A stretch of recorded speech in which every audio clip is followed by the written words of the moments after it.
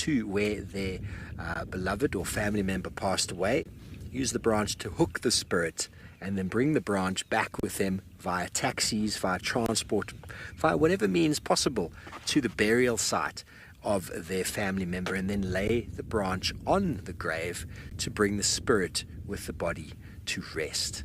It's a very beautiful traditional story of Zulu and Shangaan culture, and it overlaps beautifully with Christianity, because if you've ever looked at the crown of thorns on Jesus' head when he was placed on the cross, it is the hooked and straight thorn of the Ziziphus Spina Christa up in the north, which is up in the Middle East, probably in Jerusalem, whereas down here it's Ziziphus Mukranata. So possibly branches were taken around the world after the crucifixion of Jesus and maybe planted. Just like wormwood has traveled humans across the planet, it's possible, and I'm only speculating, that Ziziphus spinacristus speciated further down south in Africa due to the fact that it was carried around by prophets and disciples of Jesus. I don't know, but it's a nice cultural transition between the African cultures and Christianity, because everything derived from a very similar source. So whenever you think there's a big difference between you and your fellow, just think back to the fact that we all come from a very similar place, and our spiritual beliefs all derive from very similar beginnings, and we can't judge anyone for what they believe, and we must obviously always hold them quite dear, because everything is connected. And the Ziziphus Mukranata, or Ziziphus spinacristus up in the north, called Jujube, links Christianity directly towards some very old African traditions. And PK on top of that tree, can you get him? Oh, please get it. That looks like the Kalahari scrub robin. Well, that was a bird I would like to have gotten on camera. Okay, well, everything seems to have moved off. Kalahari scrub robin is a good one. A lot of other birds that are of notable sort of observation from us here. Riley, it's been a wonderful morning. Thank you for joining us on our Bumble.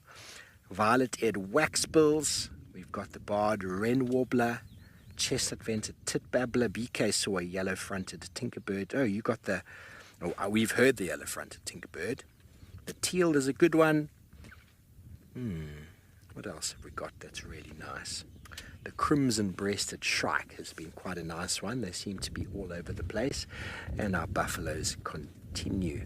We got a couple of sanderlings a few days ago at the watering hole, which is quite nice, and probably one of the nicest sightings of a white throated robin chat, the Kalahari scrub robin, which we got a moment ago, but wasn't really a very good sighting. Black-chested pruniers, Mayer's parrots are all over our camp. We hope to try and get you one on camera. What else is of interest up here? Greater honey guide follows me where I go. The pale chanting goshawk is obviously an area common area bird. Both the burnt-necked and yellow-bellied aeromomilas. Wahlberg's eagle nest. We've got so many cuckoos already. But the yellow-fronted canary, which is quite common. We've also got the yellow canary here and the black-throated canary, which is quite nice to see. Both buntings, red-eyed bulbul and the dark-capped bulbul. To top it off with the pied babbler. The birding so far has been magnificent. We are in 127 birds for our short period here.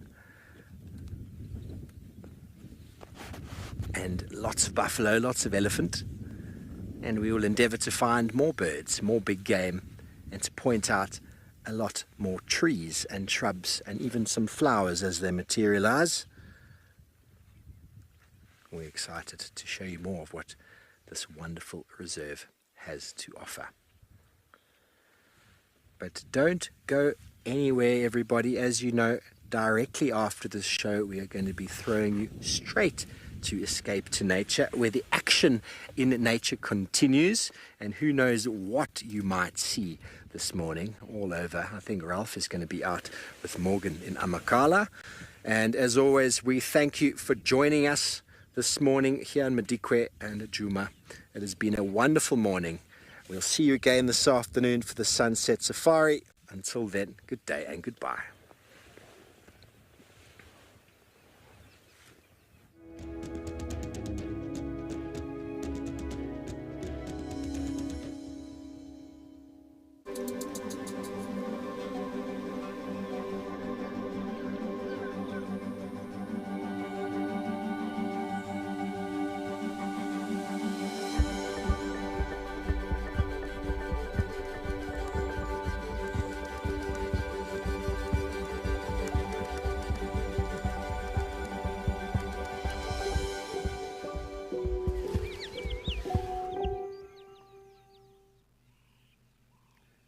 Good morning and welcome to Escape to Nature. I'm Alex, currently coming to you from what is a rather overcast Ukukuyo and Etosha. And we have had a couple of animals just on the periphery of the dam and water. Some zebra, I'm going to just take us in a little bit closer. And some gemsbok as well around. But it will be an interesting day because it obviously is not currently as hot as what it might be. And it'll be interesting to see what this overcast weather does bring forward for us. So we can expect some different, I suppose, animal behavior, and it'll be interesting to see how it does pan out throughout the course of the day as well. So a very, very warm Saturday morning welcome to everyone that has tuned in, and looking forward to a rather interesting day. We will be conducting a species count today, and that'll be across the dams and the other locations we're coming to you from, Amakhala and Kariga. So we will keep tabs on that, and we will also update you as we go along as well. But really nice just to have a quiet start at the moment. These zebra are looking like they might be considering some water at some point. So we're just going to wait for them to approach us.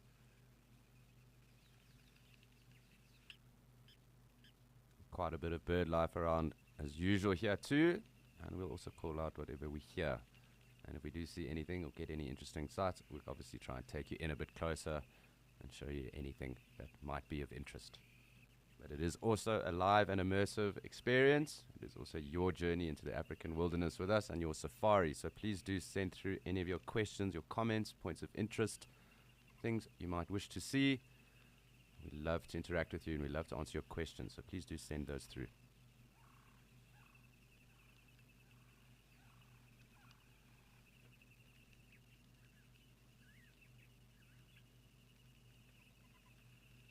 It's amazing with this landscape and the contrast, obviously, with the concrete stones and the zebra, how they blend in almost.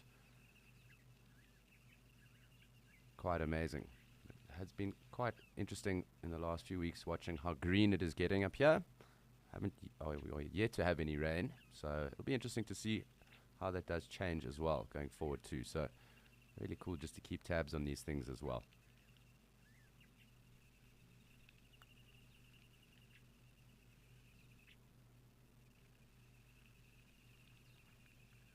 So we've already got one species currently. Here is the zebra up top, just to the right of our frame. But we are also off to go and say good morning to Andrew in Amakhala and see where we can get to with our species count from there.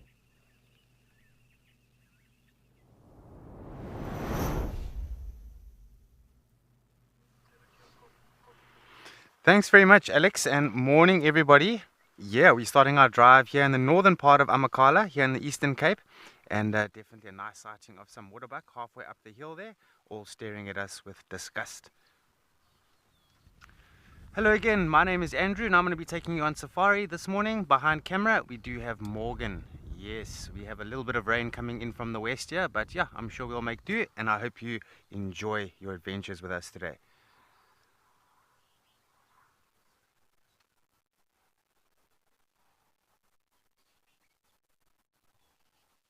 So they were fast asleep, and we came up the road here and they all stood up, and now they are upset with us.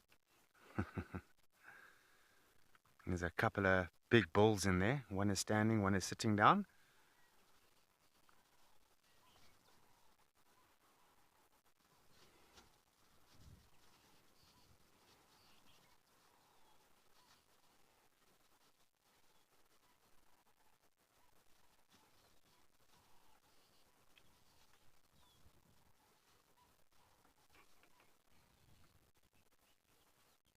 Shame. I think they've been sunning themselves halfway up the dune here, just catching a bit of the sun's rays, getting nice and warm for the day. And animals are experts at predicting what the weather is going to be doing for the next, few hours. And definitely sitting on the dune like this, it's indicative that it's some weather coming in. Just shaking off the neck there.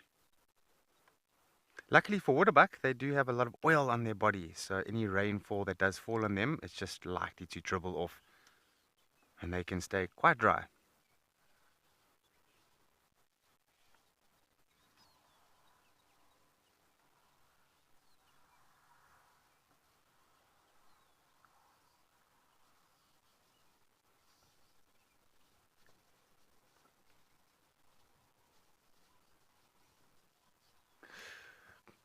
Morning, morning, Marshall.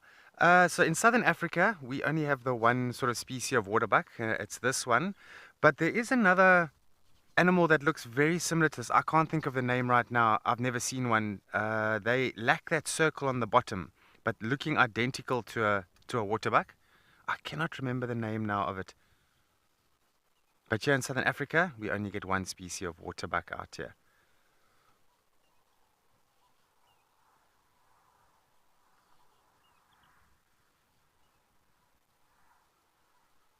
And they're fairly large animals. If I had to go and stand next to one of those bulls, you would see, like, I would be so small compared to a bull waterbuck. So they are very, very large animals.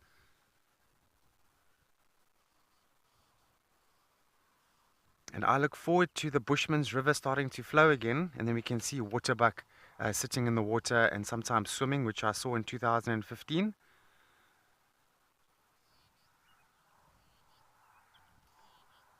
They don't actively swim. They usually use the water as an escape option. So they'll run into the river, swim to the other side, and escape predators. But sometimes when it's very, very hot, we find that waterbuck just might sit in the water and cool down for a few hours, and they get out the water. But it's funny, when they come out the water, you must see the water just flows off their body because of the oils. And this is by far the most oiliest of the antelopes out here in the bush.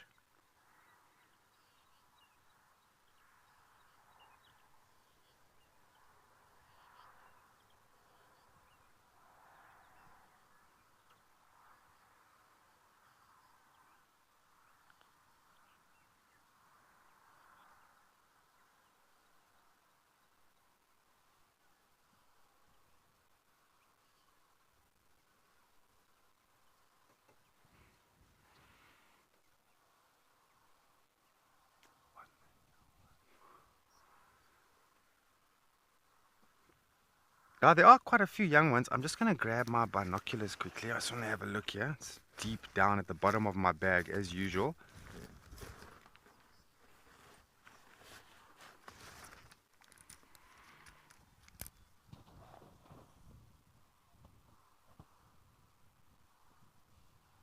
Yeah, there are a few young ones. They're not very, very young.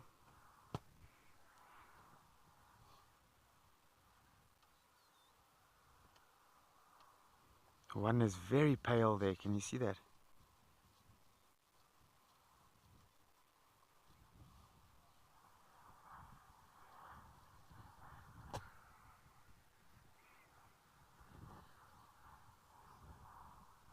Beautiful. And they're just ruminating, which means that they'll sit down and the activities slow down. They can sit down and relax and rest, but at the same time maintaining nutrition by re-chewing the food. So it does give them an opportunity just to get a little bit of downtime in the bush, which is quite important for the ruminators. They are quite busy when they feed. Unfortunately, the hindgut fermenters, they don't have this option. They've got to continue, keep it going, continuously feed because of the nature of their stomach. They have a simple stomach, whereas the antelopes have got a 4-chambered ruminant stomach. So a very complex digestive system.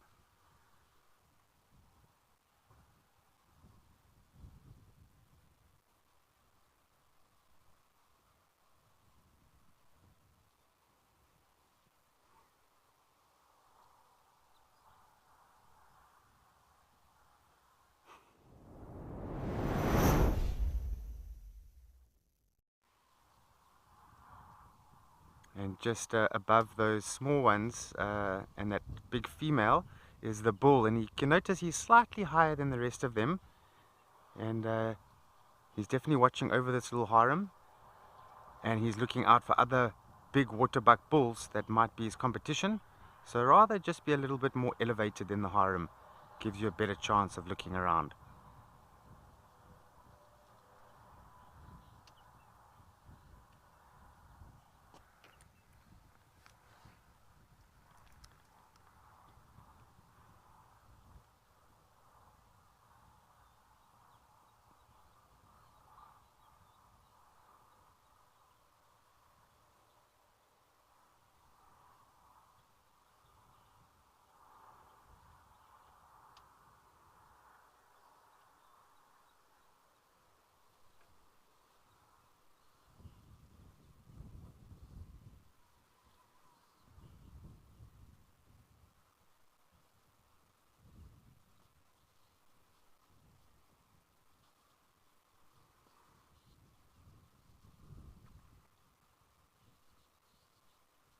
You will notice how they all face different directions. This is a really classic example. Instead of all facing the same direction, which is sometimes easy to do, you know, you see one doing something and you sort of follow suit. With the antelopes, it's very different. Of course, they've got predators, they need to be careful. And so to face different directions, definitely a good strategy, just to look out for each other's backs.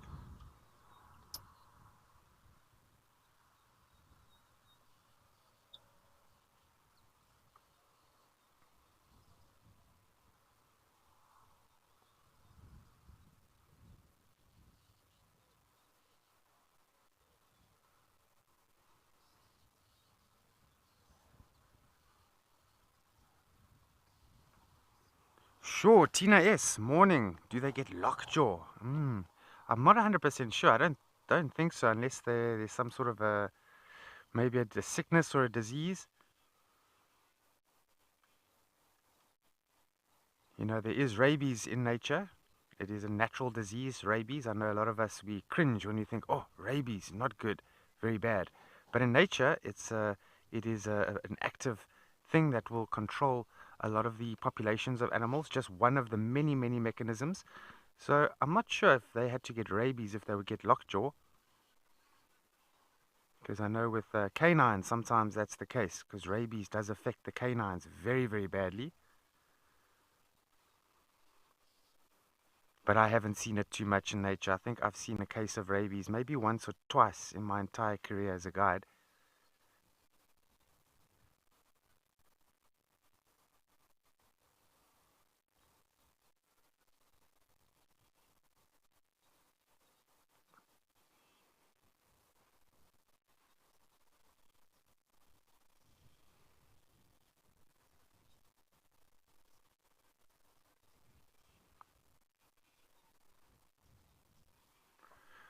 Morning, Marna, 98. Okay, so waterbucks, they don't sleep like we would sleep. You know, a human will lie down and sleep for prolonged periods of time. Average human needs like 8 hours. Some even need 10 hours sleep. And so antelopes and general game, they will half sleep. So they do close their eyes and they will ruminate the food at the same time while catching a rest. But then any twig or branch to snap around them, you will see they will open their eyes immediately. Some will stand. So they're pretty much really awake, even though they are sleeping. So they've got a half sleep, sort of a speak. The only time I've seen waterbuck extremely exhausted and in a very deep sleep is on extremely hot days when the heat is starting to exhaust them. And we all know what it's like to be exhausted by the heat. It just wipes you out. And that can happen with the antelopes. And I've seen when that does happen every now and then they're not ruminating. Heads are lying down flat on the ground and ruminating stops. But as I say, that's not very common.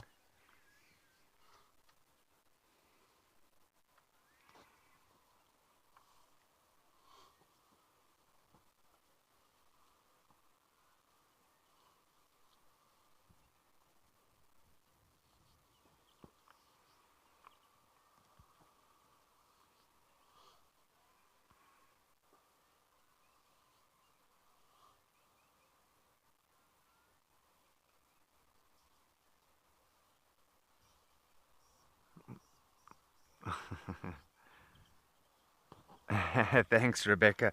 Okay, let's count these water buck quickly. One. Wait. Yo. Starting from the right. Starting from the right. Okay. Moving to the left. Okay, so 1, 2, 3 in that group there. Yeah. Okay, moving on. Those one standing and one sitting. So 4, 5, 6, and 7. In the bull, 8. Another bull, 9. Slow down. And then that young one on the far left rounds it off to 10. So they're like 4 more to the side. Let me just see. 1, 2, 3, 4, 5, 10. Oh, yes, 10. Down, far left side. 13. 13 in total here. Oh.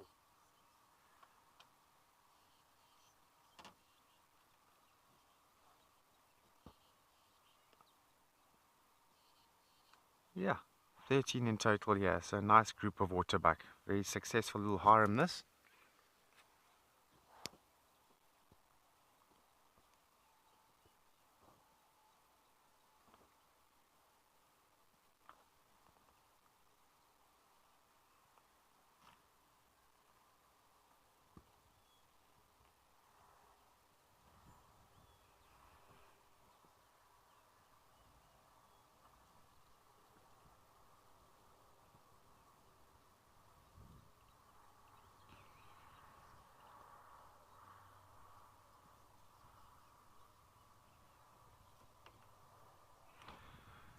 Hi there, Bolly Molly. Golly Molly. So the social structure of waterbuck, you are going to have one dominant bull in this group that is sort of going to take breeding rights. There are going to be some younger bulls and less dominant bulls within the group because they do sort of coexist with other bulls within the harem. But as I say, there's going to be one very dominant bull in here, and he's going to be quite forceful and pushing those other younger males back and taking those breeding rights to promote his genetics. And usually you can tell the more dominant bull because he's big, fully developed horns, and then slightly darker in coloration.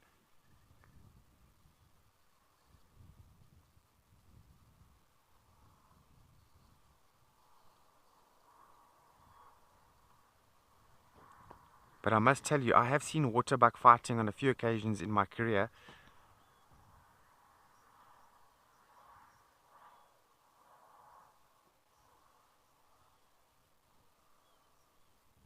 And when waterbucks fight, you'll know all about it. It's quite serious.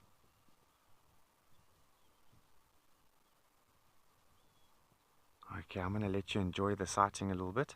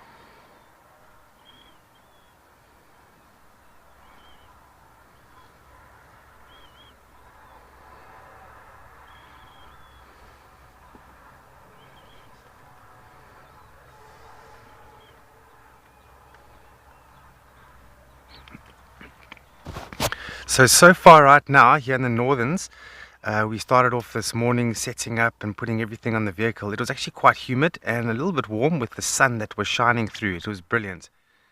And now the clouds are sort of rolling in. It is cooling down drastically, which means that somewhere nearby is definitely raining.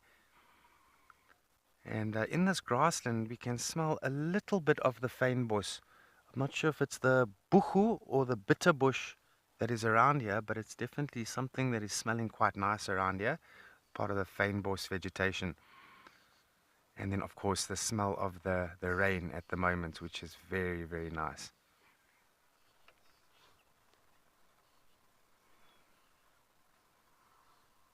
And the sounds, you probably can't hear them, but just to go through a few of them, there's definitely a common fiscal that is calling quite a lot here, the butcher bird known as. And I've heard two cuckoos in the very far distance, a black cuckoo and the Deirdric's cuckoo.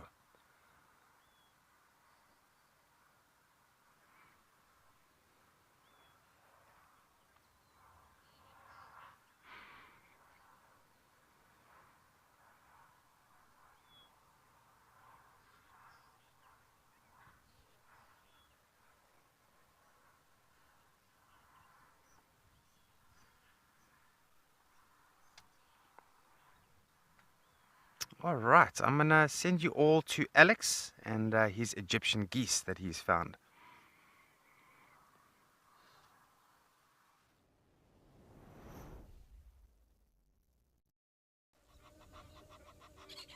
Can't hear those Egyptian geese in the background, but we do also have a grey heron in frame at the moment too. So lovely to see it. Also just nice to see birds in a tree like that and stationary. But we are going to just follow up quick on our geese because there's been quite a bit of turmoil going on with them here. So we did have 2 and around 5 goslings the other day, and with the rain there's been an influx of Egyptian geese, and that has created the turmoil that I was mentioning. At least the other day I counted around 15 or 16 of them, and they are quite territorial birds, so they don't necessarily like newcomers coming in, and they do flutter about and get quite aggressive with each other too. So we will hear them honking and hissing at each other as well at some point, as well as a pecking order starting to develop too. So interesting to see how that all pans out and how long these other geese hang around for as well. So lovely to see these 4 right here, and if I'm not mistaken there's a couple more on this side, so that counts 6, 8. And I just want to have a pan across on the other side here because I do also like that flatter area. There we go, there's 9, and I'm still trying to keep an eye or a tab on where the goslings might be, those initial goslings that were here. Here goes 10.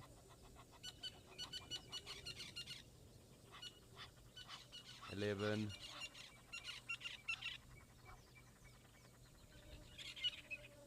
It does sound like there are a number of bees around the camera as well. Perhaps maybe there is a new hive forming. That does remain to be seen though. Okay, so we've currently seen 11 of these geese. Perhaps that's another one.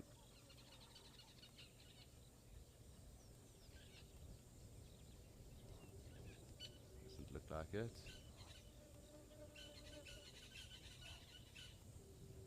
Some debris that looked very much like a goose.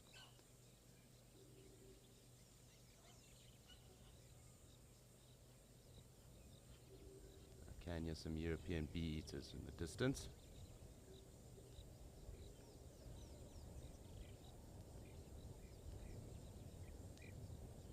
There were some red-billed buffalo weavers around as well earlier too that I did note. That actually might be one there, that or mine. I'll take a look closer.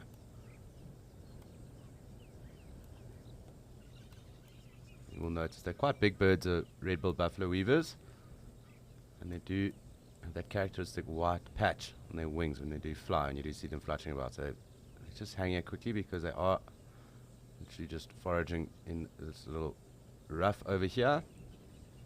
You will also see that big red bill of theirs too.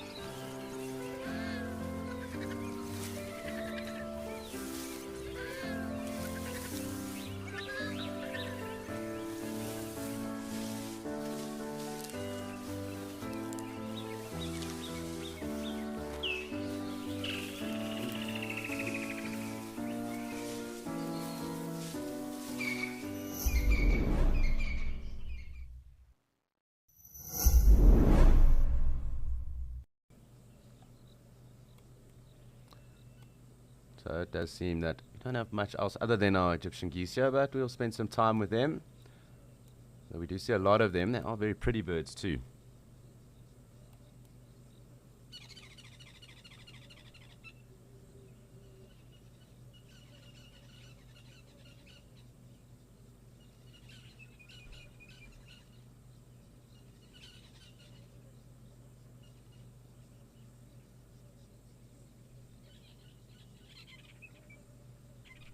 Really quite cool just watching them graze here.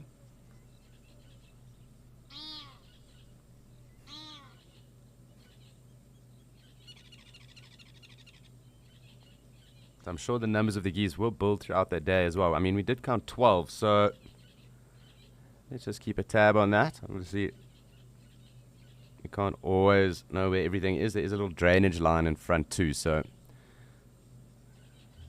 that also does affect what we might see.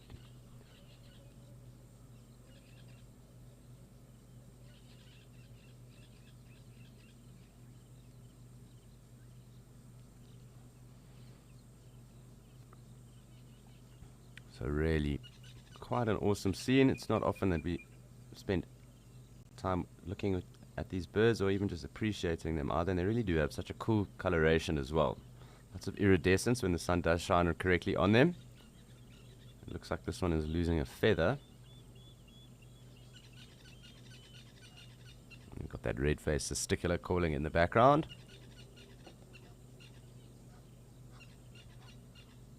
It does also seem like we are getting healthy numbers up in Ukakuyo again, so animal life is slowly starting to build. And it's possibly time for us to head across and add to our species count for the day.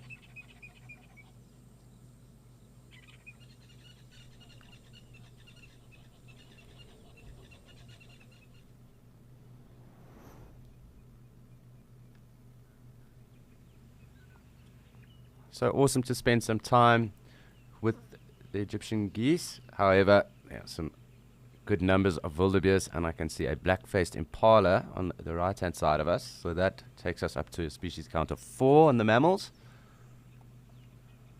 And I'm just trying to keep tabs to see if they do approach, because when they do get to the water, it will be a lot easier to get in. If they do mill about like this, who knows? It looks like because of the weather, they are quite content in just taking it easy. It's obviously a lot cooler right now too because of that.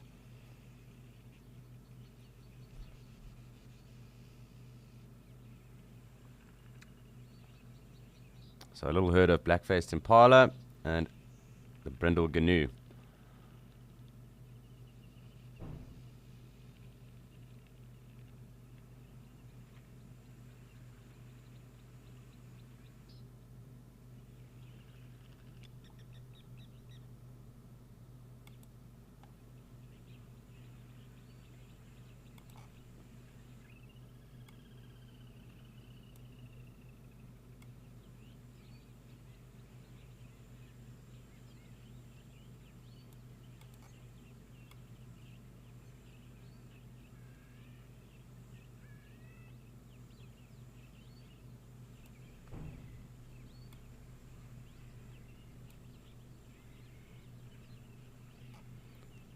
Hi, Saturdays, and I think you've made a correct observation there. To me, it also does look like there is a bit of precipitation happening in the distance there.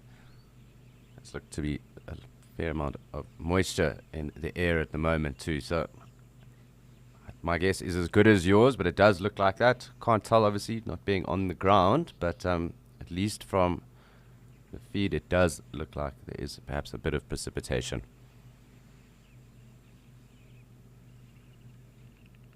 It seems that our impala are going to be the first at the water. They are slowly edging down.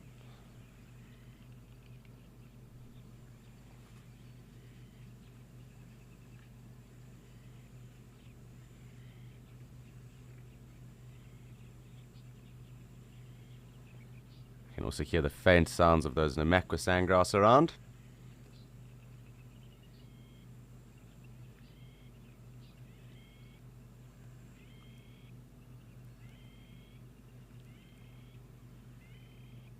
And very cool little bubbly sound. That is the Namakwa sandgrass.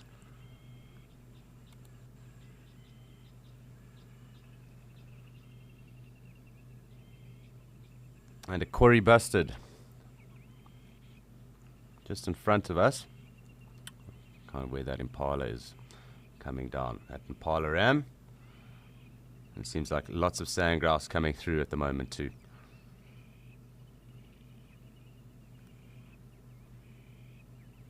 And I can see a gemsbok as well in the distance, the furthest animal away from us. So another for the species list.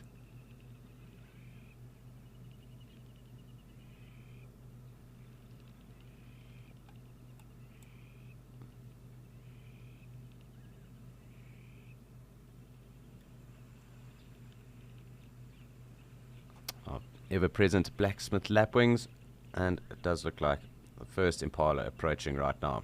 A little bit of sun coming through too.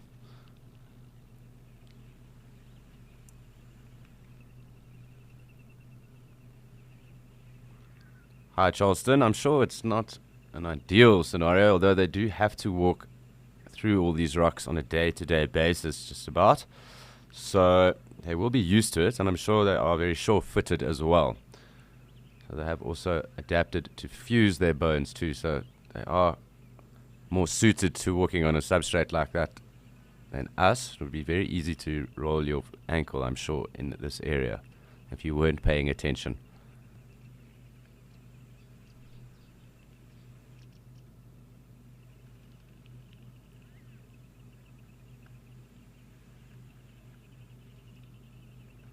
So now that this ram has got down to the water, I'm going to take us in closer. And we should also be able to see that very distinguishing black face on this impala as well. So the more arid adapted, and the second subspecies or subspecies of the impala. So more arid adapted in the impala we do get in South Africa, and in particular along the east coast of Africa. So there you go. There is the black face on this impala. It would be great if it played ball with us and did just drink.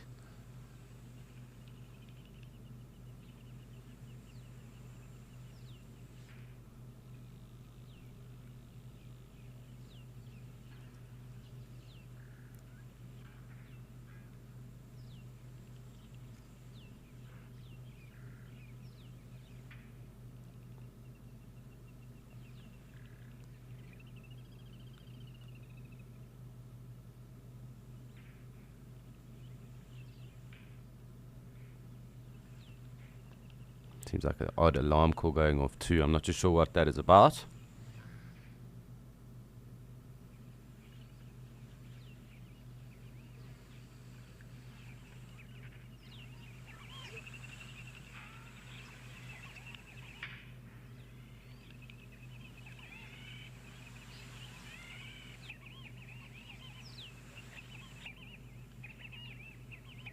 You can quite clearly hear those Namakwa sandgrass at the moment too.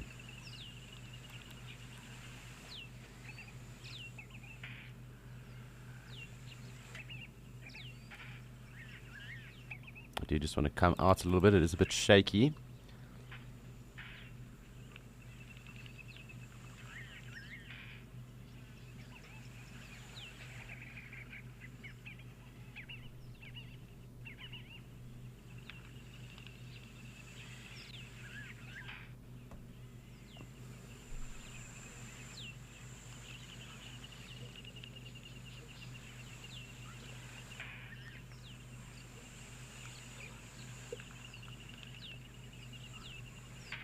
I can also just see those crowned lapwings there as well.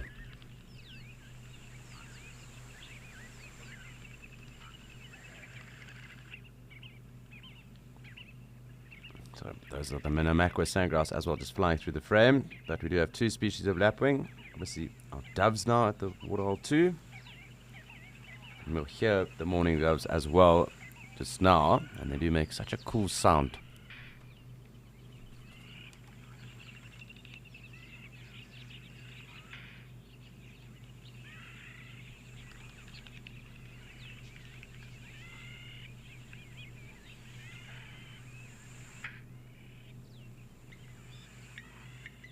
Hi, Chase. That is a very good question. Chase, who's 8, are antelope's horns hollow inside? So there definitely is a bony structure on the bottom when they come out of their skull. And there are lots, obviously, blood vessels and that do run through those horns that allow them to grow. And they do get bored into by certain types of moths. And they are relatively hollow inside. Or it's more like a comb structure on the inside. Not like deer's antlers that fall off and come through every season. These horns are with the animals for life as they start to grow.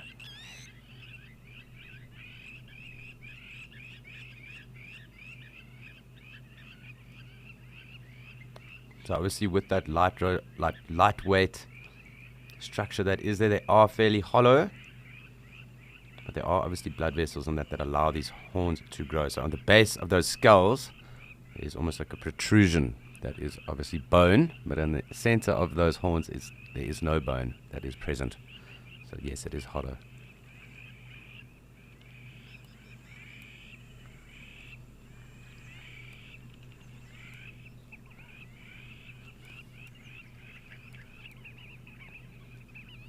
Hi JP, so yes, I will get us another look at these impala and we'll try and get as close in as possible. The camera does shake, so please do bear with that.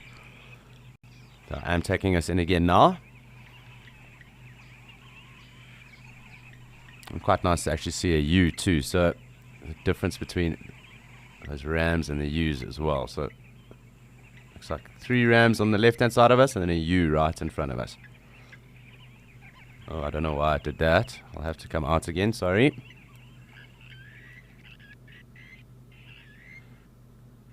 Trying to the best of my abilities to make this camera work for me. But there you go, you can see some of the ewes and some of the rams coming in as well. Let's see if I can get a little bit closer for you there.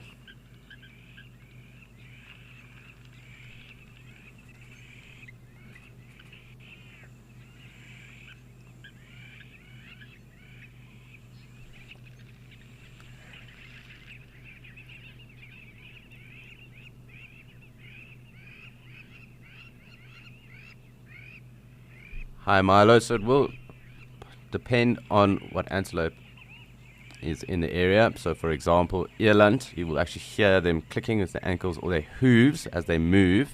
And that'll obviously help to dislodge any bone or any rock that might be there, or stones or pebbles. And obviously it does depend on the substrate as well, as to the size of those pebbles or stones that might be able to get caught in them. But I'm sure also just through the general moving and walking along, they'd probably even be able to rub that if it was uncomfortable and dislodge that bone or that pebble as well out of those hooves. So, I mean, it's clearly something that doesn't bother them because they do have to walk on these substrates all the time, and if it was something they would have to knock it out. I think even just by walking it would probably dislodge itself as well.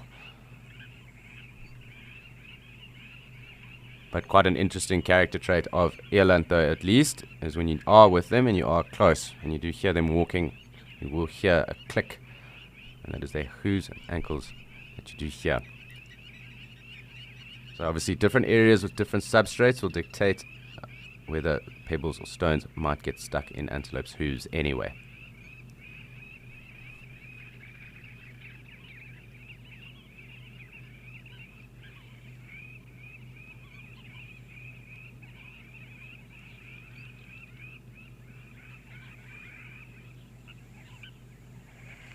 So these impala have decided to stop drinking. I'm just going to come out again. Lots of sandgrass around. And let's just wait and see if our wildebeest or zebra come to us.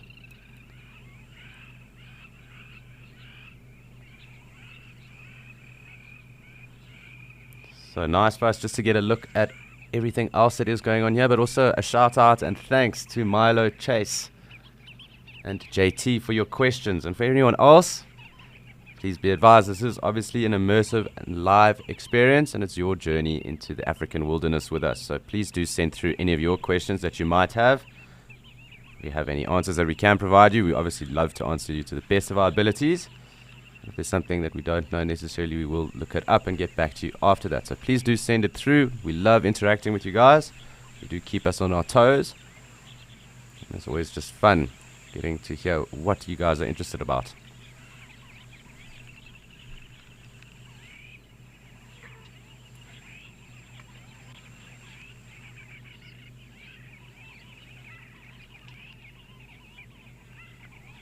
So the odd impala still kind of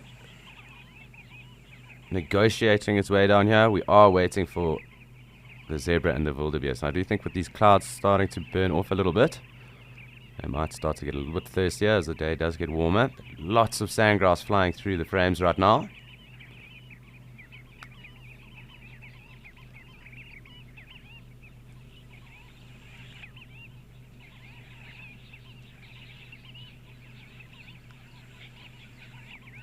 Hi Tom, so it did change because of keeping the names and the ornithological and scientific names together across the continent and making it more streamlined then across the continent where the birds do occur, and obviously with the different family groups to keep birds that are obviously of the same family in those groups, and there are obviously small differences between true plovers and lapwings. I do need to figure out and just do some research quickly on what the lapwing does mean, but it will obviously have to do with one of their body structures. And I have known since I've seen the blacksmith lapwings up close at least, and on their wings they do also have like a little bulge that is there. So I do think that that is one of the characteristics, but it'll have to do with the characteristics. So there's something that differentiates both lapwings and plovers, and I will do some research for you on that.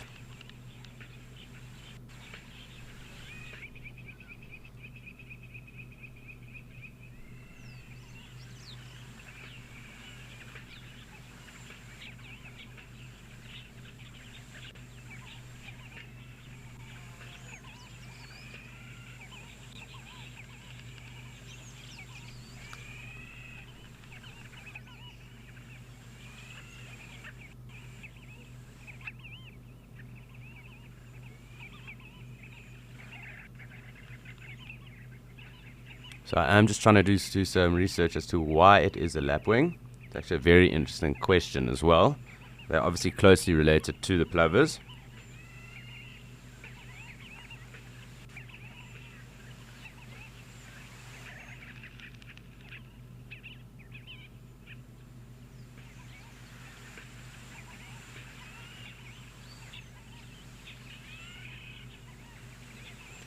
So from what I can see, it has to do from an old world meaning in any case of a behavior trait of theirs, and it's noted because of their slow, irregular flying, flapping flight pattern, and obviously their calls, those shrill wailing calls that they do make. So that is why. So it's an old world term coined because of their slow and flapping flight nature, as well as their call. There are obviously a number of lapwings around the world, and we just did see 2.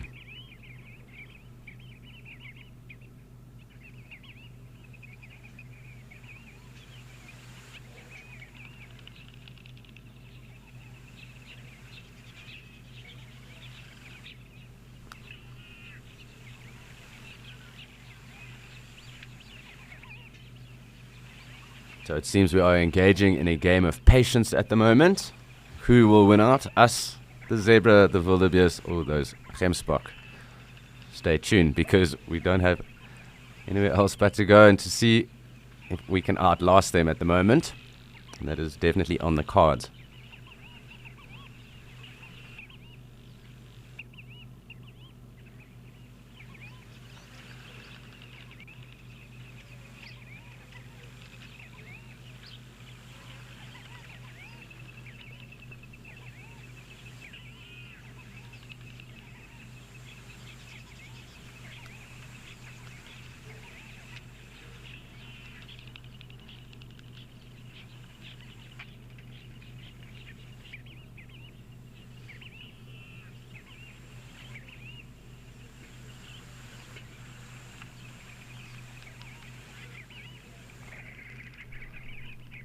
So we're currently in the midst of our patience game with our wildebeest and zebra. But it does look like some of the cloud cover is burning off a bit, and it is definitely getting a bit warmer.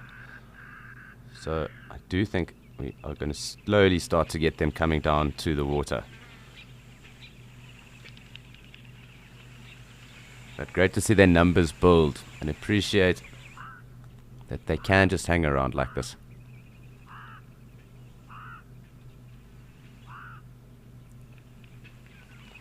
So whilst we play our patience game here, it is time for us to head off to Ralph in Kariega, who's been patiently waiting for the rain to stop in the Eastern Cape.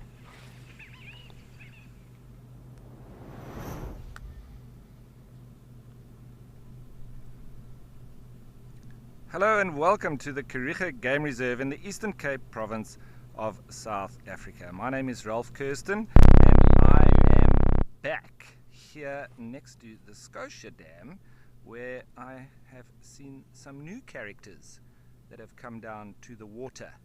Now, these are the largest waterfowl in Africa and also the largest goose in the world. It is indeed the spur-winged goose, called as such because they do have spikes on their wings, and they can be particularly toxic as well.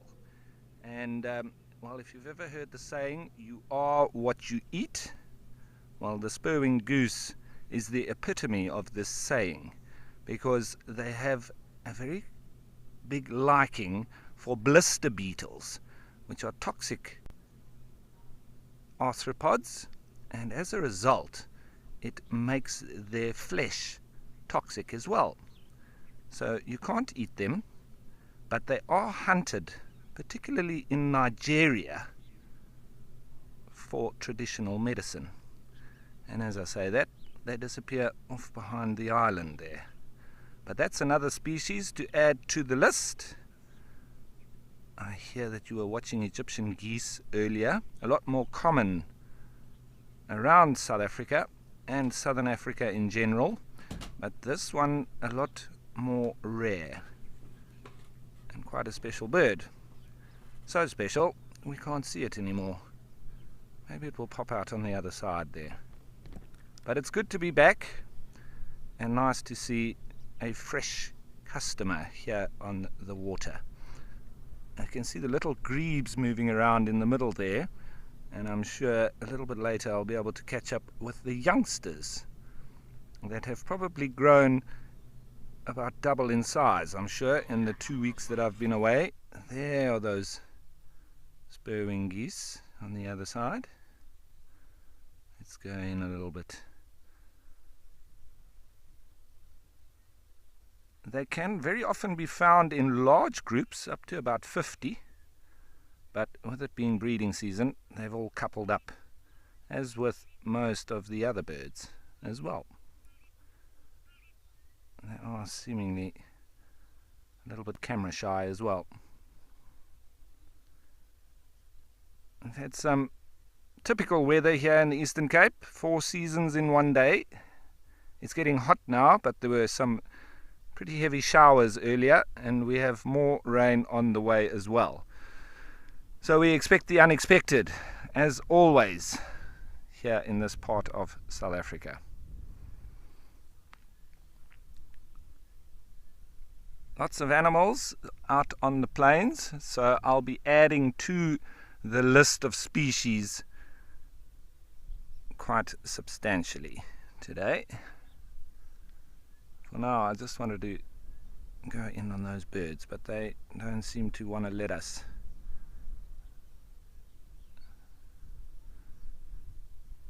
Right. So, as we're watching those little grebes,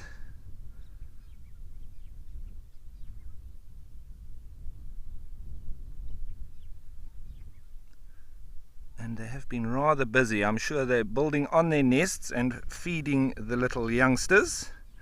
And as we were saying, expect the unexpected. Graham Wallington, our CEO of Wild Earth, will be hosting a town hall on this Sunday, which is the 6th of November at 7:30 CAT, or Central African Time, and that will be for Wild Earth Explorers. And that's a chance for you to give your feedback, suggestions, and or anything else that you feel could help shape Wild Earth. Graham will also be answering any questions and give you some interesting behind the scenes information about Wild Earth's future, so don't miss that.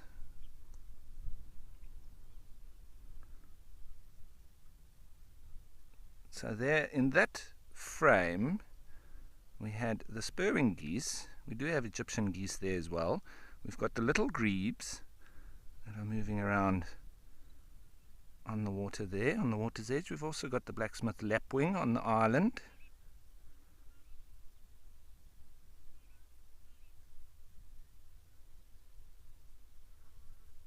And on the right hand side there's the area where they initially had their nest. And they do build it out of flotsam and jetsam, but they seem to have moved it once the chicks arrived, which does make sense. There is a water monitor lizard that has been making its way around. I think over there that's a yellow-billed duck, if I'm not mistaken. So there's another one to add to the list. Yellow-billed ducks do fall foul to the European mallard, which a lot of people like to have as ornamental ducks on their properties, but they fly, and the male mallard is larger than the yellow-billed duck male, so it chases them away and breeds with the females, and in so doing produces a hybrid which is sterile, so it does then really bring the numbers of yellow-billed ducks down. So I was involved in a project in Gauteng on one of the rivers there, the Klip River, where we had to actually exterminate as many mallards as possible to try and assist with the yellow-billed duck population. And we had a wonderful potjie course competition with all the mallards that we had exterminated, and it was all in aid of the conservation trust that was in operation in the area. But we did have quite a few people in the village that were very angry with us for shooting mallards, but the anger could have been returned to the people that brought the exotic species onto the river and inadvertently dropping down the numbers of the yellow-billed ducks.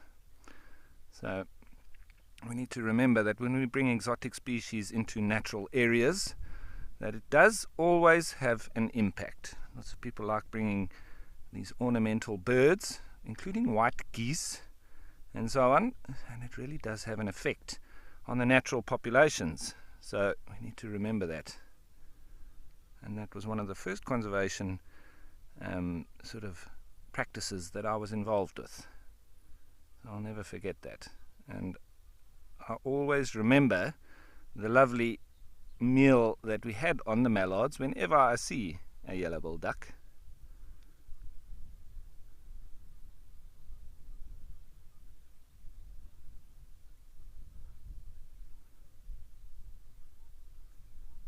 Just feeding on through the algae and moss there. And as we were watching those spurwing geese earlier, they are omnivorous as well, so they do feed on the algae and moss like these yellow-billed ducks as well, but they do also feed on a lot of blister beetles. And if you've never experienced a blister beetle, well, it's one of these little nasty creatures that if it walks over you anywhere, over your arm, over your foot, over your hand, it excretes a liquid that is toxic, and it turns blisters on your skin very quickly. It's incredible. It's like an acid that literally forms blisters within seconds, and that's how toxic they are. And with those spurwing geese feeding on them, that's crazy.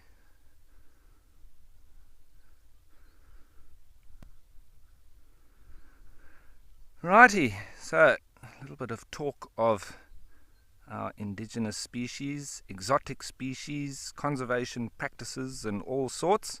We're going to continue on that conversation. I might change position a little bit and see what other species we can find. But it seems like Andrew has found a species of his own.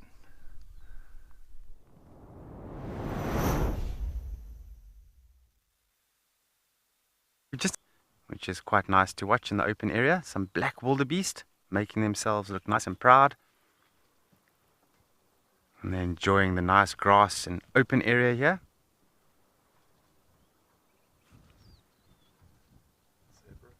And then there's also Cape Mountain zebra just on the top there. Always nice to see Cape Mountain zebra. You'll have to come to the northern part of the reserve to see them.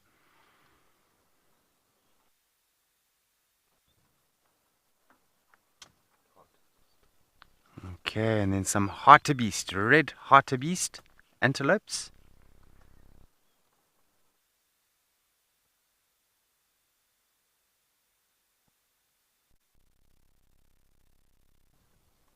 The lovely coexisting group of animals here.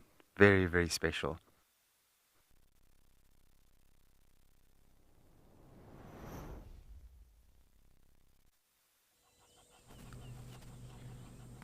So unfortunately we did lose Andrew there, but he will be back with us.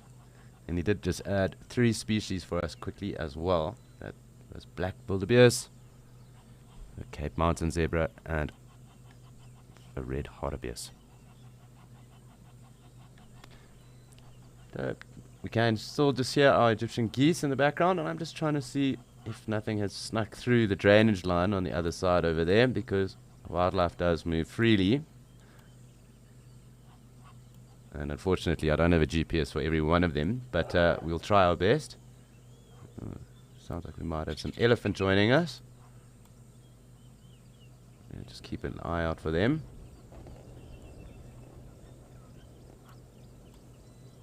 Otherwise we will spend some time with our Egyptian geese. And it did sound like perhaps there was some elephant around. It is getting rather thick, and the vegetation does get really thick and kind of does start to almost look like a jungle. Really is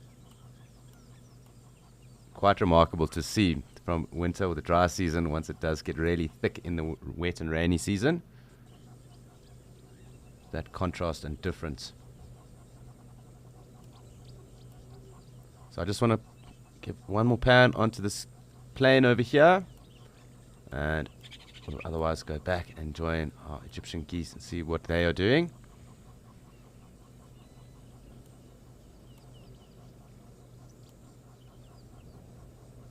So just keeping an eye on anything that might be moving here in the vegetation line or thicket line.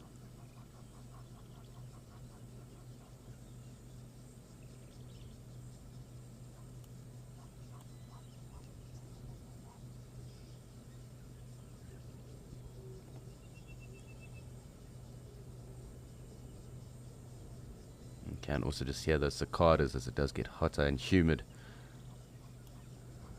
Lots of geese around here at the moment, so let's just pan in and we'll spend some time with them. It seems like no argy-bargies just yet, although that could change in a moment's notice.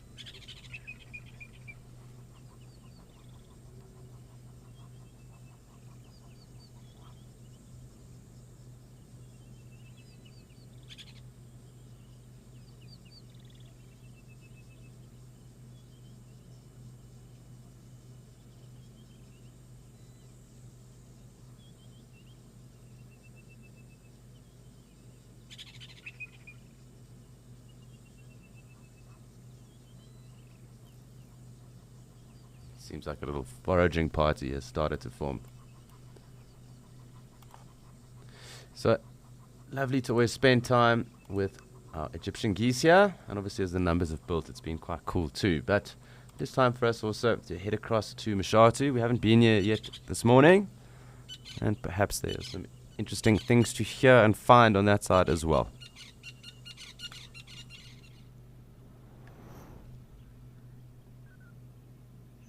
So we are here in Mashatu, and just prior to the rains that did fall, there were really great numbers of quelea that were around.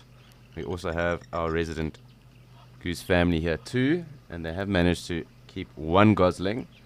Perhaps we will see them scooting around the dam at some point. This is the wallow, and it looks like a fair amount of rain has come through because this was kind of empty the other day. And I'm sure we will also start to see quite an explosion of green here as well. So with it getting hotter and there being less cloud cover, I do think we will have quite a bit of elephant action at some point throughout the day. Also had very interesting interactions with the baboons around, black-backed jackals, as well as hyenas when it really was quite hot.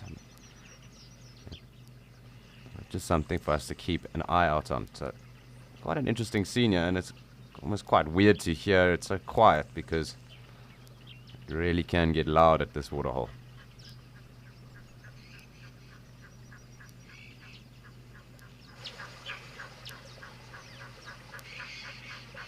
Yes, the water level has definitely risen with all that rain that has fallen in the last few days.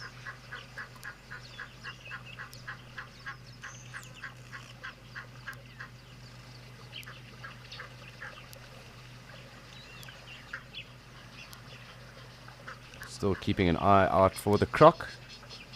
Well, it's been some time since we last saw it.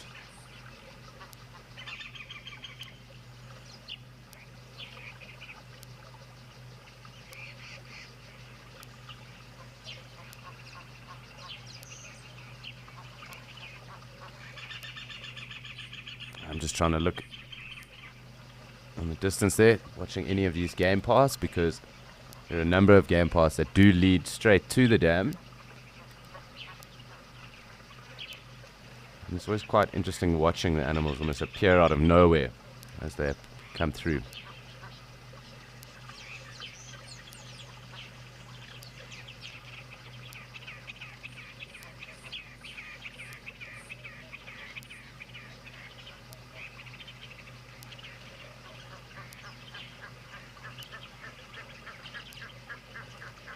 Really always does blow my mind when you see these dams so busy at times, and then when it's quiet, and appreciating these quiet moments is also quite special too.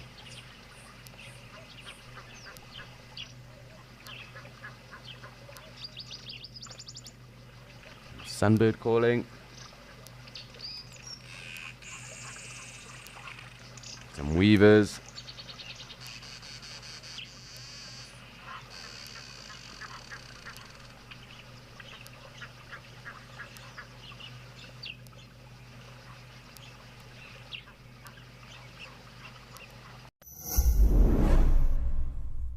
Every day brings something new here on Wild Earth. Whether it's ostriches dancing at Amakala, elephants chasing wild dogs at Madikwe, or a royal leopard standoff at Juma. Now, you never have to miss a beat. If you are not always able to watch live, then download the Wild Earth app and you can catch up no later than 1 hour after the live show has finished. Wild Earth, it's in your nature.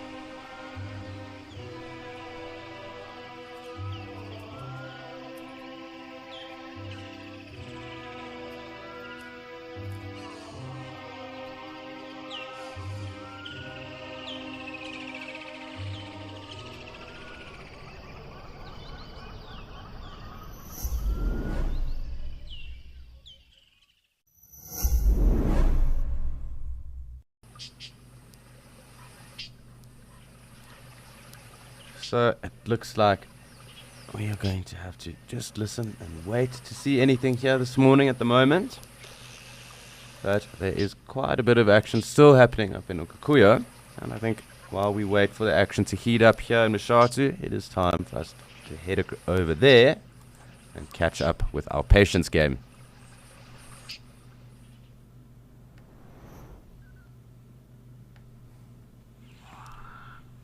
So really pleasant scenes in Mashatu this morning.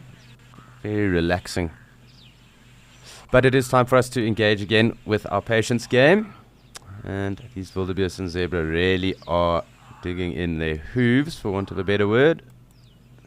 They aren't coming down just yet, but I think, see some springbuck. I just want to come across here because that is another species for our list today. And there is one at the water as well. So we will spend some time with the springbuck. We've had very good numbers of them of late. Looks like some impala also coming through to join them again. So while we wait for our wildebeest and zebra, we are going to take another look at a new species for the day, being the springbuck, as well as the Cape crows that are just off on the right hand side of it.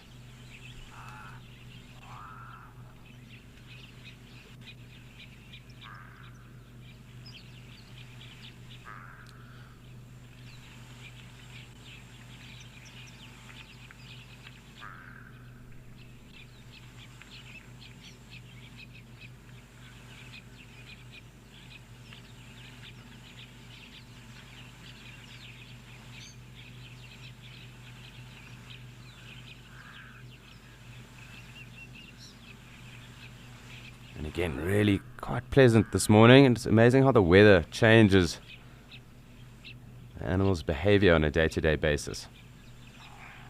I'm sure everyone is enjoying some respite from the heat,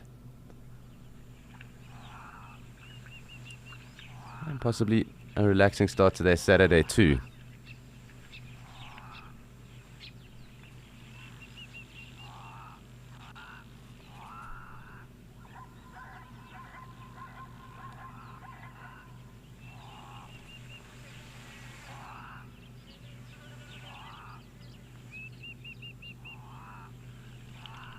So while we do have the springbuck here, let us get a little bit closer in on them. Do obviously have those impala, the wildebeest, and the zebra in the background too at the moment. The skamsbok did just run off.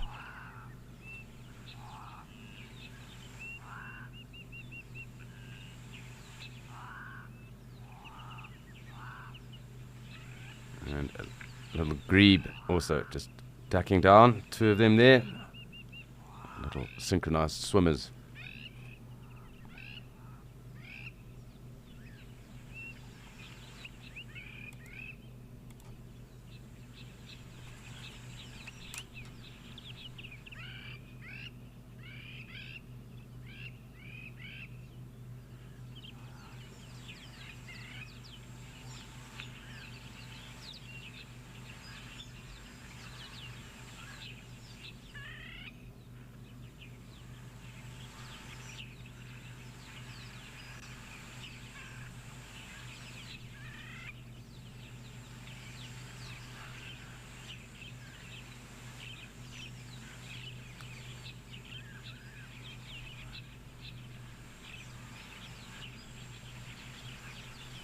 So quite cool to see our little grebes ducking in and about. But Ralph also has some water birds of his own, and it seems that they are really doing the most. So off to Ralph in Kariga.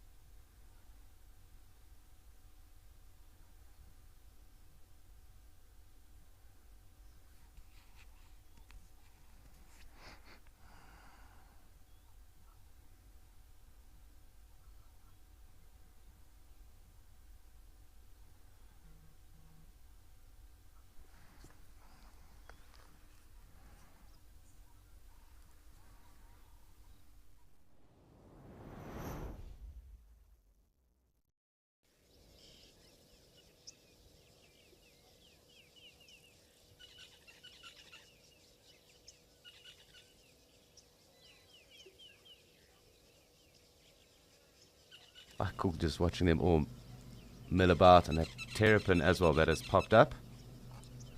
Unfortunately, Dewey the hippo isn't here for the terrapin to jump on his back. But pleasant scenes, and great to see all these Egyptian geese actually enjoying their company, or each other's company for the moment.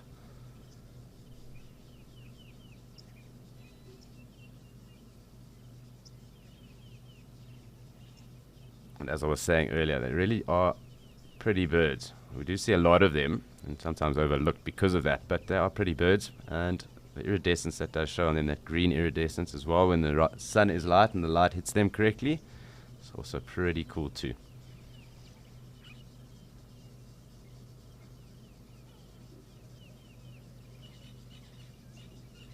So it looks like that terrapin is also sunning itself at the moment.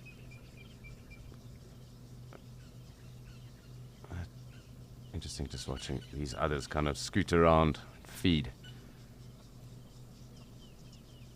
And they are monogamous, so they will mate for life as well. So really just interesting seeing so many pairs of their geese around at the moment. Whether they are old goslings from those two geese that were already here and established, that remains to be seen or known. But clearly this is quite a productive waterhole, and there's enough food for them at the moment.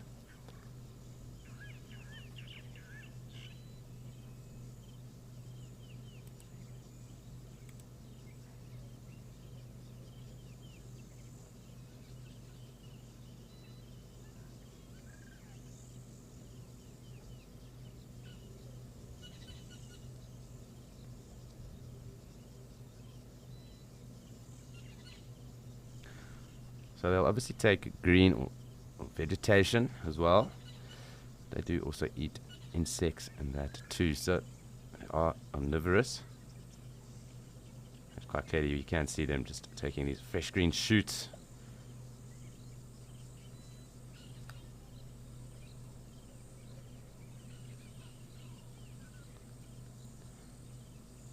So like I was saying, I do think they are all separate families that have joined.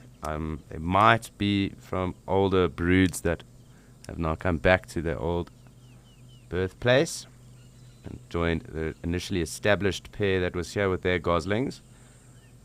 But more than likely they've come through with the change of weather and the rains coming through, and obviously this nice green flush that is around at the moment. So making themselves very much at home here at the moment. But really interesting seeing so many of them tolerate each other around a dam. I do think the odd one or two might come from the area anyway, but probably not that high chance of them all being related.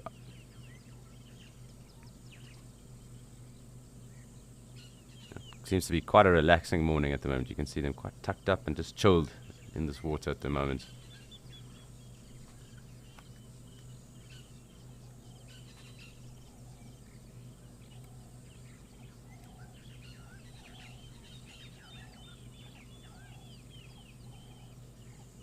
One or two taking the opportunity to rest. That one goose over here obviously tucking its head in.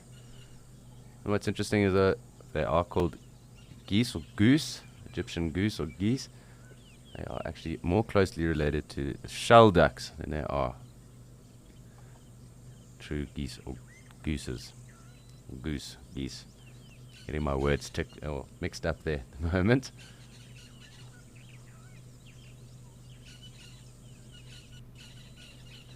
So it does look like this goose over here, as I was saying, tucking its head in, definitely taking an opportunity for some rest. Looks quite interesting as well with that terrapin's head sticking out, almost like its beak is facing upwards.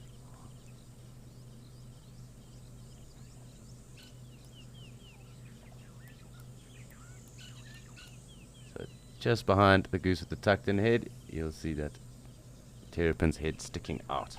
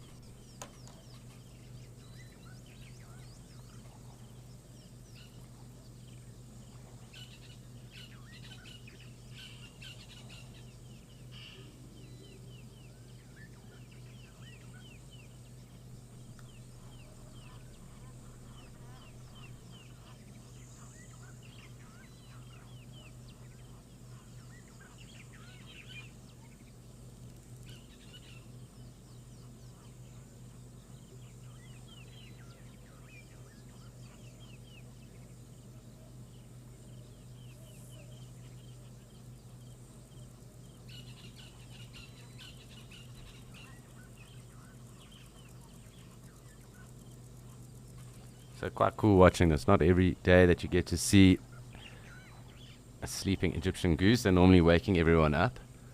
It can be a bit of an alarm clock if you do live near them.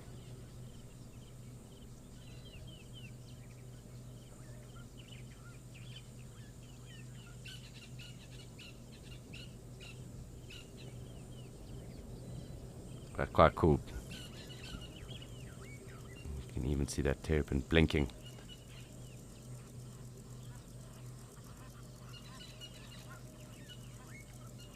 It does seem like the sun is slowly coming out here in Djuma, but I do think we're probably going to have some form of weather later on, just with the system being around and it being quite humid. Maybe a bit more sporadic, but it is possible that we will get some weather later on. Very cool to watch our geese. And quite weird that we haven't seen any of the younger goslings, and maybe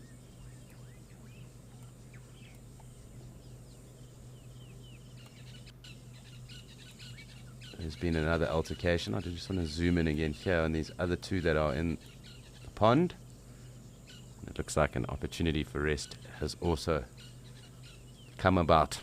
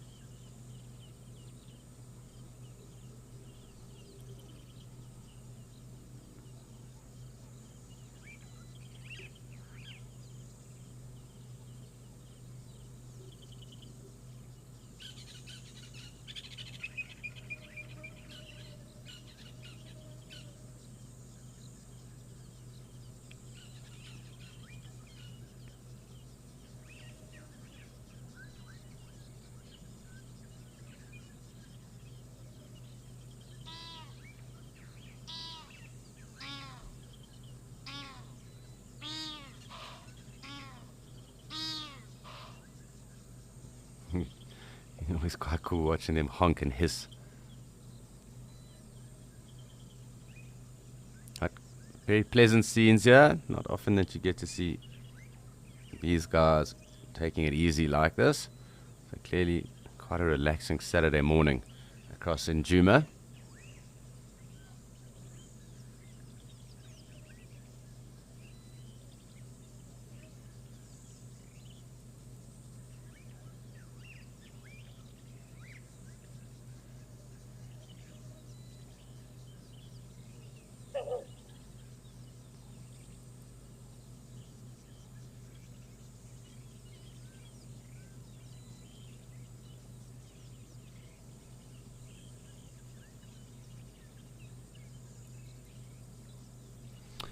So perhaps it is time for us to head back over to Okakuyo and see what is happening with our patience game that we have been engaged in quite fiercely with the wildebeest and zebra this morning.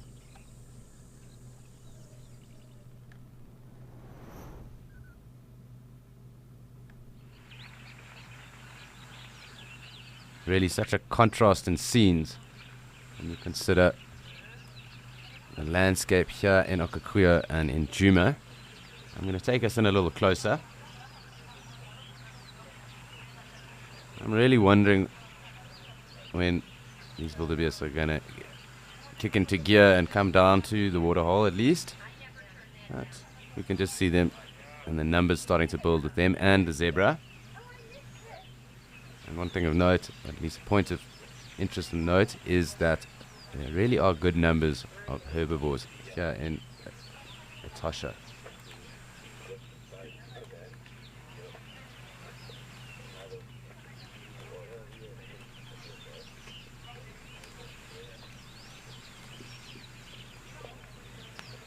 So where we are right now in Okakuyo at this dam is at the Okakuyo camp, which is the main camp in Etosha. So it is possible that we will hear the odd tourist or guest off the dam audio as well. So just so that everyone is aware of that. But it is really a very popular waterhole for all the animals. And we really do get good sightings down here, or up here.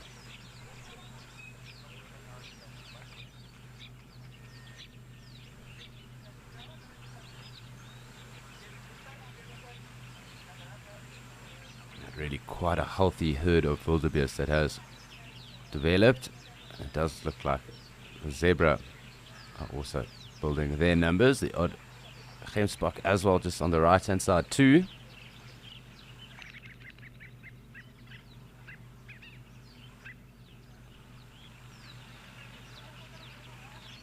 It seems that there are two separate harems of zebra, but a very big herd of wildebeest.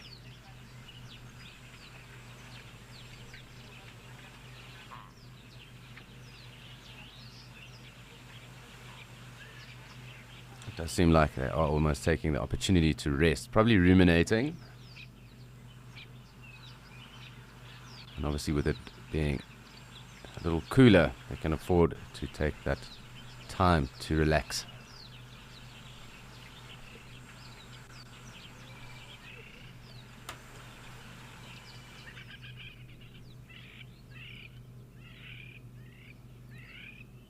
As I was saying this morning, it's interesting to see when these weather systems do come through and the temperatures drop a bit, how the animals' behaviors change throughout the course of the day, but also from day to day as the presence of these systems cools down or either warms up the areas where we come to you from.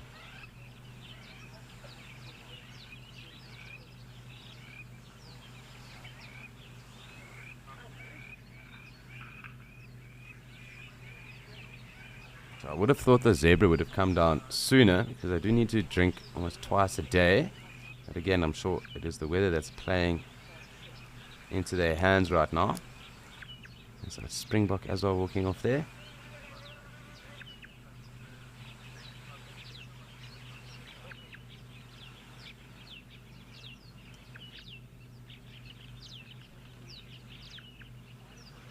And obviously the difference between the wildebeest and the zebra is that wildebeest can ruminate, and they do have four-chambered stomachs, and the zebra are hindgut fermenters, odd-toed ungulates. So two different stomach structures, and they do eat different, or prefer different types of, or heights of grass, really. So it's not uncommon to see them grazing together because they do benefit each other in terms of what they like to take and graze.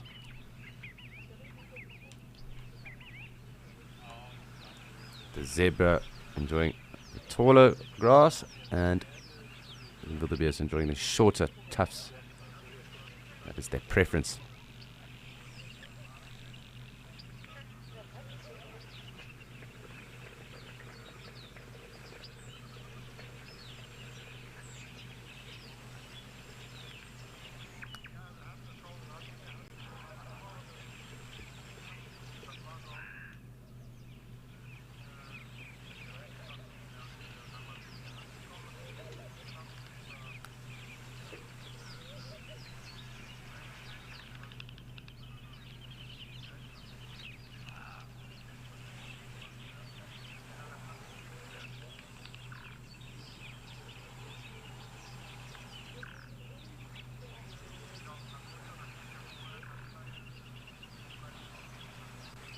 Which is quite cool, but this game of patience really is going on quite long.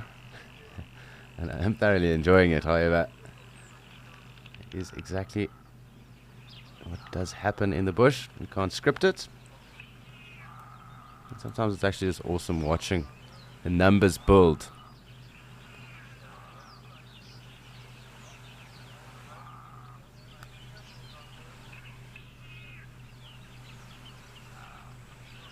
So it looks like both me and Rolf are engaged in a game of patience, but we're off to Rolf to see what's happening in Kariega.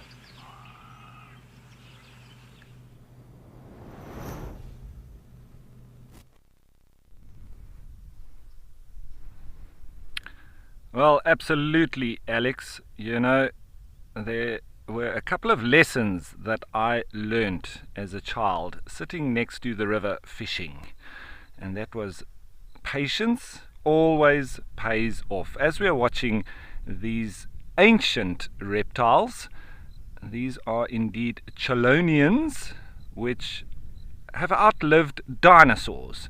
They also call them the side-necked African turtle or the marsh terrapin. Now, I want to give a bit of advice to Alex as well, because I've spent hundreds of hours sitting next to the Okukuyu waterhole, and something very interesting that I noticed about the terrapins there, when there was no one around, there were no obvious big animals around either, was that terrapins actually hunt in packs. Now I wonder if that's what they're off to do now.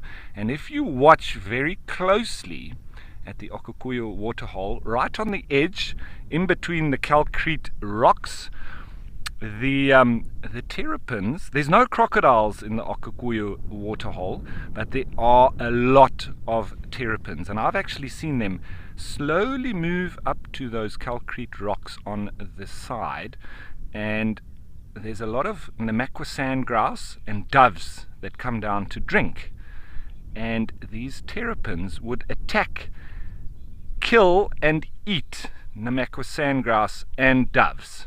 And I used to sit in amusement, not only watching the terrapins, but also watching the people that would come and go, seemingly believing that there's nothing to see.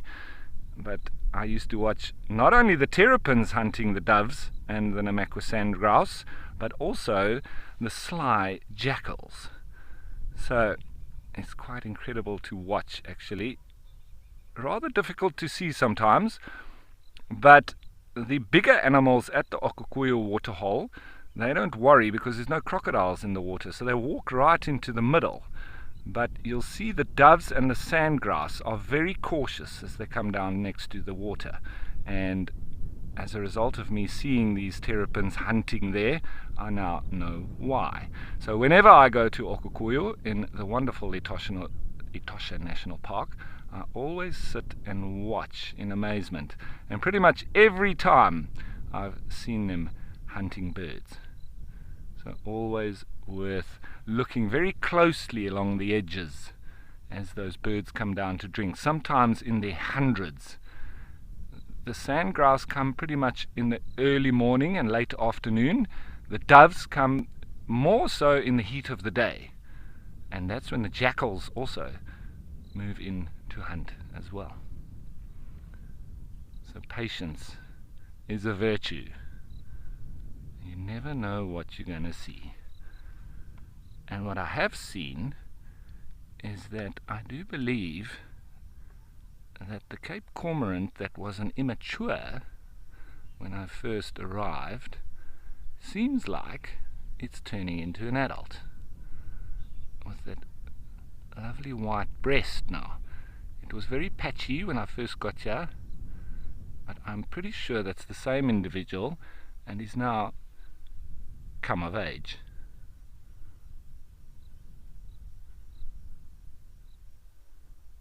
So there he is in all his glory.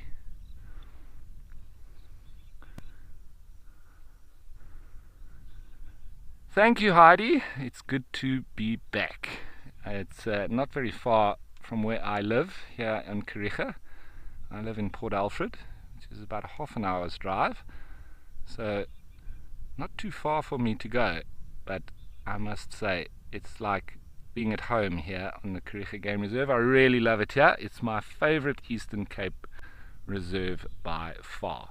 Very close to the coast, and with all the rivers that are here, it just brings a very big diversity in terms of birds and animals that you may see. We do say that it's the home of the big seven, because you can also see great white sharks and whales, apart from the land mammals that we speak of. Just imagine going to see whales in the morning on the beach and elephants in the afternoon with the sundowner. Something very special and unique about the Eastern Cape reserves, and in particular the wonderful Kariega Game Reserve. It's also the home of the very famous Thandi, the poached rhino that survived.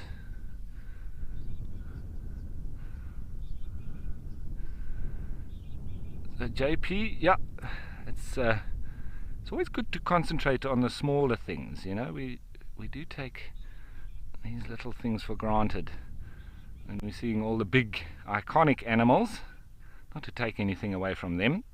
That's what often people think of when they come to Africa: elephants, lions, leopards, and the likes. But that's what I like about the Eastern Cape reserves, because they've got so many special species, like the Narina trogon bird that I've been hearing calling all morning. And we did have those spurwing geese here, but I think they may have moved once again behind the island. They were having a bit of a bath earlier. They seem to have now moved off. Let's see if we can see those little grebes. And they're very difficult to spot sometimes because they are constantly busy, and they are so small that they do disappear. Now the new nest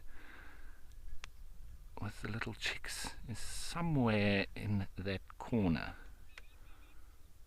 We'll just see if we can spot them.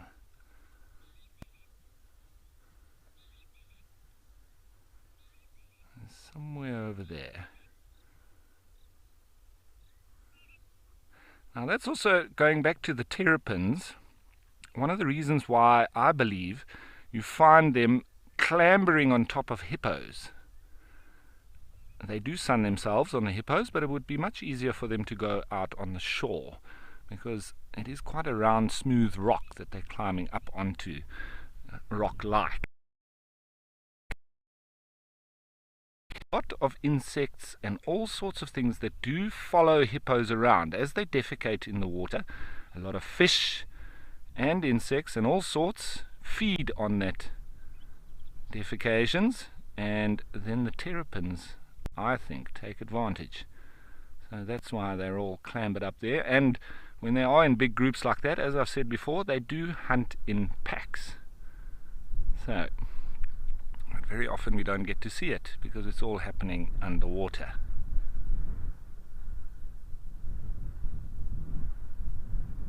I can't see those little grebes anymore. It's amazing.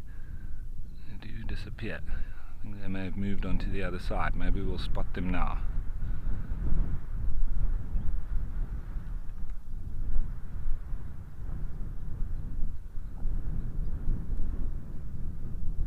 See all the little pathways through the algae and the moss, mainly down to the little grebes. There's one, there's two, there they are. I'm really keen to catch up with the little chicks. There were 2 chicks, but I don't know if they've managed to survive since I've been away.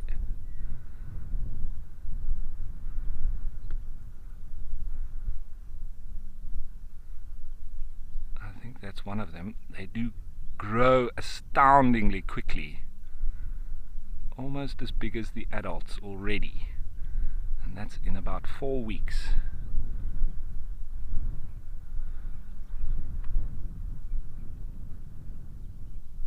And that's all down to, well, not all down to, it's obviously inherent, but also the feeding of the adults. So very good parents are the little grebes.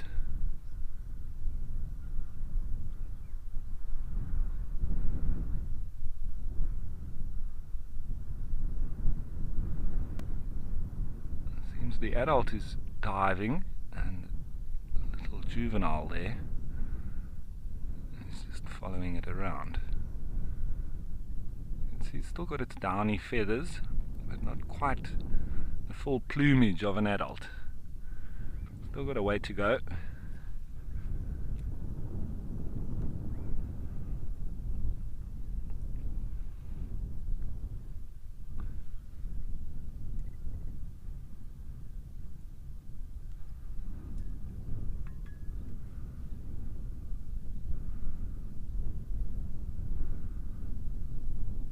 And lots of butterflies, dragonflies. There's midges of all sorts.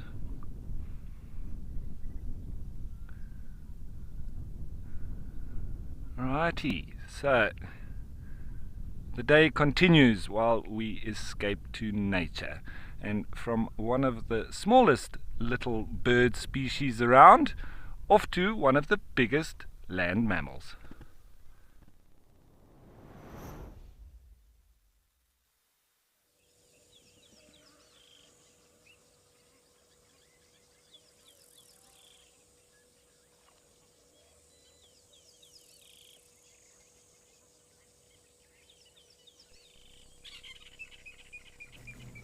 Thank you, Ralph. And really fantastic that we get to see these ellies. I did note that I'd heard them a bit earlier, and they were obviously in the thicket just above there. So great that they've come through for us, and lovely that we get to spend time and add another species to our list for the day. But really quite a cute little calf. Definitely starting to figure out the use of its trunk right now. And one or two of the older ellies looking like they are going to take a break or a rest.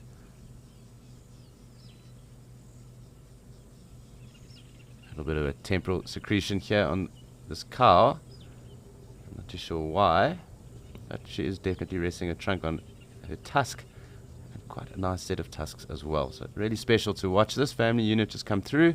Nice breeding herd, and really great times. Very cool to watch them.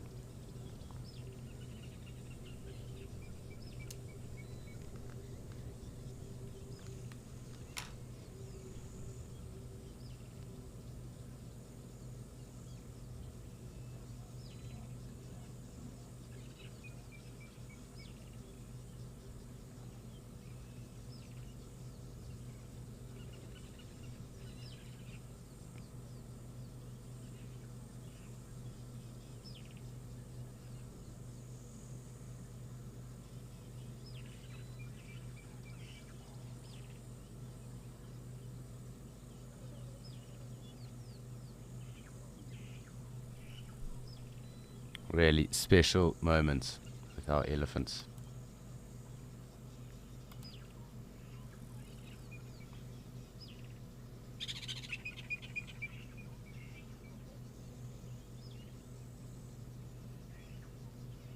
It looks like two cousins playing together there at the moment.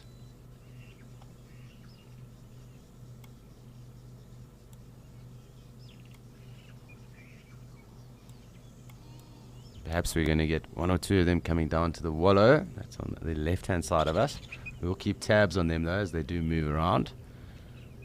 But, just awesome watching them interact and play with each other at the moment.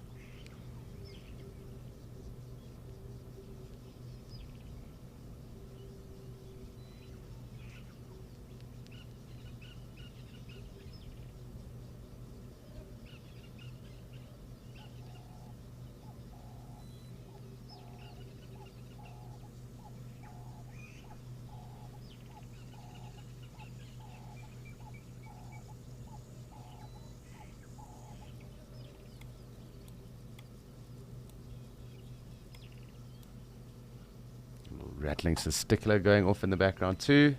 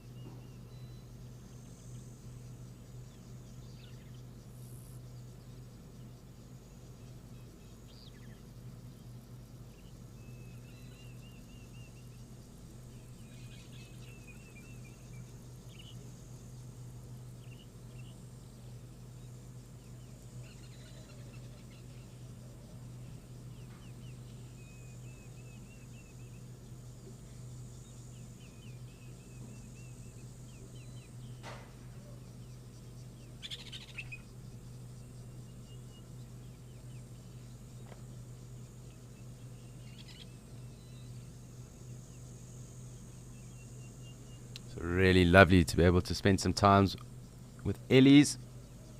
It's always cool watching them when they are browsing and walking through. So lovely just to watch their interaction as well as just watching them feed this morning.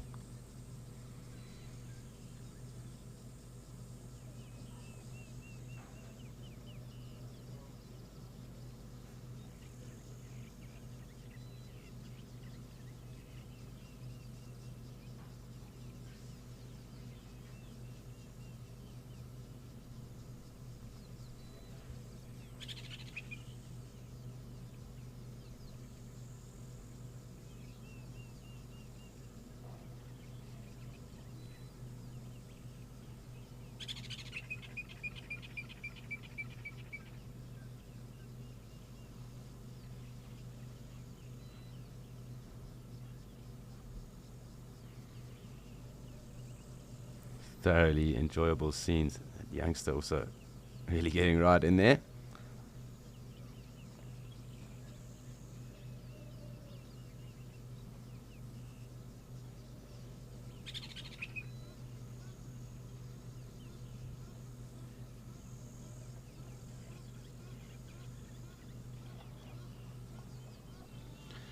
So something I was touching on the other day with regards to ellies, and it's also noted that this happens with whales, is that both of these long-lived mammals don't get cancer much.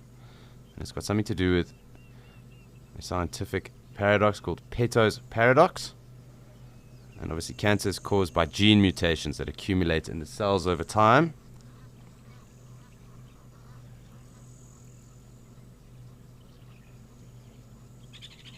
So it is something that the elephants carry, and it's a gene called P53. I just want to make sure that I stay on the ellies because they are going to move. And looks like they are going to go to the wallow.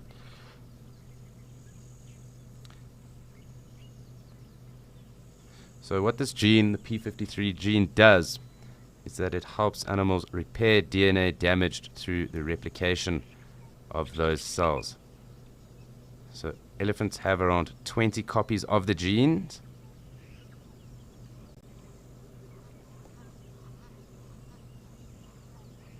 And these genes produce around 40 different proteins. Compared to humans and other animals, they only have a single copy and they only produce 2 proteins. So just fascinating knowledge and insight to know about some of the ways that elephants can even be of benefit. And there are some studies being done and conducted on these genes to see if they can help and assist with obviously cancer and management and treatment as well as avoidance there going forward.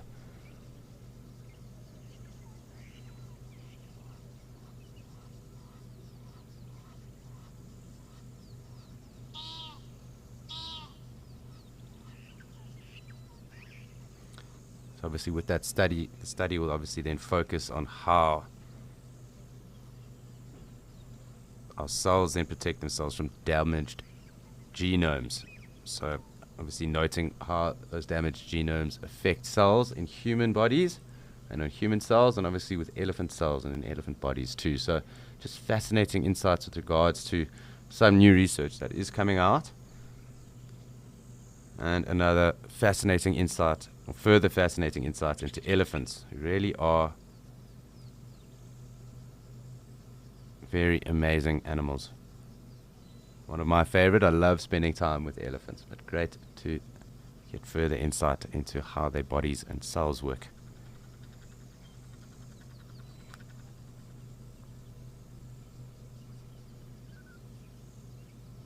Yeah, so definitely getting into the mud there. Unfortunately, they are showing their backsides to us at the moment, 1 or 2 coming out. I'm sure we'll get a little bit of feeding as well, so some of the calves going for a drink as well, but I think it is starting to get a little bit warmer and time to apply some sunscreen.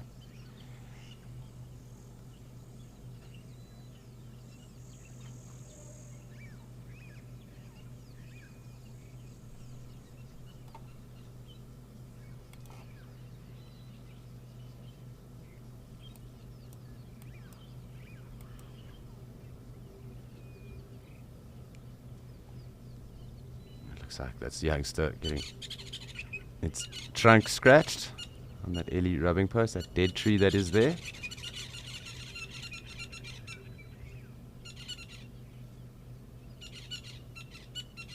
Here we go. Definitely that calf deciding it is thirsty or hungry. Both.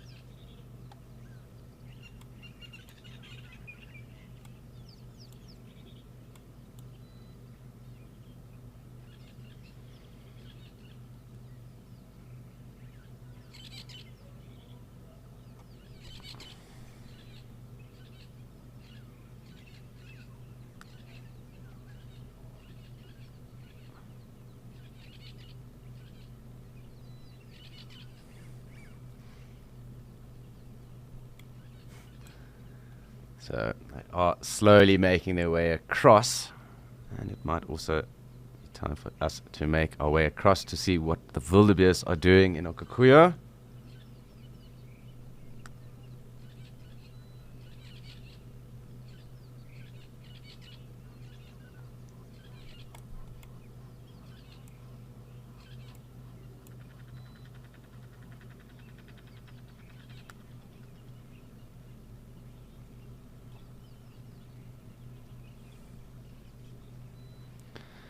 So it's been fantastic to watch our earlies. They are moving across, and I do think we're going to lose them back in the thickets again.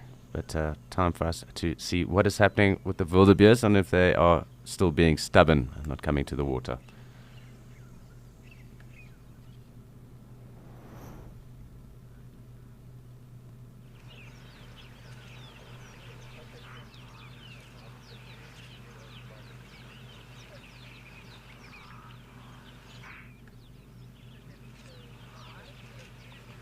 So it seems our wildebeest are still being rather stubborn this morning,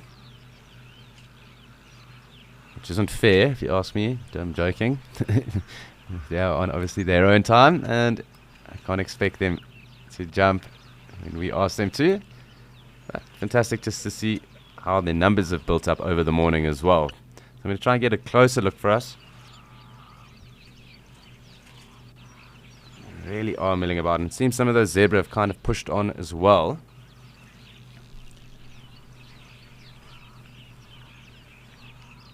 A nice oryx there too.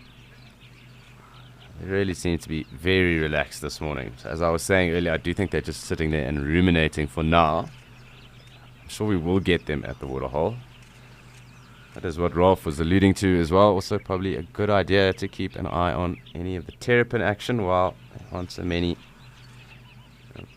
bigger, furrier animals down at the water. And perhaps see if they might be hunting in packs, as he alluded to. So we'll just keep an eye on that, and obviously going forward too.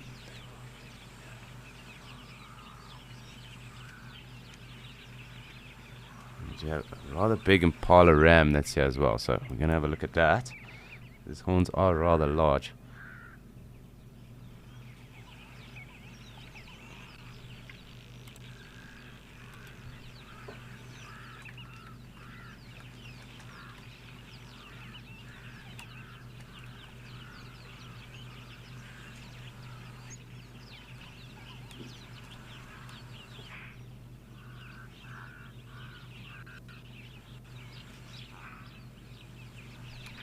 Lovely herd of impala coming through, and while they are here at the water, time for us to get a closer look.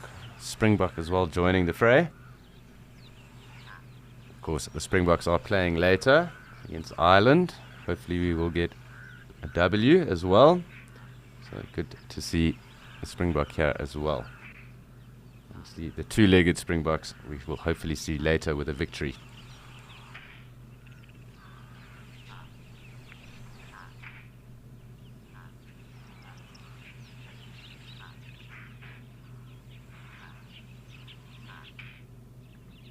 Seems like something has caused a stir with the impala. Little alarm calls going off. I'm not too sure why.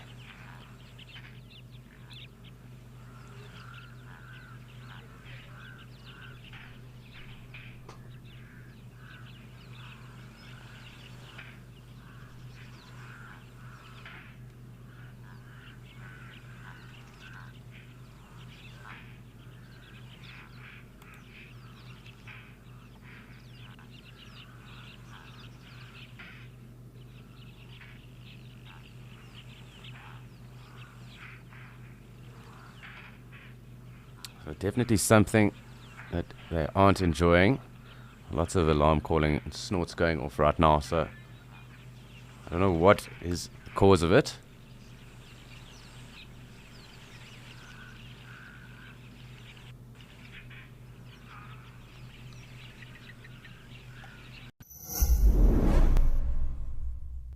November is Impala lambing season. Impalas have evolved to all give birth within the same few weeks to protect their young in numbers. Here at Wild Earth, we love to celebrate this season. Each of our guides have predicted the date that we will see our first Impala lamb, and we want you to guess who is right. Head over to wildearth.tv/Impala Baby to cast your vote and join the celebration of new wildlife with us.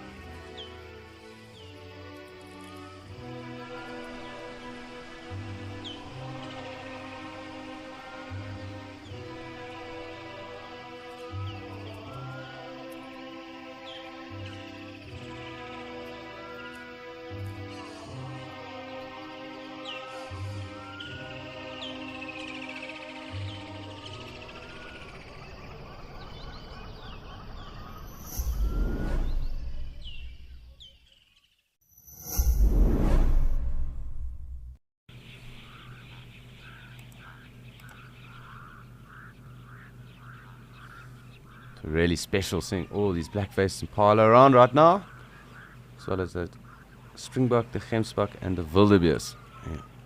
I think slowly starting to think about coming down to the water's edge, but who knows?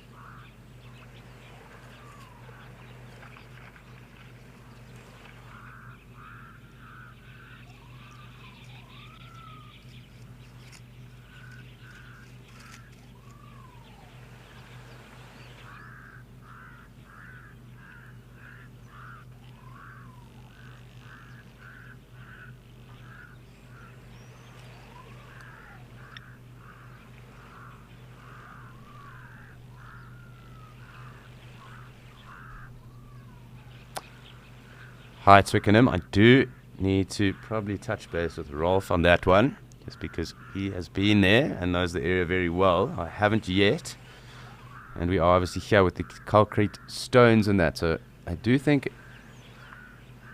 it is a fair way off. There obviously is browse and the tree line as well. So these impala will be browsers and predominantly browsers here, although obviously the wildebeest and zebra will need to graze. So I can't give you a direct or an accurate figure currently. I will confer with Ralph how far away the closest feeding grounds or grazing areas are. I don't think, maybe I think probably within the next or closest kilometer or so there will be access to that graze. But I can't give you an accurate figure offhand.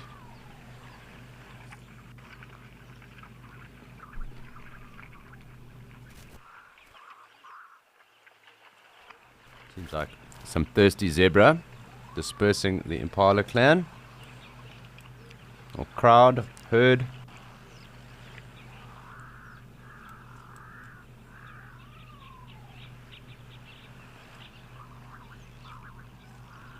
Twickenham. So I do have some comms and some further information now from Ralph. Thank you, Ralph. And there is apparently grass around here. It does get trampled on, obviously, with the large numbers of animals that do come through. But up top is that Mapani woodland, and in amongst that Mapani woodland is grass, so the animals will graze within those woodlands. So hopefully that does answer your question, but thanks to Ralph for confirming.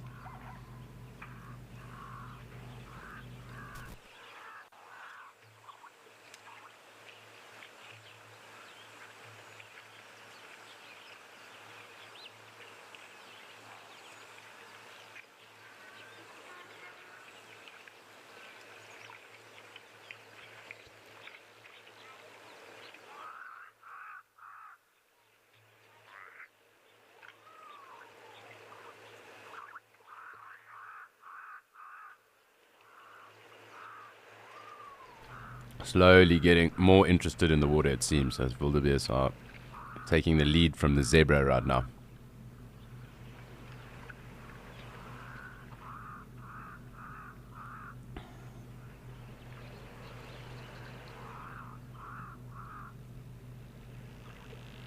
Really fantastic seeing 1, 2, 5 different species with us at the moment.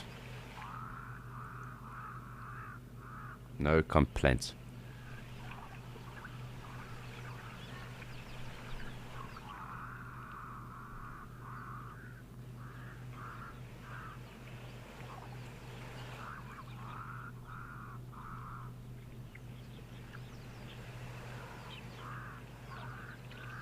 So it looks like we are going to win our battle of patience. And while we do enjoy that, we are going to just sit and take in all these animals coming through for us right now.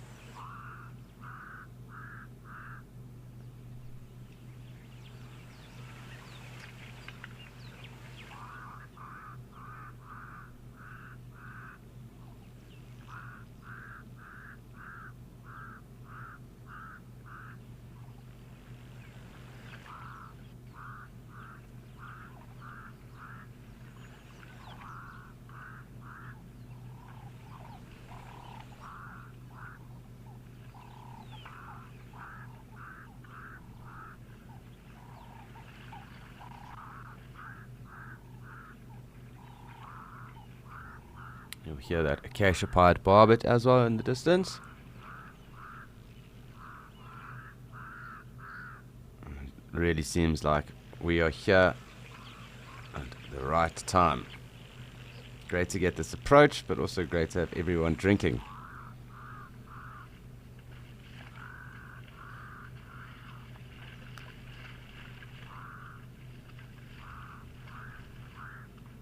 So definitely a mixed species pool party right now, and we will see these gemsbok get rather deep into the water too. The others all kind of hang around on the peripheries. The springbok and the gemsbok, though, do enjoy getting into the water.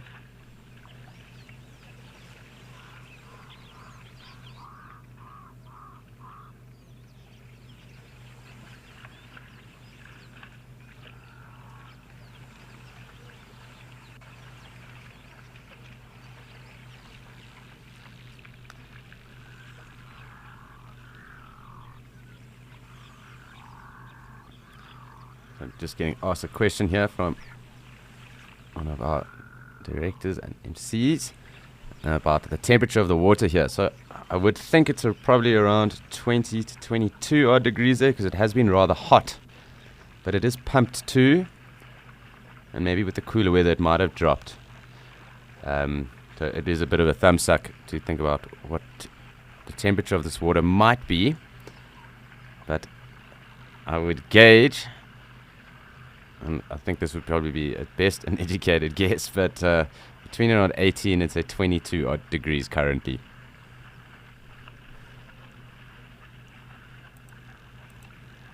And that's purely just because of the heat that has been around of late. So it could be very far off, it could be far cooler.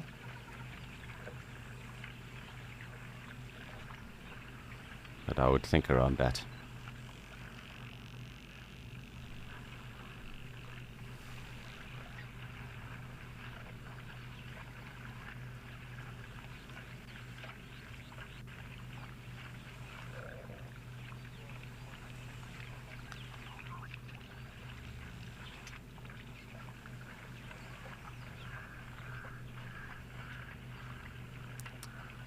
So Ralph also chipping in here, thinking it is around 25 degrees plus, so very easily, I mean, I don't have a temperature gauge and I don't know offhand what it is there, but very easily could be up to 25 degrees plus. Very much a jacuzzi or warm pea soup. But yeah, the water does get very hot in these wild areas, and obviously with the ambient temperatures being very high, it's possible that it can get very, very hot as well.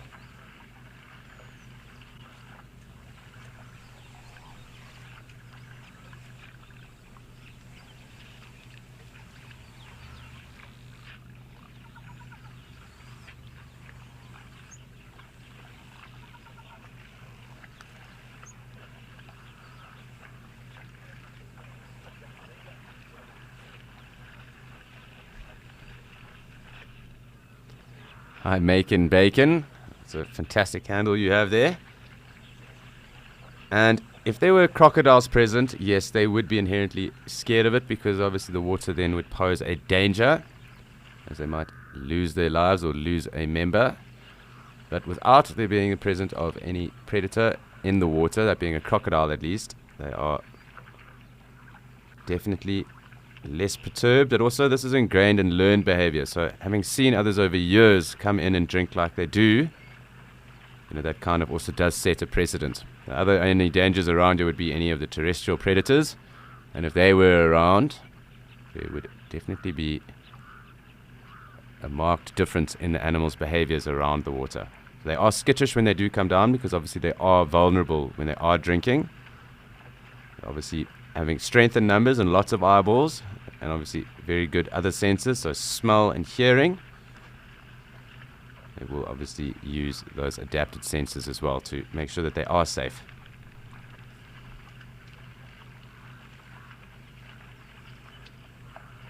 But thanks for the question, Macon Bacon.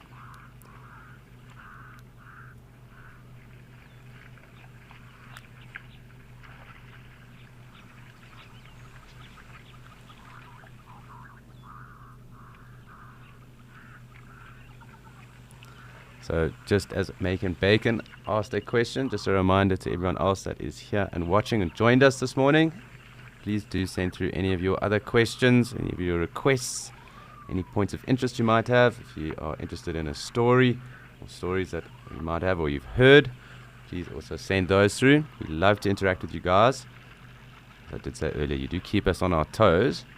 We've had a number of very interesting and very good questions come through already this morning. So please do keep it up.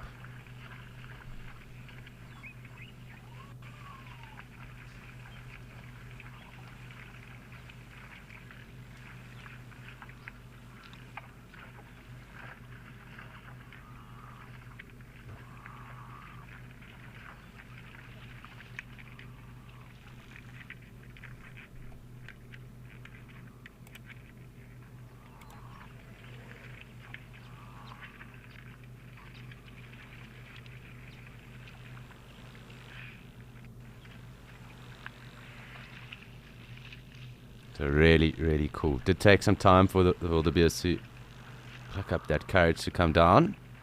And it seemed we've broken our drought. And we do have large numbers of all these animals joining us at the moment.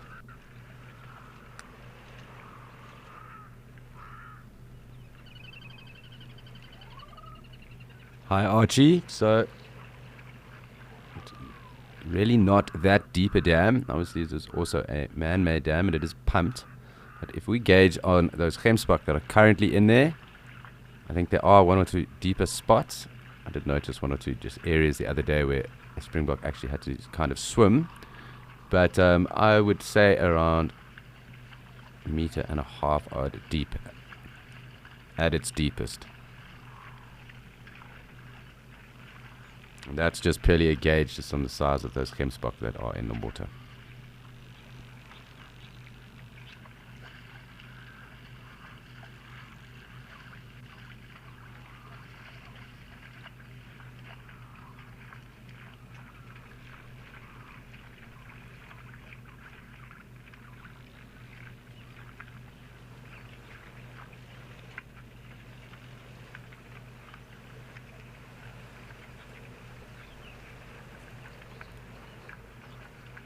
Really, really tranquil and relaxing at the moment. Great just to appreciate animals when they are here, and also the different ways and methods that they go about drinking at this waterhole too.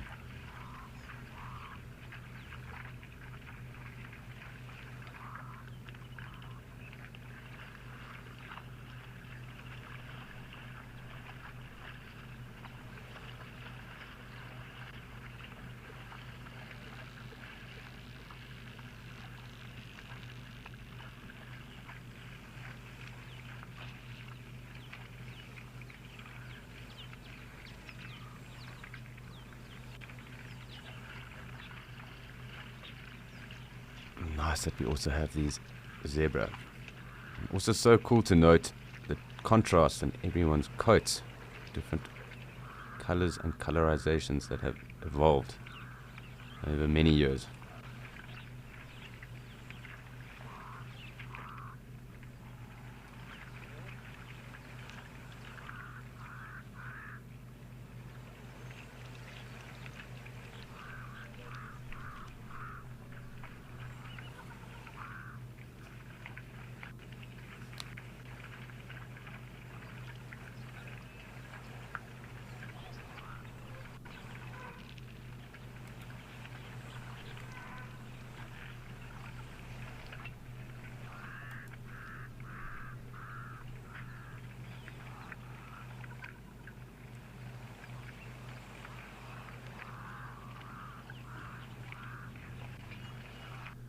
So looks like the zebra have now decided to come through as well, and our wildebeest seem to be slowly making their way off. The zebra do spend a fair amount longer here at the water, so it's always cool when they do come through. Also we do get to spend more time with them as well then.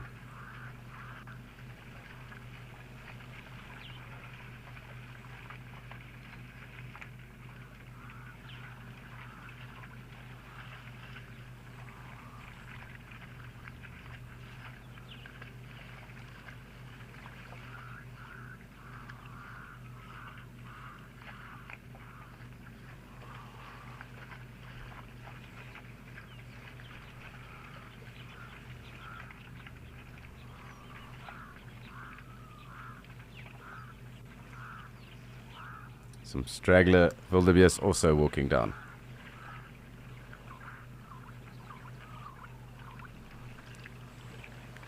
Morning to Alice, and I will have to count for you quickly.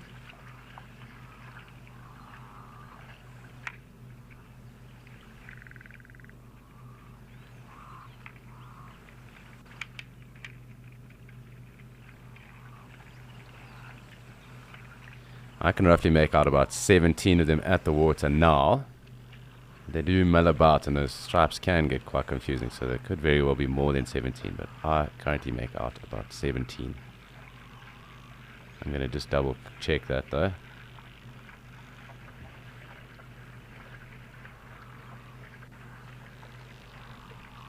So 17, 18 odd.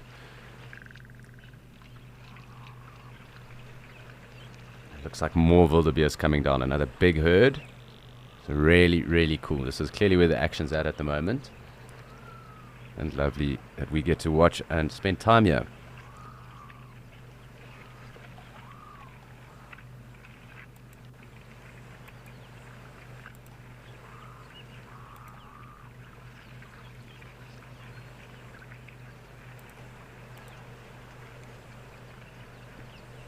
Like more and more zebra joining the fray too, so definitely more than 17 we did call out.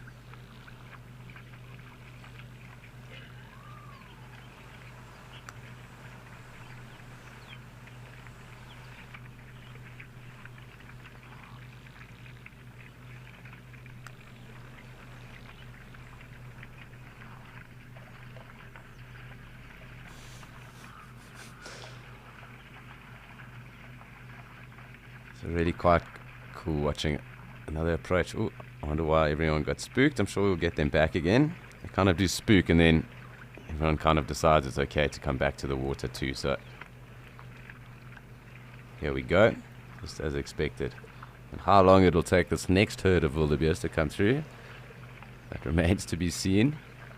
The last herd really did take their sweet time, but it does look like they are quite thirsty, and I think they'll be joining us shortly.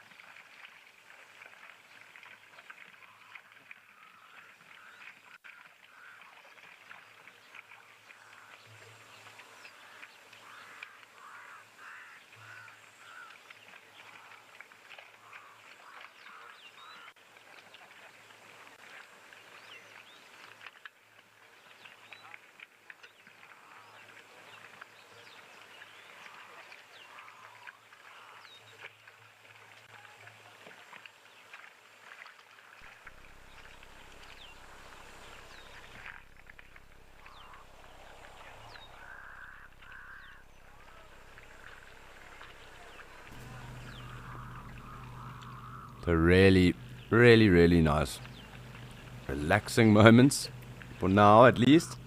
That second herd of wildebeest also kind of just hanging back a bit. And the others seem to be quite happy just to stand around and chill as well. So really just cool watching how this is all panning out this morning.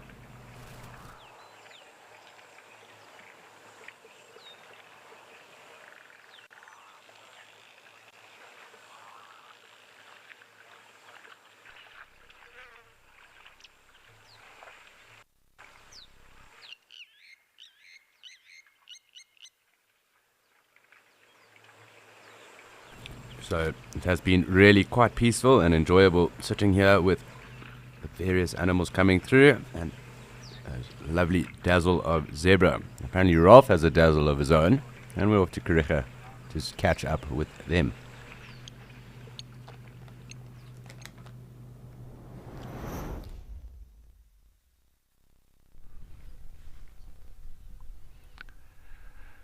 So yes, we do have some plain zebra, the Burchell's zebra, or the plain zebra. And there's always the age-old question: why are they striped? And I've managed to find a very interesting thread on Twitter, and I'm going to quote from Kaya Tombak, where on the thread they say, why do zebras have such striking, conspicuous black and white stripes?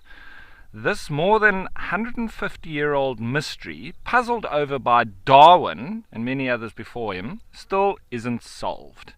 But one hypothesis is in the lead, and the hint is it's not predator confusion, thermoregulation, or camouflage. Now we're talking that it's not definitive yet, but dipterian flies, including horseflies, stable flies, and tsetse flies, which can transmit serious diseases like sleeping sickness, avoid landing on black and white surfaces. It's a well-documented phenomenon, but we don't really know why it happens. Now, the study that they did offers some clues. Hypotheses abound for various visual disruptions or illusions that black and white stripes may inflict on compound eyes, obviously, which all these flies have. Maybe the stripes break up the zebra's outline from afar. Maybe it's the barber pole effect causing false perceived direction of motion when up close. All of these things, it's really confusing why they have this black and white. So they conducted a paired choice experiment using stable flies in Kenya, releasing them in an arena with a piece of zebra pelt on one side and an impala pelt on the other. And the pelts had been taken from animals found dead in the field and had been salt cured for preservation. They also tested two zebra pelts, one from the wide-striped plain zebra, which we're looking at now, and the narrow-striped Grevy's zebra, because prior studies indicated narrower stripes were more repellent. Results: flies very much preferred impala pelts, and there was no difference between the two zebra pelts. They also found that the avoidance happens right up close, within 30 centimeters from landing on the skin. So what does this all mean? There's two main things. The illusion responsible occurs when the flies are very close to landing. Disruptions like breaking up the zebra's outline, which occur at a distance, might still happen, but aren't necessary for the fly repulsion effect. And whatever caused stripe widths to diverge between zebra species probably wasn't differential selection pressure by biting flies. Maybe it's a random drift. Maybe stripe widths affects conspicuousness and one species was under more pressure to remain stealthy, or maybe multiple pressures have produced zebra stripes, and the other zebra stripe hypothesis, like dazzle confusion of predators or thermoregulatory benefits, still deserve another look. But it's all very interesting. So the theory, there's that impala having a go at each other in the background. But that seems to be the strongest argument that I've come across. But maybe there are multiple that have led them to have these black and white stripes. And I must say that when you do see zebra, in particular in Etosha, where I've seen them thousands of times, from a distance they really blend in well to the background. But that barber effect, barber pole, when those stripes on a barber pole that go around circular down towards the bottom, when that turns at a particular pace, it seems like it's going in the opposite direction than it is. So that could all culminate in them having these black and white disruptive stripes. But I think it's all started and evolved initially from the repellent of flies. But very often with evolution, it comes down to chance. So maybe there was an animal that got slight little stripes and it benefited from not having so many flies on it, and thus not so much disease. So the animals that then started to grow more stripes survived. And that's what evolution is all about. Very interesting. Anyway, there's another 2 species that we can add to the list. We have now zebra and impala.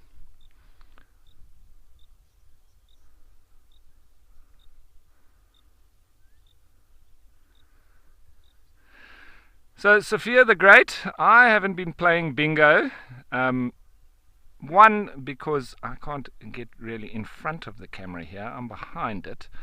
And 2, I think everybody's scared of my participation, because with one foul swoop of this plane, I will probably win. So it would be too easy if I had to join. So no, I'm the odd one out.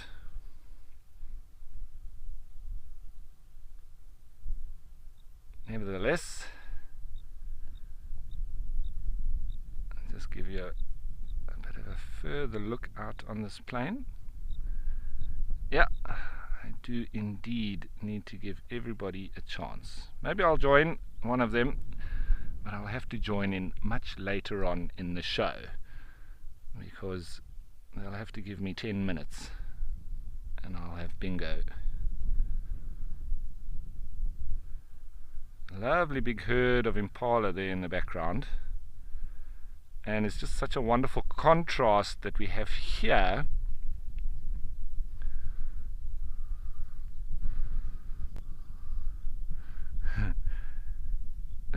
If you compare this to the scenery in Okukuyu, it is just like chalk and cheese. And we've had some lovely rain over the last few days, including this morning. There is more on the way. Sun is out now. A little bit earlier we had another sun shower, or what we like to call here in South Africa a monkey's wedding day. We spoke about this the other day, but around the world people do call that different things when the sun is out while it's raining, because of the madness that it is perceived to be. It is sort of linked with trickery in different parts of the world. They do say that it's a fox's wedding day, I think, in Britain.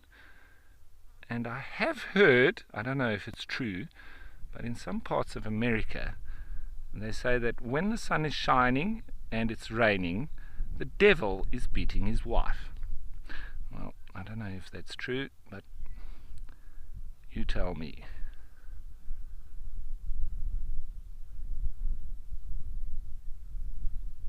And needless to say, you don't often see too many flies on zebra.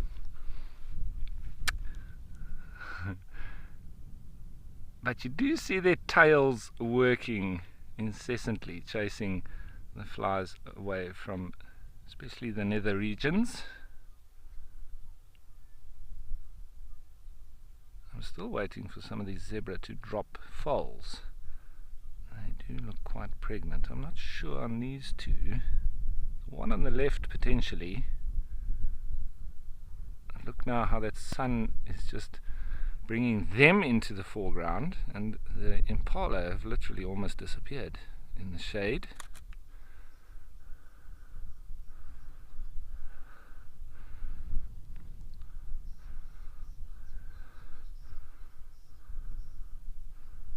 Heidi, yeah, there's so many secrets that, you know, it's just really interesting. We often just, oh, zebra black and white, but why? It must have happened over tens, if not hundreds of thousands of years. And it's always interesting for me as to why they started to diverge and evolve in that direction. But their stripes are just a tiny little piece of their anatomy, but a very important part, and does give up their appearance in no small feat. So it's incredible to think how each and every different species has evolved in similar fashion, but on different routes. That's why watching documentaries, especially with David Attenborough and the likes, there's a lot of insights into these kind of reaching into the past. Fascinating.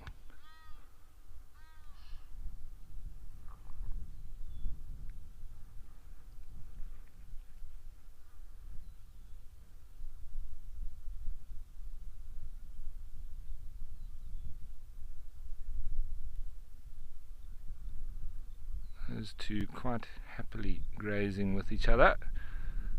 It's not always that zebra are friendly to each other. They can be the best of friends and then bite, kick each other almost in the same period, and then they're back to being friends again.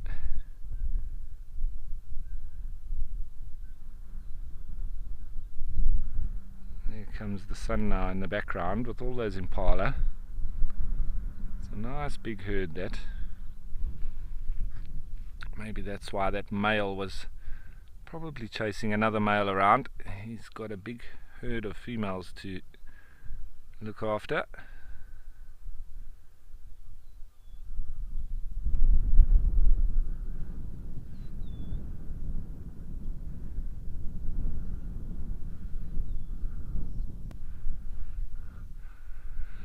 Roaming, I can see a couple more zebra.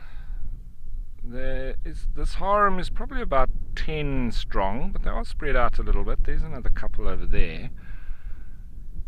And then we just scan across a little bit.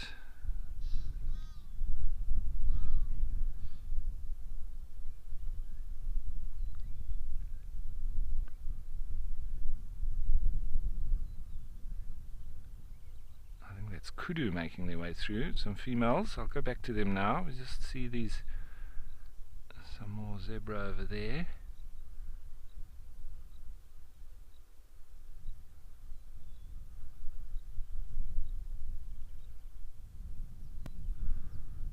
Is that my friend Stompy? It is indeed. Or the lesser tailed zebra.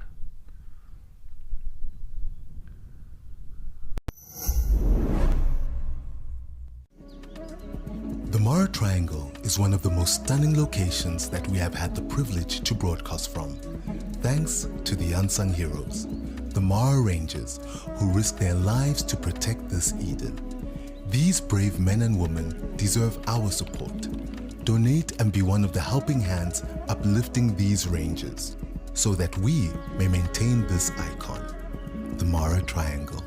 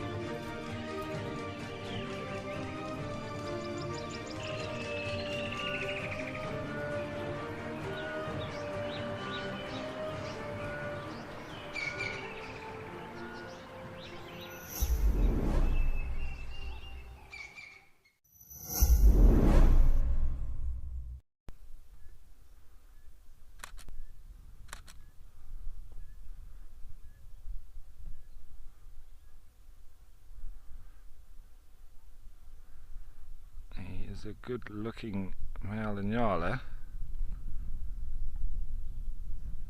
Still flummoxed about that female with horns that I saw when I first started here at Kariega. If it's an intersex or a male with female coating or a female with horns. It was incredible, and I did post it as one of the pics of the day. But this one is purely a male.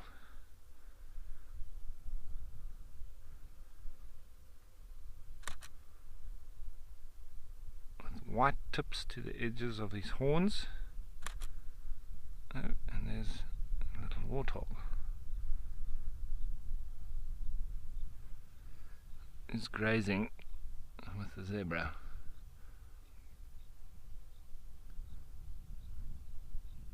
Crazy to think that warthog can feed almost as much as zebra do.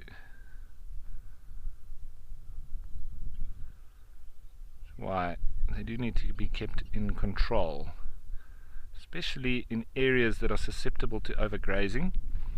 Not so much here in the Eastern Cape, because of its high carrying capacity, being in the Sweetveld.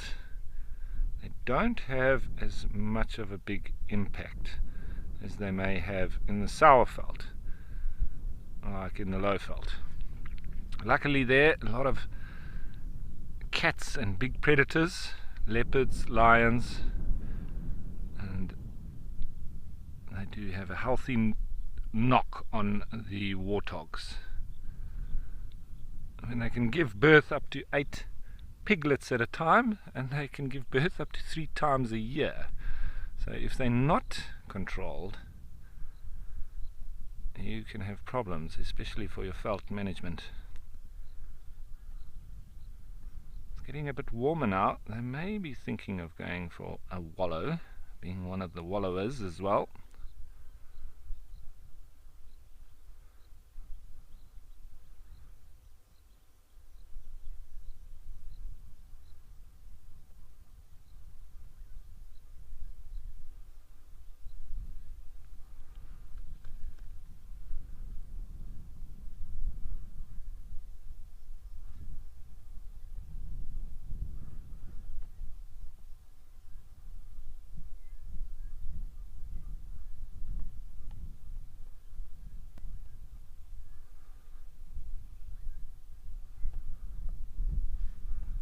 See those lovely yellow button flowers, also makes for wonderful contrast. In amongst the couch grass or Synodon dactylon, they're feeding on both highly nutritious as well.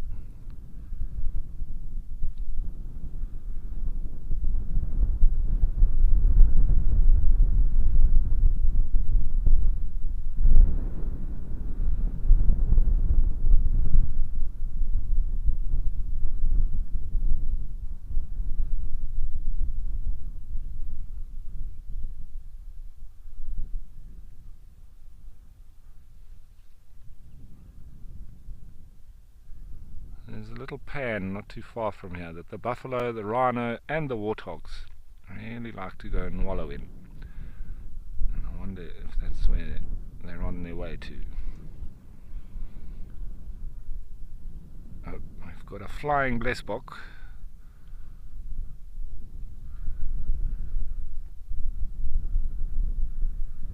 What's he up to?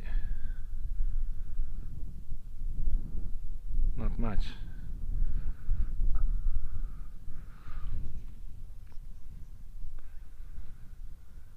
Righty, so it looks like we're clocking up the species. There I had some warthog, blesbok, nyala, zebra, and well, I'm sure if we go over to the Sabi Sands, there'll be a whole lot more.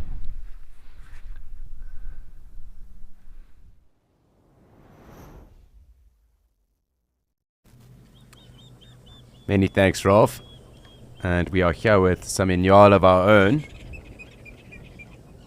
Really great to see them. Lovely watching them here in Djuma always. always have a lot of time for Inyala. So regal, and clearly here you can start to see that sexual dimorphism taking place. They are the most sexually dimorphic of the antelope in Africa, that being that the males and females look so different. So you can clearly see a young male here, actually two of them, that one on the left, this young boy over here, just starting to get a beard and mane and some small horns, and very much looking quite similar to those ewes that are just here on the right of us, which I will take a look at now. And obviously this older boy, not clearly mature just yet, but definitely getting there. And you can start to see that dimorphism taking place. Really, really beautiful antelope. I thoroughly enjoy spending time with them. Very, very regal and pretty. Some Aramark babblers as well calling in the distance.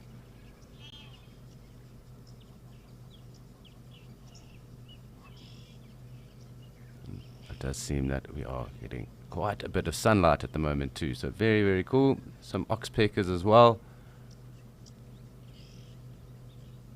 Just really great scenes, nice and relaxing. But there you go, that is the picture of the young bull with his smaller beard and mane starting to come out, and there the older bull and the ewes. Just noting those differences in the coat and coloration.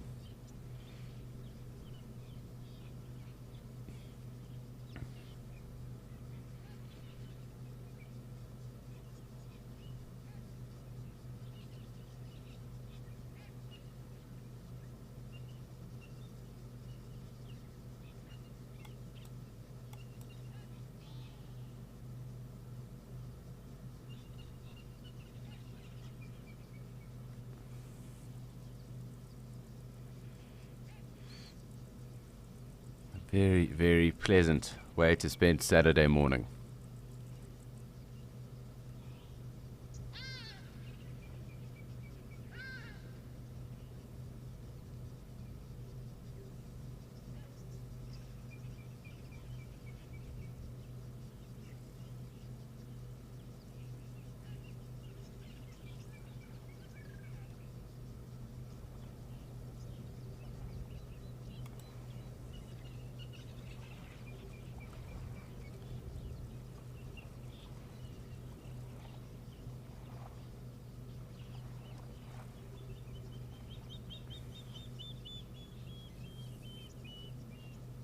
Red-faced testicular calling, and also just great watching these two young boys, and so an older ewe and a younger ewe as well. She also does look to be possibly pregnant. They can breed throughout the year.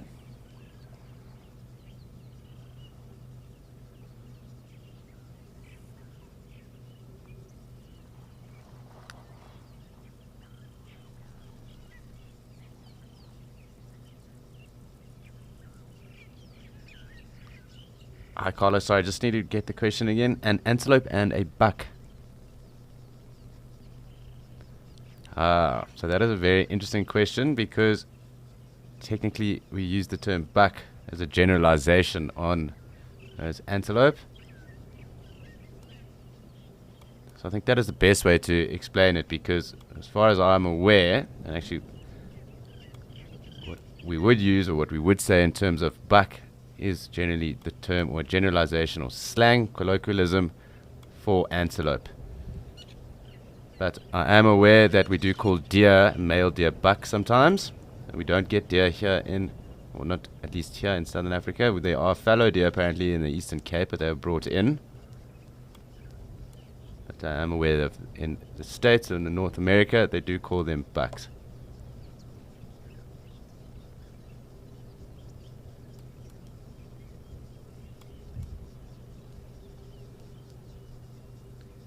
So yes, I am getting some interesting comms there, and I think that possibly is the case, which is what I was talking about with regards to deer in the North America, and that where the males who have antlers are called buck, and here the males here would be called rams, and antelope then, if we are going on that description, Antelope then carry their horns all year round, and buck, being male deer, would grow antlers, and those antlers fall off. So they don't carry them throughout their whole life. It does look like our Nyala are giving us the slip here and going into the thickets. So I hope that does answer your question, Carlo, but otherwise, so I suppose two chains of thought there, that being that male deer being called buck because the antlers fall off after the breeding season, and antelope rams, who generally are the only ones that have horns. There are certain antelope that do, where both sexes have horns, such as sable, roan, gemsbok, hartebeest. Those antlers or those horns don't fall off. They are with them for their entire lives once they are grown.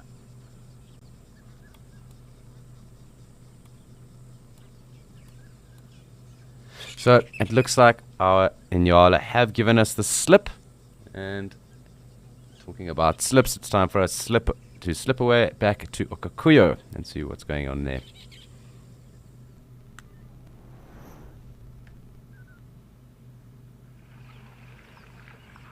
So lots of zebra coming through for us. Really fantastic to see them here. It's always so cool to be able to watch them mill about and get confused by those stripes of theirs. Their stripes really are a dazzle, as the collective name is called for the zebra, a dazzle of zebra. And really nice to have all these harems coming through for us. I'm going to take us a little closer.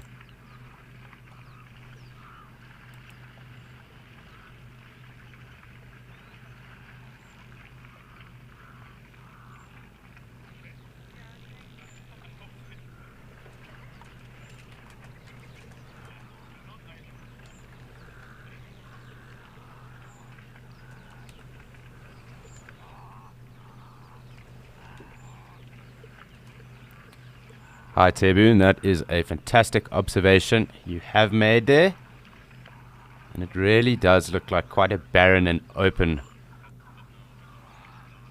area and vast, expansive space with not much food. But there is, and definitely in the tree line there, Rolf did allude to me that it is actually a Mopani woodland that is over there, and the animals will browse on that as well. They're not all grazers, they are also browsers too, so that being the kudu, impala, the gemsbok also, the grazers being the wildebeest and zebra that are with us too. The springbok will also take on the little shrubs and that are around, as well as the black rhino that are present.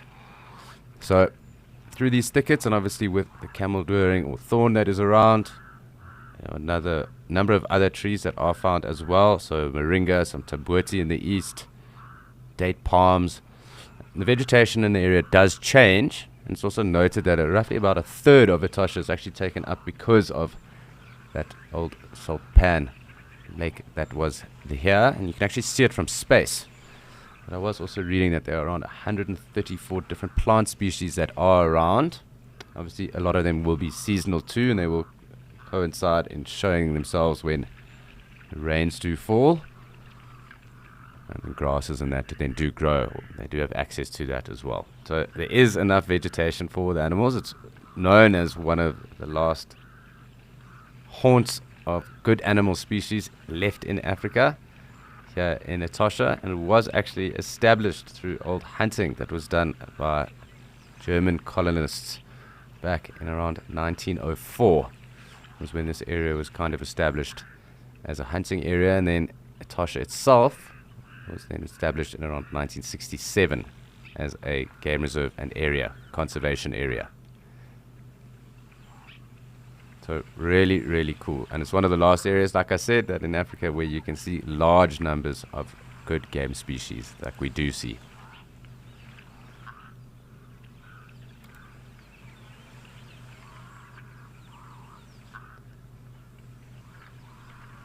Hi Picasso. So the gravy zebra is actually the biggest species of zebra, and they will be related through the Equus family. They are all Equus.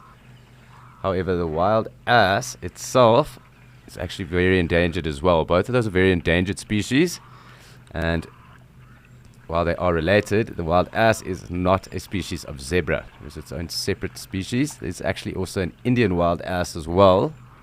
And if I'm not mistaken, one other in Mongolia too. And from what I'm aware of, those are the 3 species of wild ass, and they are all highly, highly endangered, much like the gravy zebra is as well. And so you do get gravy zebra into Somalia, as well as those Somali wild ass, but they'll be found in different areas. I think, if memory serves correct, Somali wild ass will be actually in more dry and arid areas. They both are arid and dry specialists, but the gravy zebra perhaps spending more time in the woodlands in those areas as well.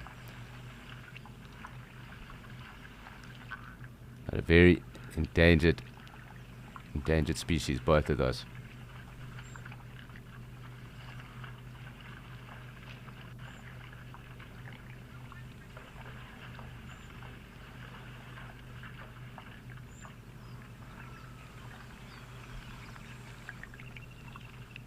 Really great getting to watch all of this.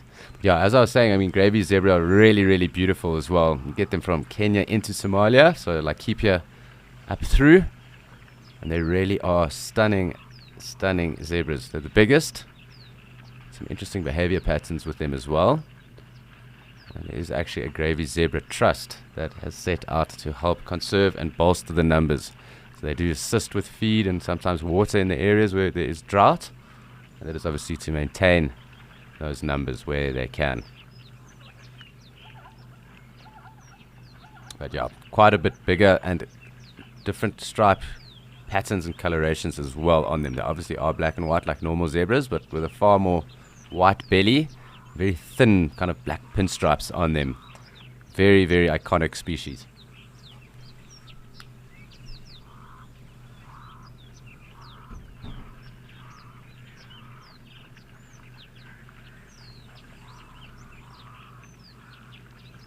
So lovely to have everyone back down and joining us again. Really enjoying our time here. It did take a little bit of patience, but we are on the heater and we won't get off, because you never get off the heater when it's hot. And we are looking good.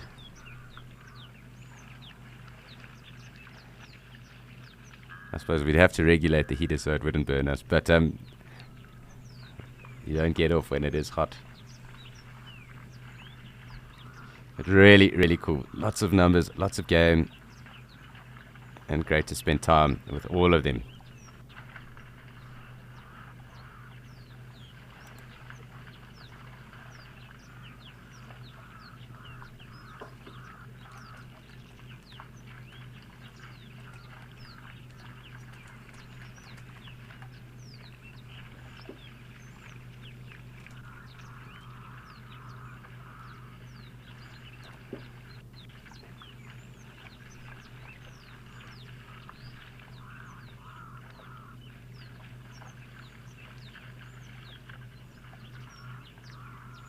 So I'm going to just come across a little bit to the left here, make sure we get all the zebra in the frame.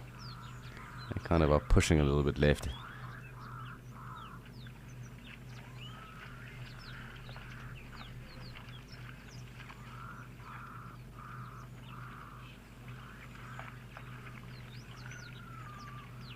And let us see, while the zebra are here, if we can get a little bit close up to their muzzles, because we'll see them drinking and they do kind of suck and draw in the water into their mouths. Looks like they might shoot off though, so it might be too late, but who knows.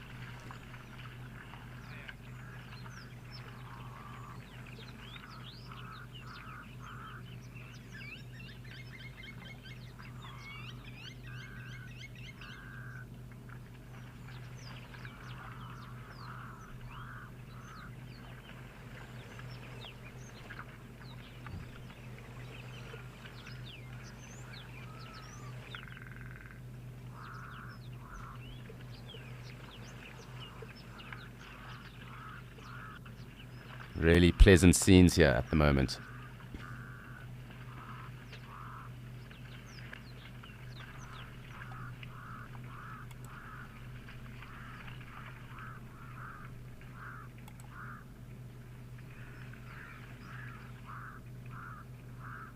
So it looks like the zebra are possibly going to push off now.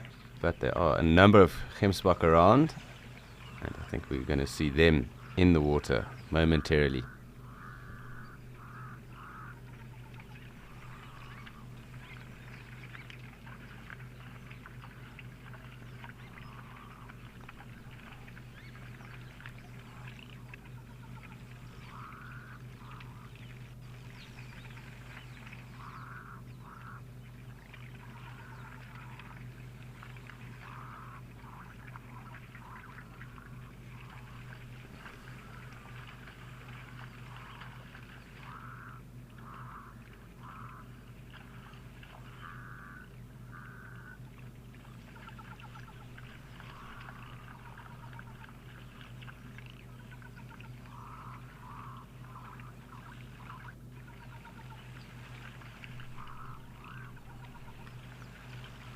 Really pleasant just taking in all the wildlife right now.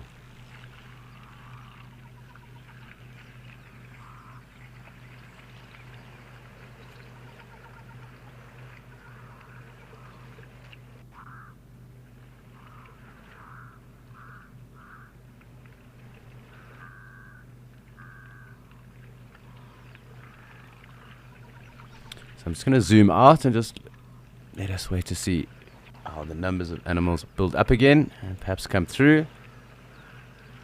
Some more zebra. I just want to make sure we don't miss anyone. Looks like some kudu as well on the left hand side of us, so we haven't seen them yet this morning here. Ralph did just get in Kariga though, so they are on the species list. And a question for MC that I have to ask is, are we allowed to include subspecies in the different locations on our list?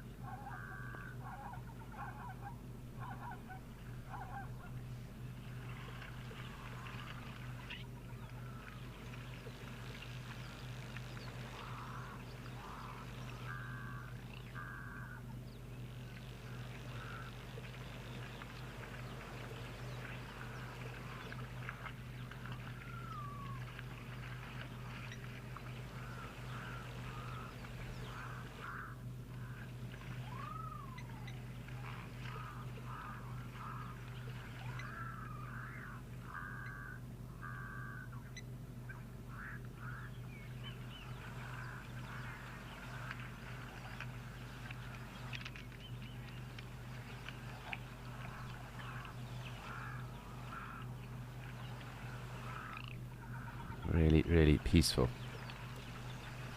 There is a kudu here, and of course that's gemsbok and zebra too.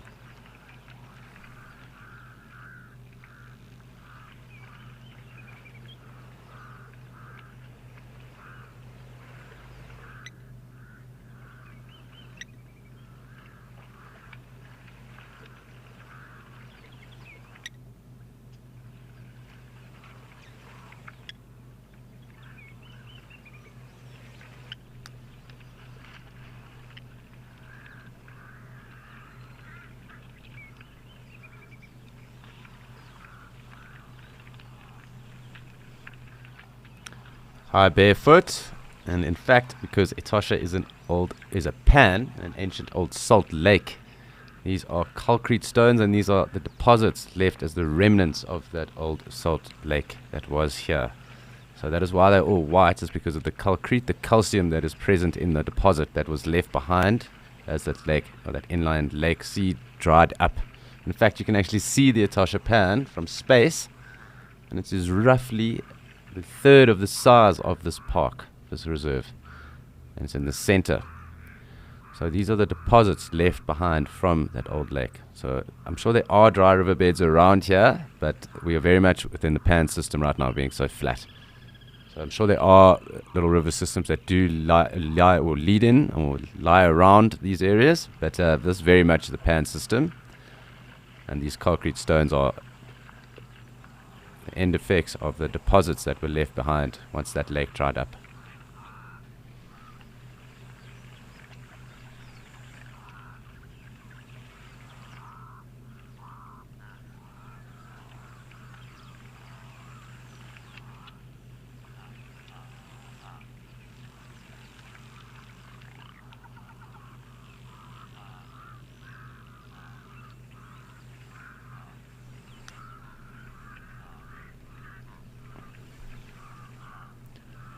So we have spent quite a fair amount of time here and in Djuma this morning. And although the action wasn't too hot in Mshatu earlier, it is time for us to have a look and listen and see what is going on there. Perhaps get some approaching elephants in the land of the giants.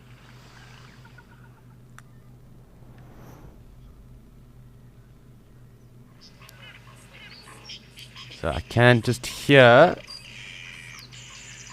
a number of weavers, and I thought I just heard that roller that has been around as well. And once again, we are just going to have a little pan around, see if there is anything else. From the sounds of it, some foam nest frogs as well making their presence known as well. Very cool sound. I really enjoy spending time with the foam nest frogs in summer months. A little chirpy that is going on there, and if that is the case, we will start to see them over these little vegetation overhangs that come across the water. And then coming weeks, we should start to see that as well. And it sounds very much that the foam nest frogs are out. One of my more favorite calls, specifically at this time of the year.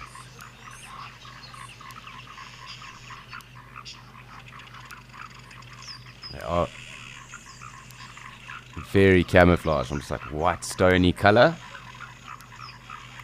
Very endearing.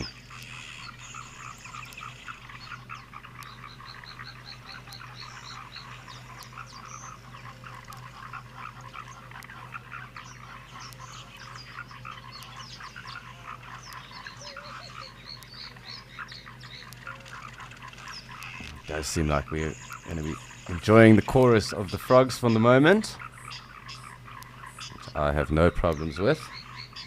I do just want to make sure I don't miss out on anything that might be hanging around.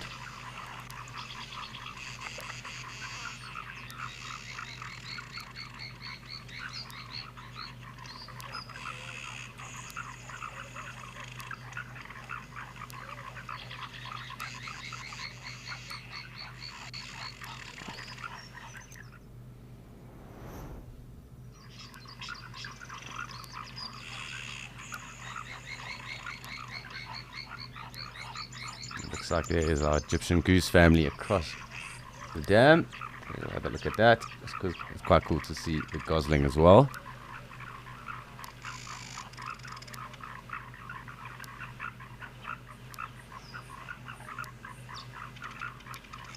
You can quite clearly see the gosling there too. So I do remember when I was doing a portion of my level 1 here in Mshatu, we did some frogging at night. It was very entertaining through the little pan systems here. But I will never forget that on the one night it did rain on the way back to camp, and we had a rather big thunderstorm on the way and everyone got drenched. However, what we did notice, and it was noted then because we had someone that was a frog PhD staying in the area, and we happened to come across an African bullfrog, and it was the first time it had actually been recorded there, and from at least 15 years or so in the area. So it was pretty interesting at the time, and something that I won't forget from around 8 years or so ago, at a very special reserve, the Mshatu Reserve. Spent a lot of time there, also growing up here. Very fortunate that my parents had a share in a lodge holding here as well, so it was fantastic to get to spend lots of time on this reserve.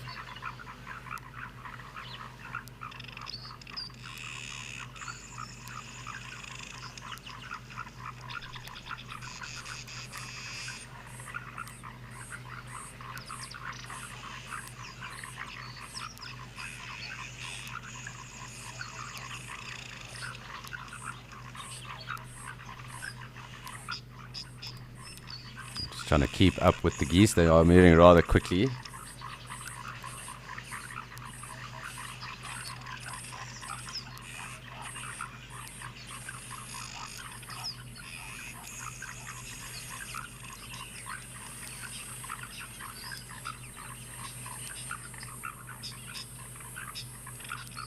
You can also see with the rain that has fallen here, it's obviously suppressed the dust as well. That obviously what happens when moisture does fall. It does suppress a lot of the dust and the dust particles that are in the air, and it does seem a lot clearer because of that.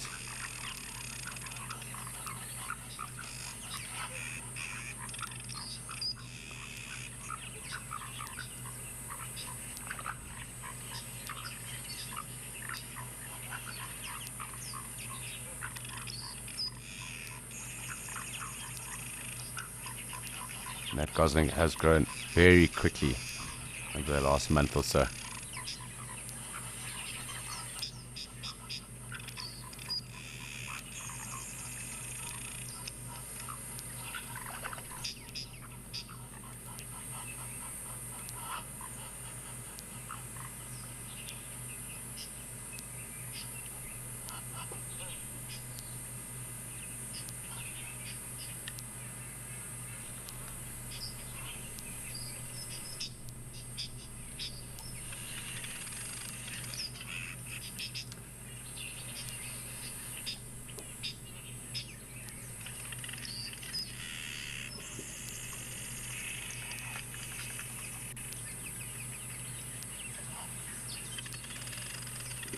So it's always fun being here in Mashatu. A little less busy than expected at the moment.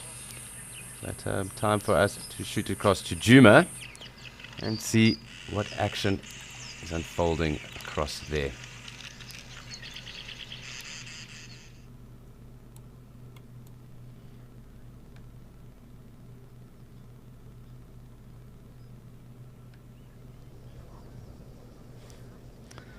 So we are here with these impala and quite clearly that red-billed oxpecker. And really fantastic scenes at the moment. Lovely to have these impala so close to us.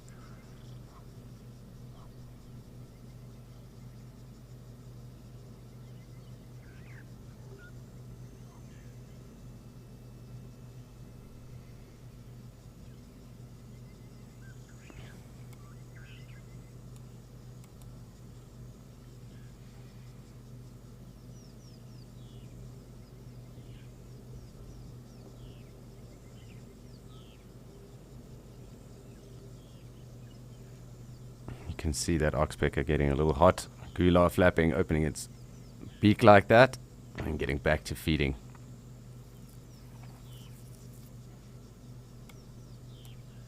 I'm just going to zoom back out. Might just take me a second.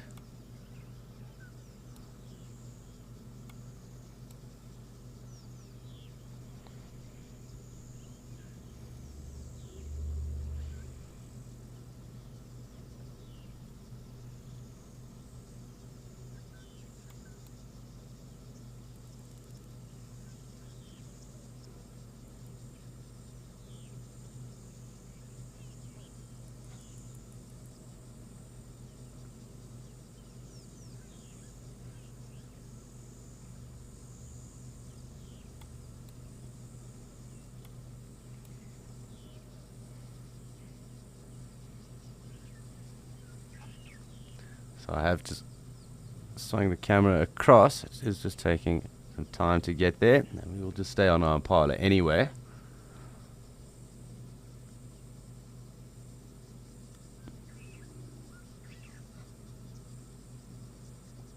So if we are allowed to include the different subspecies, we will have our second impala subspecies. That does take our species list up, and I'm awaiting confirmation.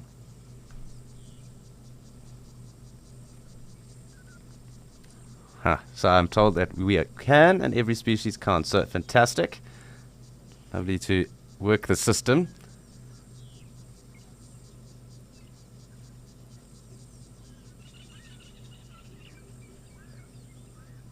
And you can also note here as well, and you do see the impala's faces, that difference between these impala and the black-faced impala up in Etosha. So they do sometimes also have a little bit of black in between their foreheads, but they will be missing or lacking that black line that is along their snout.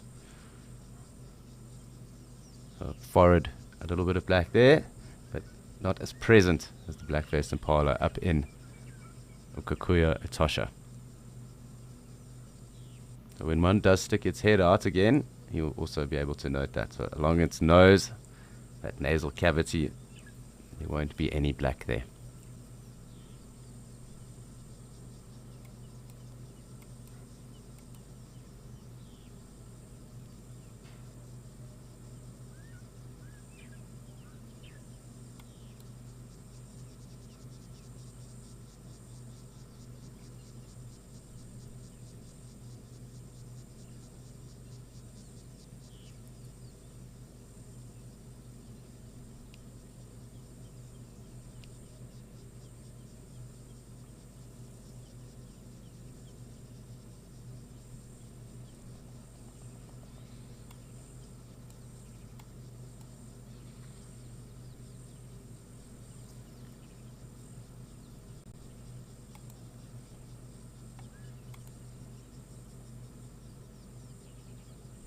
So quite peaceful. It always is quite peaceful watching impala graze, though. Definitely find it to be almost meditative and cathartic. You'll be able to hear that red-chested cuckoo, the peat mayfrow as well.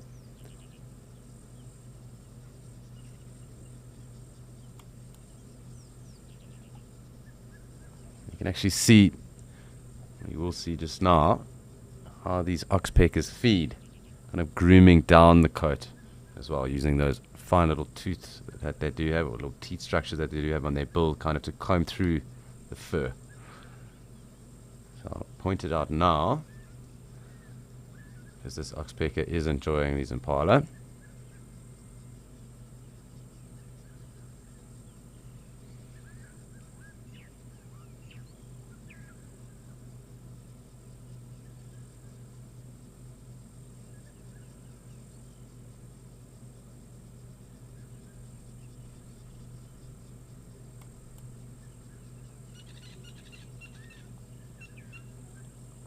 So here we go. We should be set to see kind of how that groom feeding works now with the oxpecker. You'll see it just kind of combing straight through the fur, the coat, checking for ectoparasites, little ticks, perhaps scars or scabs that might be present. But quite clearly being able to see that behavior and how they do feed.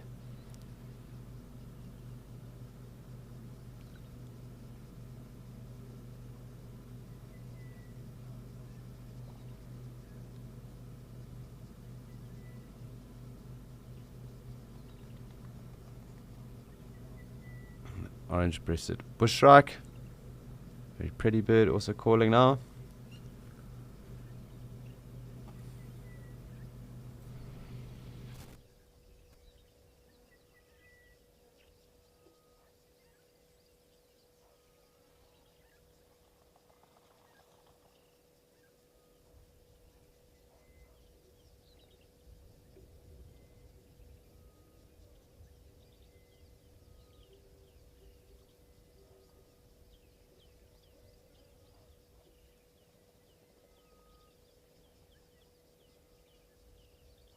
And we also have the grey-headed bushshrike calling too. Quite faintly, a little bit more fainter than the orange-breasted bushshrike, but the grey-headed bushshrike also in the area.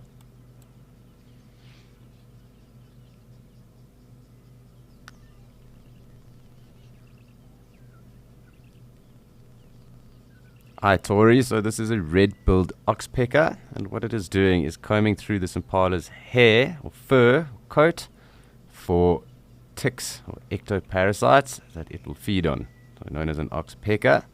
They do help regulate ticks on animals and other ectoparasites, but they are also known to take on scabs and even being fans of the animal's bloods too, so to irritate the odd animal as well when they are going at those old wounds. But they do perform a very good role in helping to regulate ticks that might be on an animal's coat. There's another species called the yellow-billed. We don't see them as often here in Djuma. They are found predominantly more north from here, but they are seen on occasion, and there are apparently reports of greater numbers of them being seen of late, which is a great thing too. And clearly that one's just flown off. So there are two subspecies that we get in the area, but way more common to see the red-billed oxpeckers.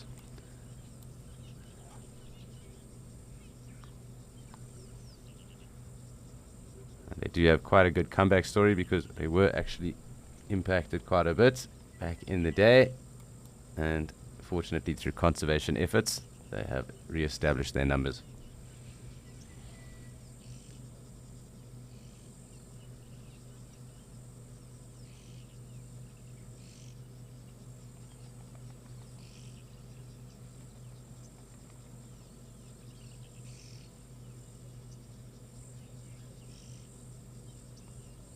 Really cool looking at these impalas' horns and being so nice and close to them. They always look so well kept. Those coats are always shiny and glistening, and you obviously would be able to tell if an impala was in ill health or bad health. that coat wasn't looking as sleek or shiny. Well groomed.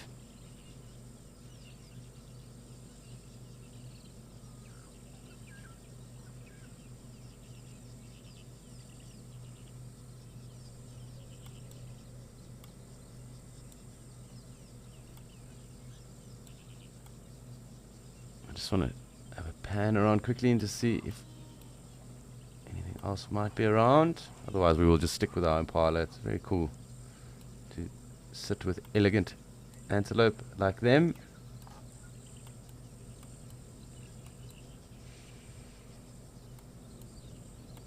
The Impala closest relative actually being the wildebeest.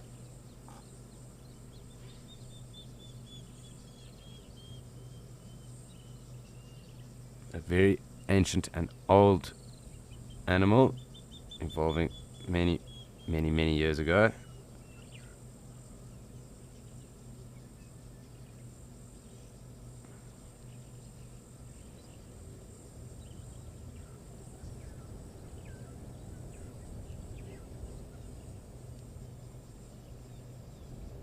So I'm just having a look to see if anything has come down to the wallow. Otherwise, I'm going to take us back to the Impala and again just chill.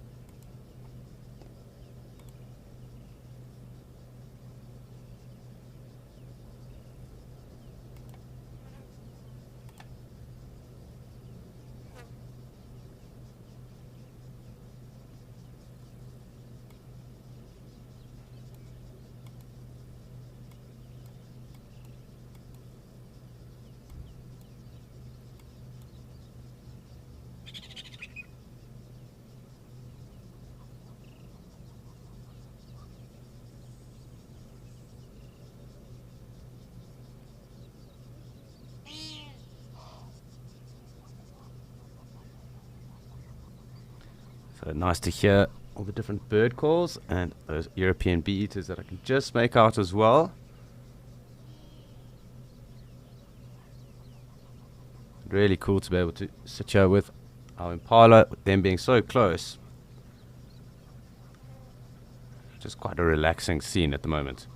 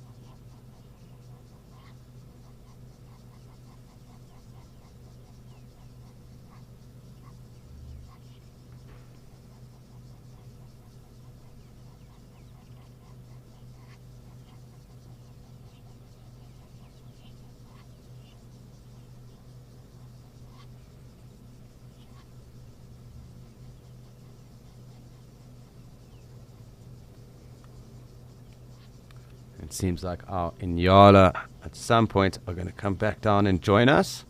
They did head off into the bush and give us a slip, so I'm just going to give them a second and enjoy their company as well with these geese and the impala that have been with us for quite some time now. But really cool to have everyone in frame.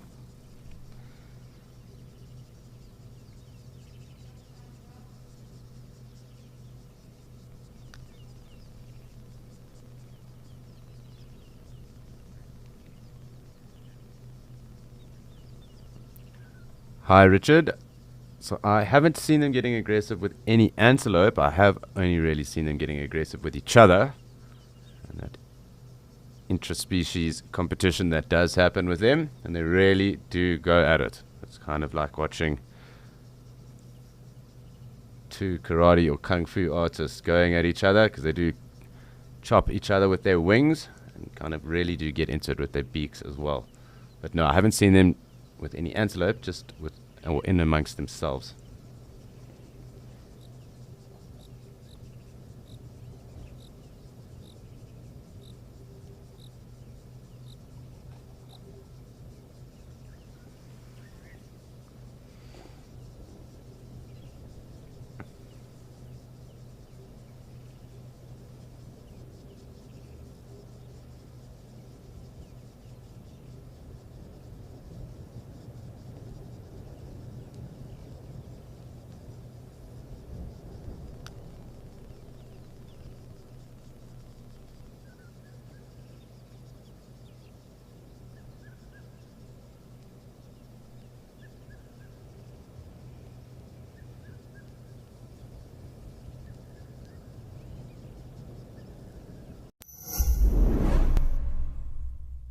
Elephants are one of those few animals that you can watch all day without ever finding a moment where there's nothing that's interesting you about them. Register for free on our website or on our app and get stuck into all the excitement of live wildlife viewing. Ask our expert guides your questions, learn more, and enjoy this community of animal-loving people, all in real time. Wild Earth, connecting you naturally.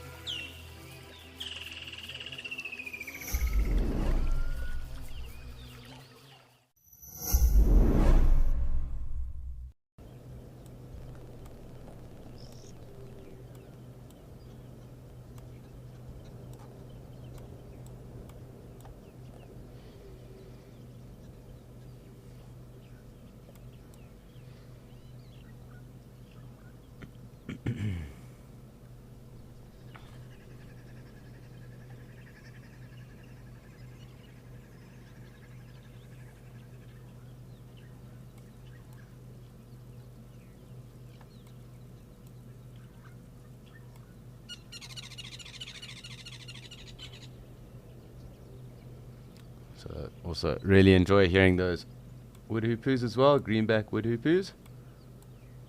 And we are going to shoot across and enjoy some of our Nyala action.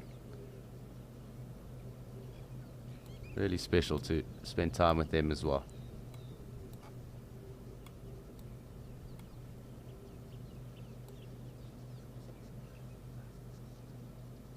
Also seems to be another young boy. So this one ewe is with 3 young boys. So you'll just start to see the horns coming out, the youngest as well, but quite clearly developing that mane on his back as well.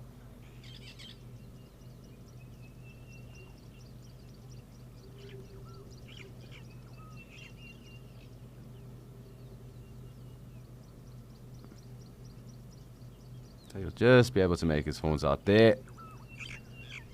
And then that characteristic mane that they do form, the males form then on their backs.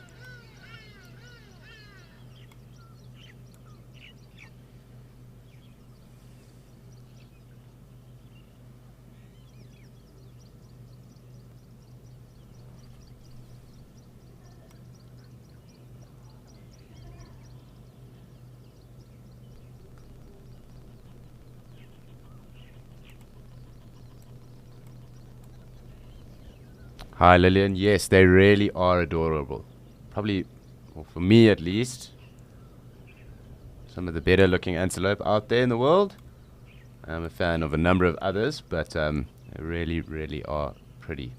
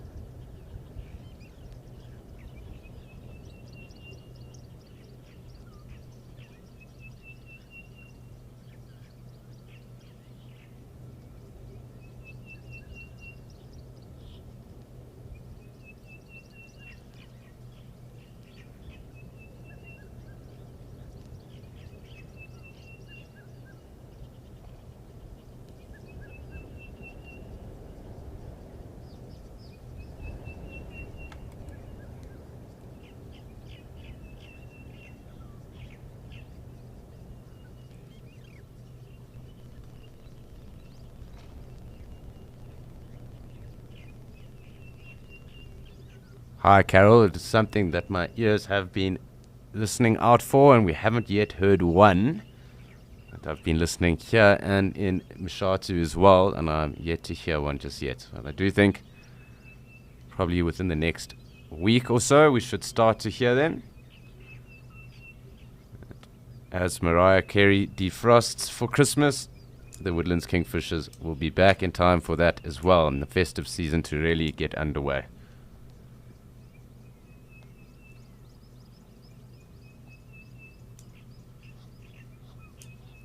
But definitely keeping ears and eyes peeled for any of that turquoise blue or that really unmistakable sound of the Woodlands Kingfisher.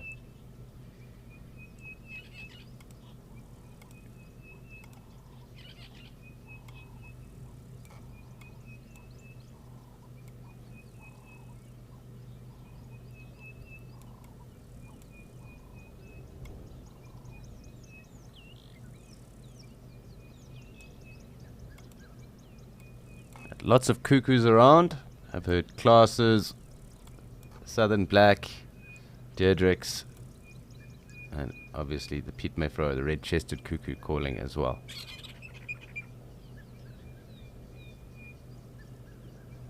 I'm sure we should get African as well at some point. And then the Jacobins and Levians as well. Perhaps even the greater spotted. So we'll also just keep our ears in tune for anything that might be calling. and obviously call that out as well.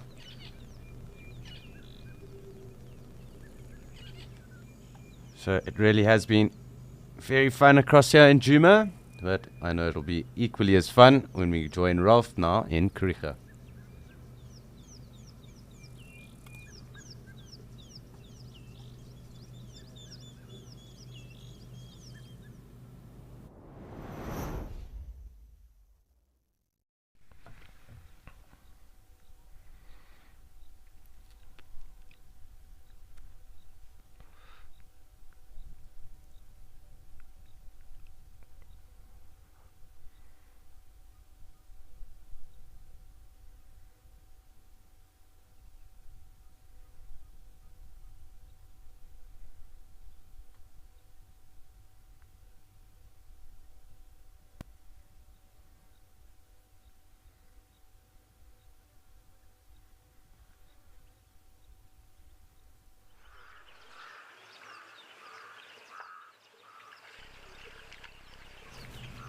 So unfortunately, we did lose Ralph there. He will be back with us though.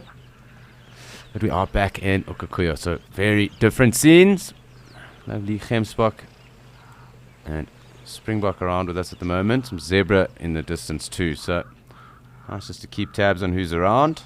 It has been a rather busy morning. Fairly cooler than normal. But no complaints.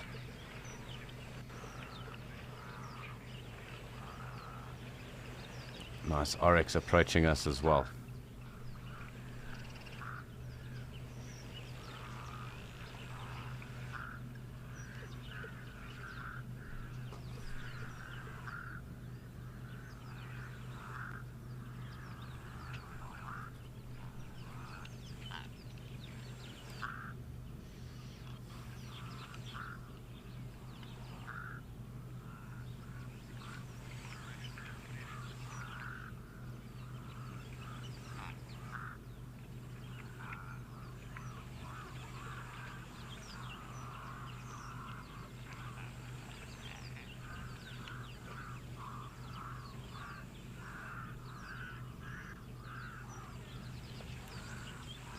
Just hear some of those morning doves, but really cool having our Gemsbok around with us at the moment. And I suppose appreciating vastly different scenes.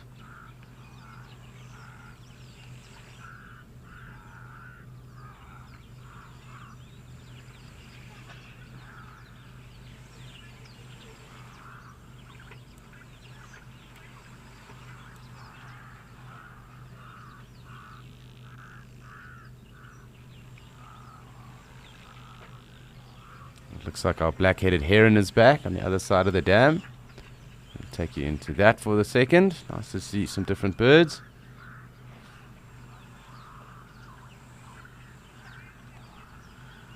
And from what Ralph was telling us, or telling me earlier, I'm assuming that what this heron is mostly feeding on are small or baby terrapins that are found here in this Okakuyo waterhole. That and possibly the odd frog that might be around.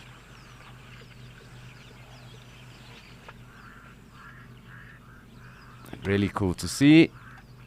Nice to note the different herons. We did have a grey heron earlier at Djuma. Nice to see this black-headed heron up here in Okakuyo.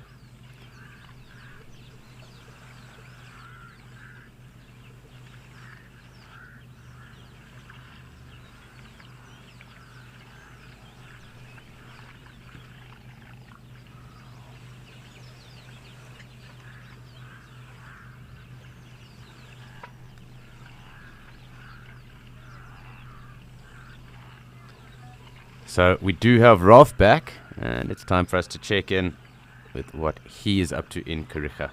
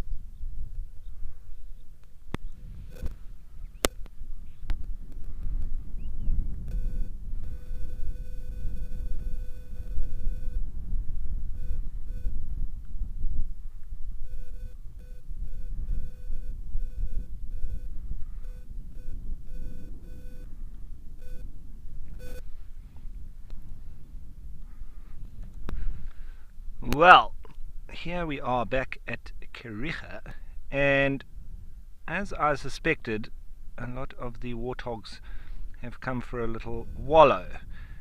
There is a wallow just behind where that warthog is. They are slightly nervous because of my presence. It's strange, in Kericha here they are particularly nervous of vehicles and so on for unknown reasons. Now, there was something that I was just looking into, because it's a question that has always been asked by guests when I've been out on safari, and it's back with the zebras again. And you will see in Okukuyu, in Etosha in general, as well as on a lot of the game reserves, when zebra walk, their heads bob up and down. And many guests have always asked me, why do they do that? And, well, as you can see, when they stand still, it doesn't occur. And one of the theories was that the botflies that infect blesbok and some of the other antelope, that happens with zebra as well. Now, I don't believe that is indeed the case. More so, and I've just been looking on all sorts of different sites, it is to do, now you'll see as they walk, let's have a look. They start to bob their head up and down, but it's generally only when they walk. Now, a much better theory is it's very similar to humans. When we walk, we swing our arms from side to side. Whoop. What's going on there?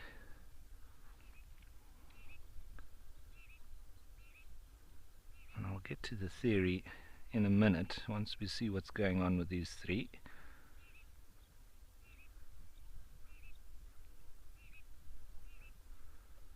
Well, keeping me busy.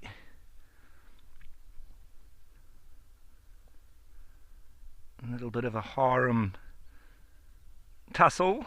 What's going on?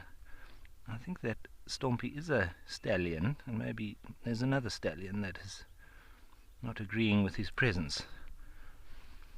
It seems to be calming down now again.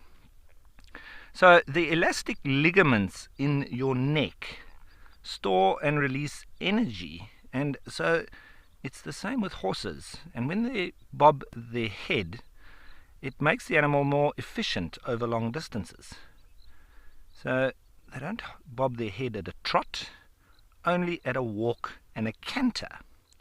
So it's possible that the walk and the canter are two gaits most often used for longer distances. So it's just for more energy efficiency, and not to do with flies. I don't believe that is the case.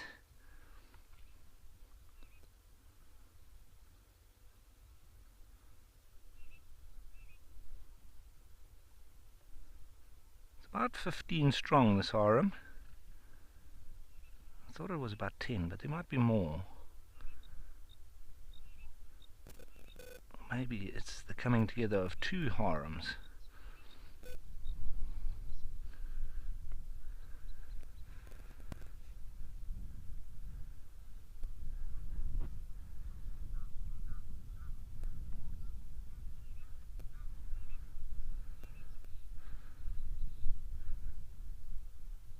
So that's what I like doing, is looking at the more common animals, but finding interesting facts about them, or delving deeper into their behavior and into their physical anatomy, etc.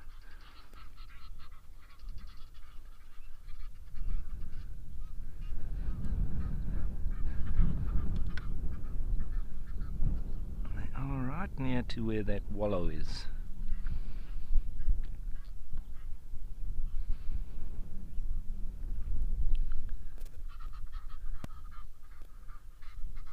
It seems the only place that the flies really irritate them is around their bum. And then obviously the tail is a very good effective swat.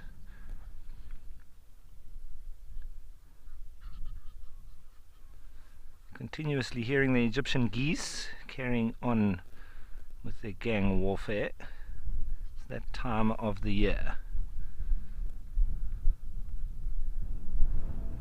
And when I say gangs, it's just gangs of two. The couples, everybody fighting over the particular spaces out here on the plain.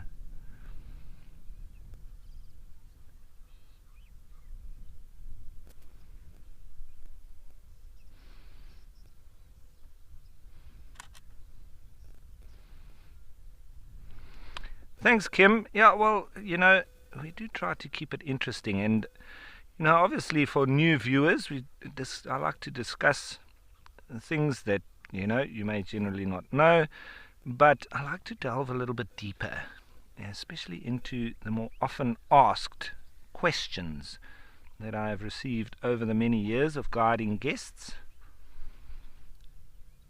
And that bobbing of the head is a question that always comes up.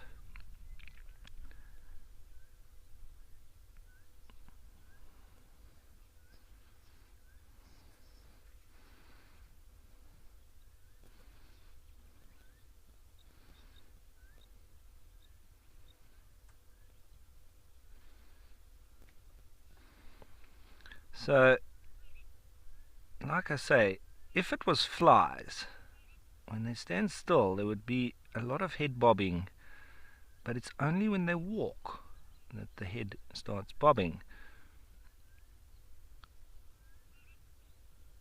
As you can see there. As you do when you walk, it's quite awkward if you just walk with your arms flat against your side, so you swing them.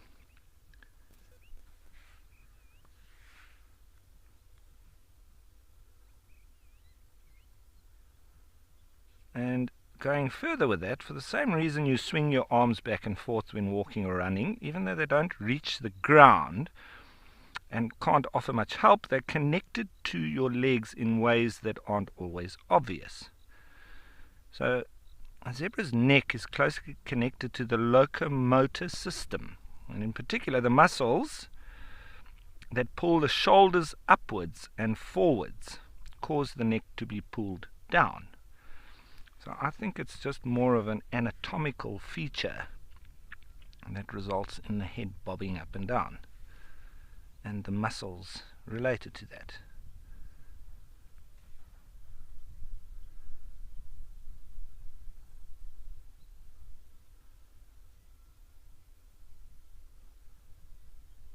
And I do like to affectionately call zebras donkeys in pajamas.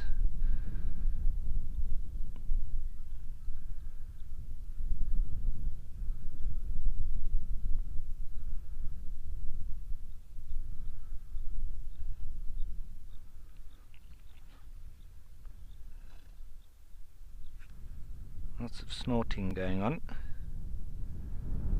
I think that's more for communication between them.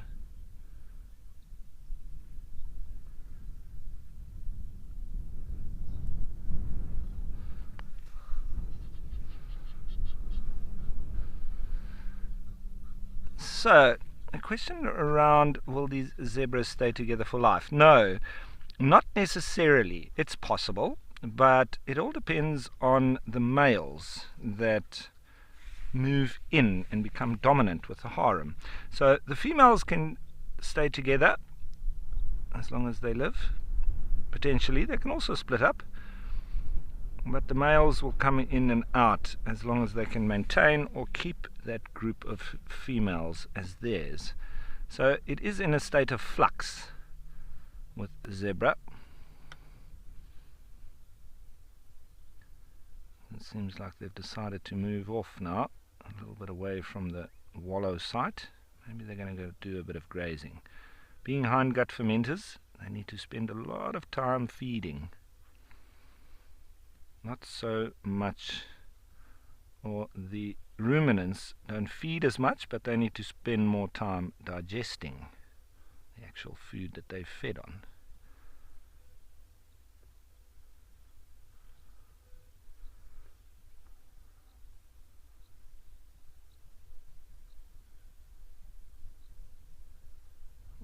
line.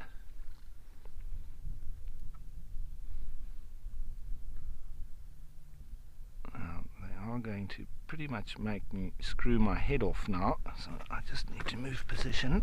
Excuse me if they get ahead of me. Remember, I don't have a cameraman, so I've got to do everything myself. Oh, and looks like Stompy is just trying to keep up with him. There he comes. He's my favourite. Although it doesn't seem like he's the favourite in this group of zebra. Being chased around and left behind.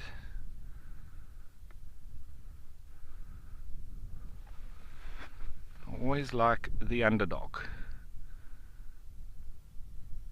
And us as South Africans, we do like being the underdog. Later today there will be 23 rampaging Springboks running around in Dublin, and they're also the underdogs today, but we appreciate that tag. So good luck to Ireland.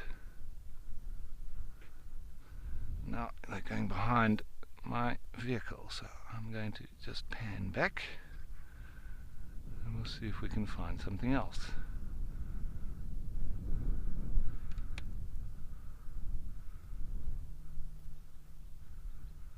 Just have a look at this wonderful landscape here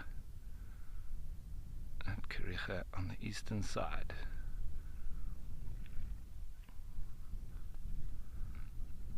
Those lovely yellow button flowers really dominating currently here on the plains.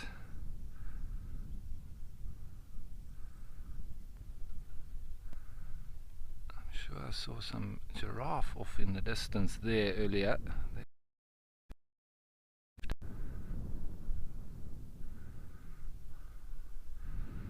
Oh, I'm going to keep panning across because looks like there's some ostriches that are up to some more antics.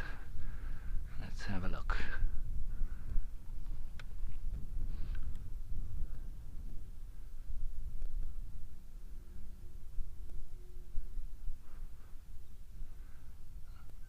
Bear with me.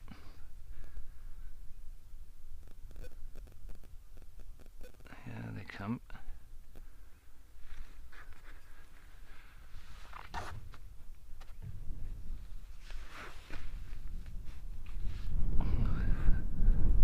I feel like Spider-Man here in the back of the vehicle. I've got lots of equipment here that I need to negate. And let's see what these ostriches are up to. It seemed like the one was chasing the other. They seem to have calmed down a bit though. Not as aggressive towards each other as they were when I left 2 weeks ago. There is still a little bit of aggression between the males. I don't think it's going to be long, and we're going to see lots of little chicks, ostrich chicks, running around.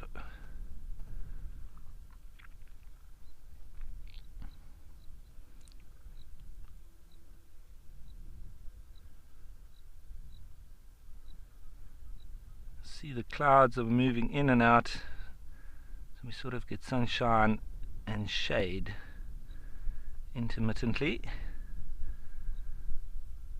And that one seems to be being chased off by the other.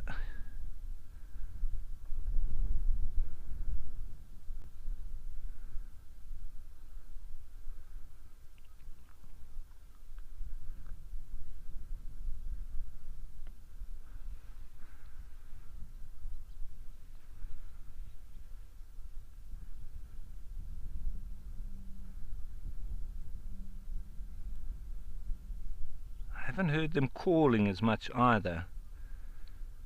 That very typical woo, woo, woo. Not so much displaying either.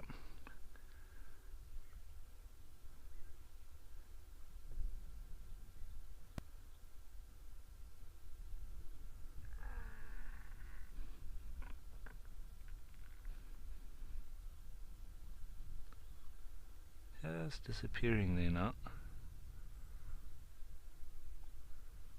Crazy how the planes fill up and empty out reasonably quickly.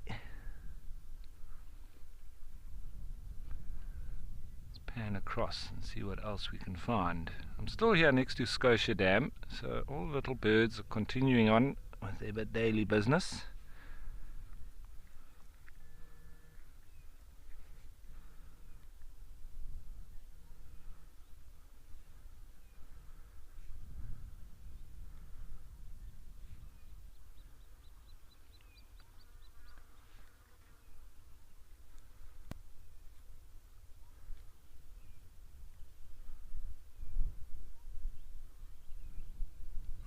So while I continue on looking and seeing what else comes to join me here next to the waterhole, I wonder what's happening in the land of the giants.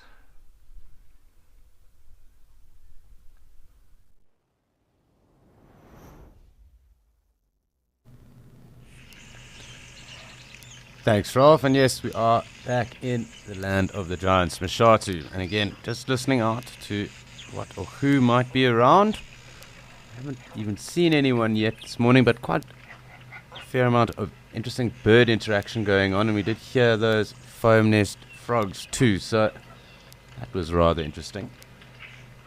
Lots of water that has fallen. Nice lilac-breasted roller that is called again. Now 2, and you can see from the amount of rain that has fallen, just little puddles that have started to come about. So that has probably dispersed a number of the game species that are around. It does look like it is getting a little hotter, so I'm sure at some point today we might be enjoying some elephant interaction around the waterhole. They do like coming through, so holding thumbs for that. It's otherwise good just to listen and take in what might be going on around us.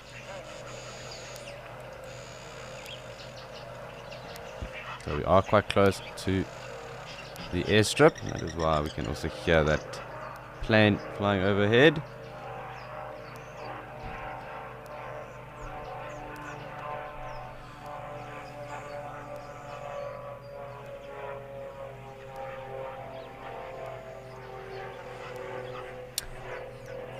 So it does seem that there isn't too much going on here at the moment, and we will employ our patient strategy again up here and keep tabs for when anything does come through. But in the interim, there is quite a bit going on up in Okakuyo, so it's off to Okakuyo to enjoy the action up there.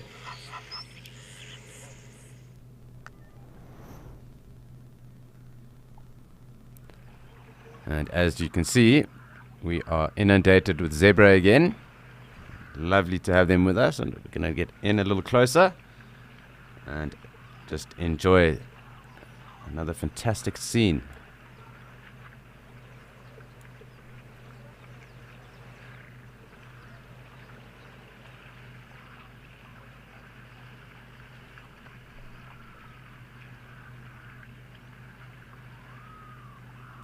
Wildebeest walking off in the distance too, but nice just to see our zebra here at the moment. It does look like 1 or 2 other harems are going to be joining some of those that are leaving. It's quite special.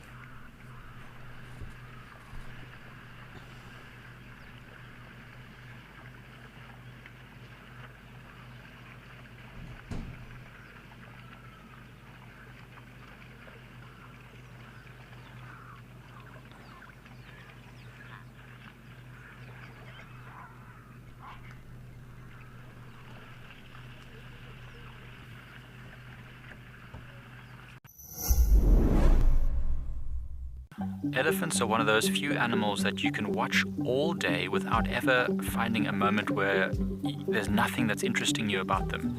Register for free on our website or on our app and get stuck into all the excitement of live wildlife viewing. Ask our expert guides your questions, learn more, and enjoy this community of animal-loving people, all in real time. Wild Earth, connecting you naturally.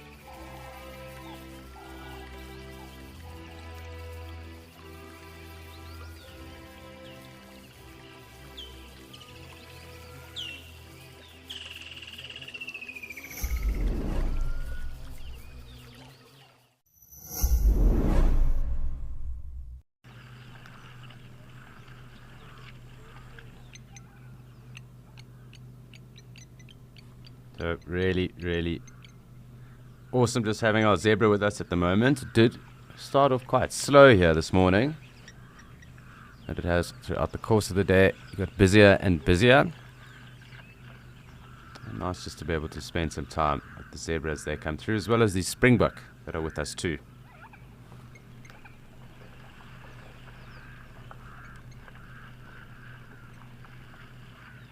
Happy birthday to you today, Billy. Really fantastic that you could spend this time with us. I'm happy that you are having a good one. Happy birthday, specifically on this Saturday, the 5th of November. Fireworks, I'm sure, for you. But really, really fantastic scenes here.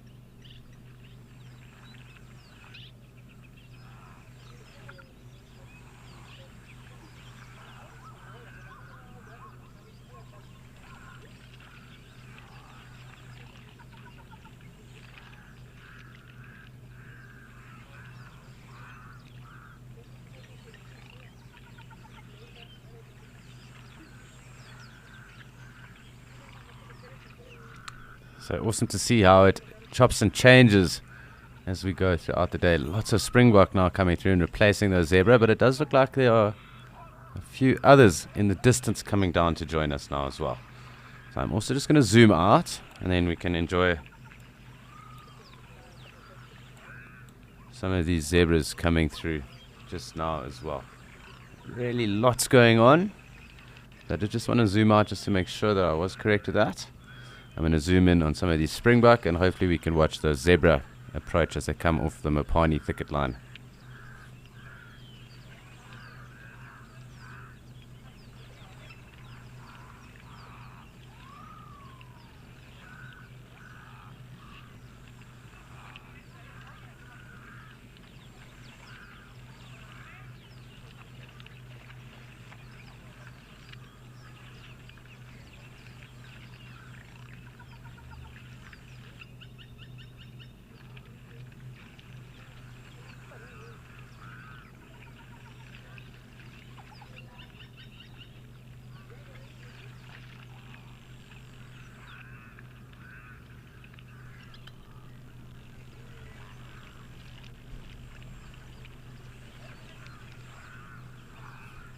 Hi Veronica, yes there are. There's a high concentrate of calcium and other minerals in these rocks. So they do sometimes use them as salt licks to take in that extra calcium they might need in their bodies as well.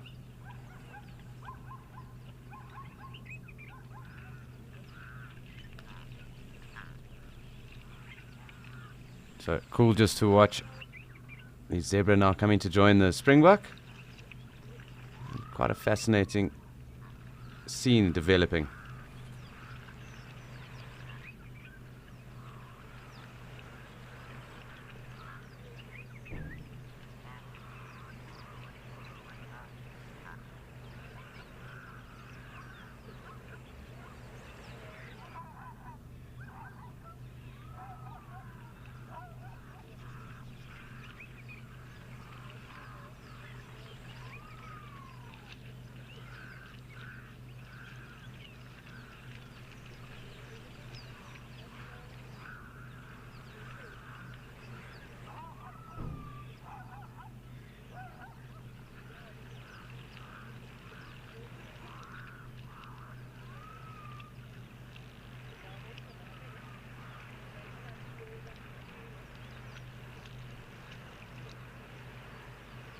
Odd gemsbok as well milling about in the background.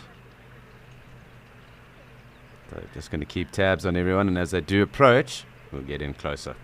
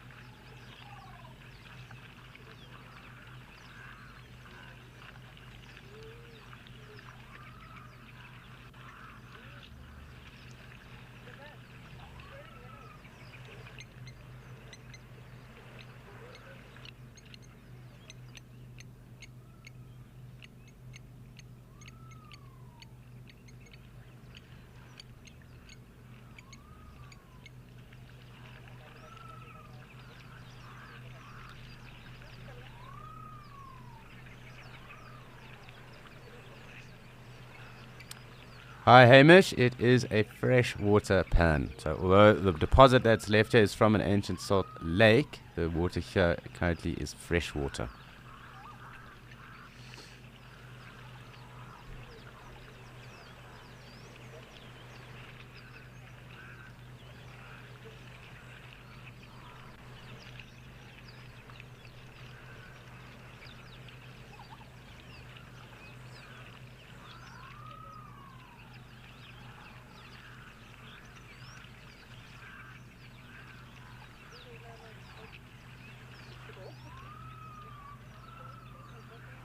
I really do enjoy listening to these mourning doves calling in the background as well.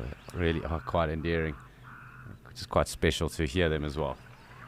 It looks like some of these zebra are coming to join us again. So lots of action at the moment.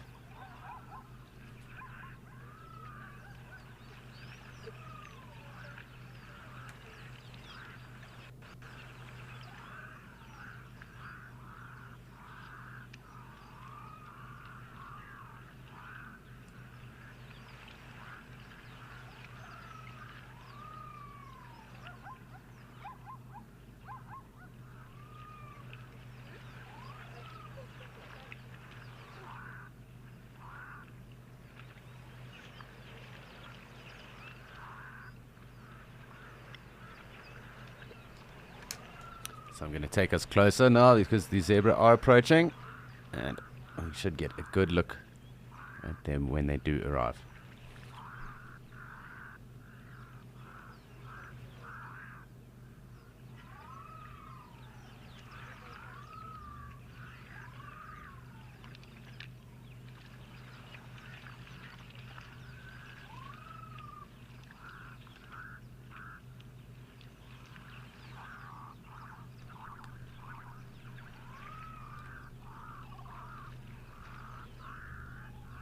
Yes, Benji, you wouldn't think that because they can be quite rude to each other as well, but nice to see them being polite and courteous to each other this afternoon. They keep track of the time here. But yeah, nice to see them coming through and actually being quite calm.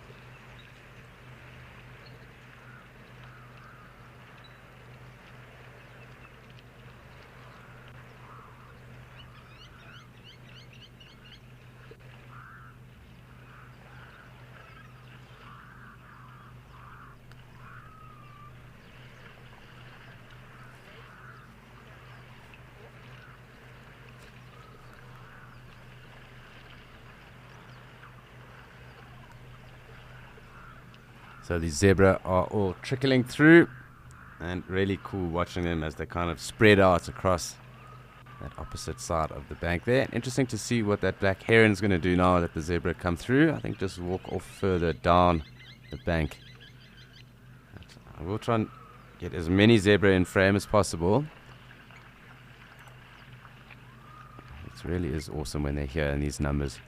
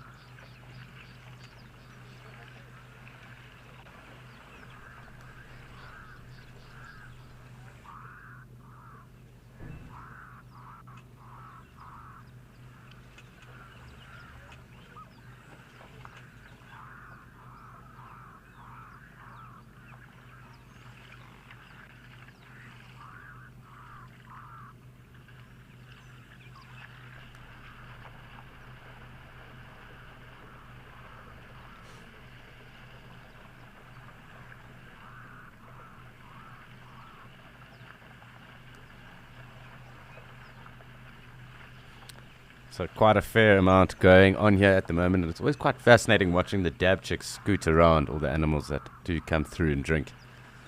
And it does seem that these zebra are rather energetic at the moment. Are definitely enjoying some H2O.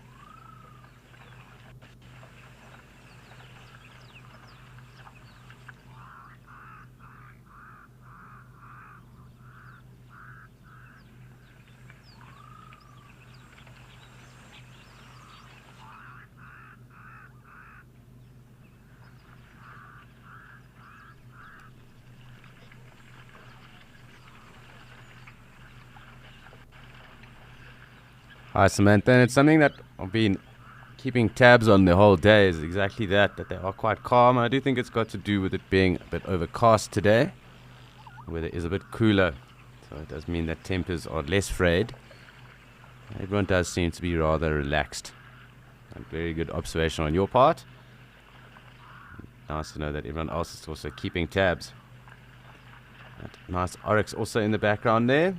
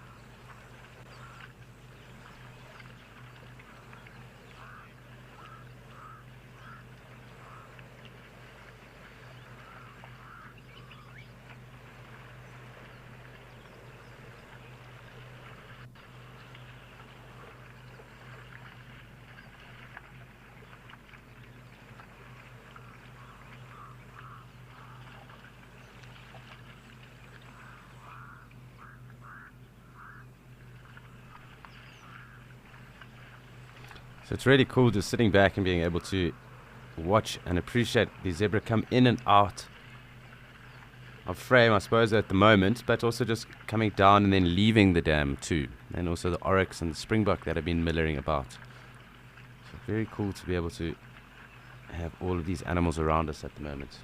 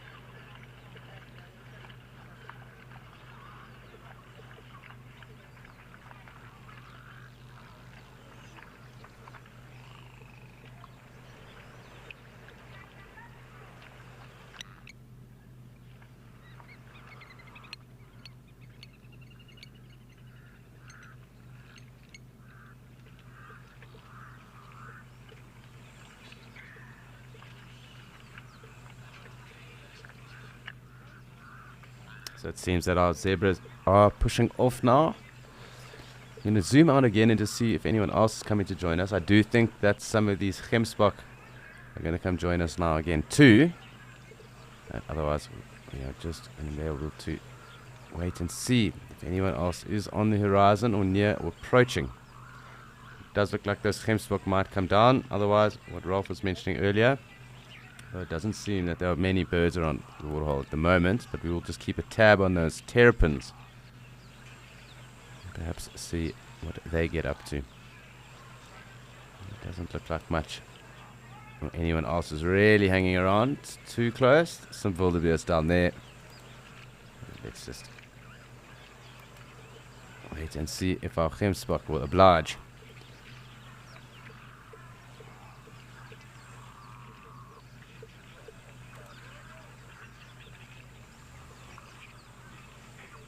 Springback on this side. And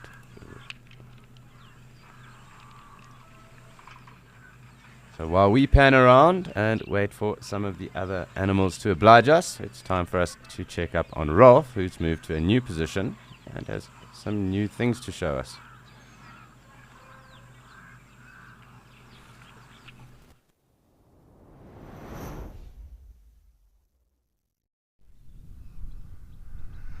I have indeed, and caught up with the major part of the buffalo herd that is present here on the eastern side of the Kariega Game Reserve.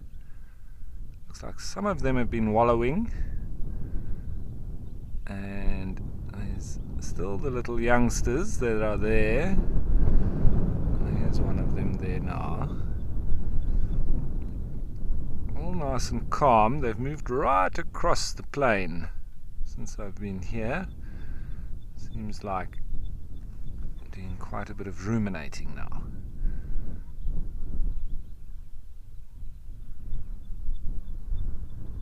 That one has got a very nice set of horns.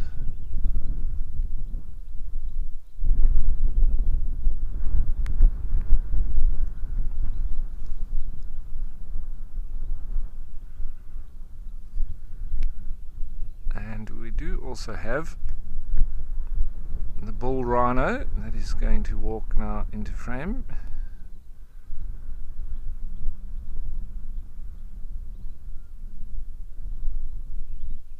This guy is about 8 years old. He's also been wallowing.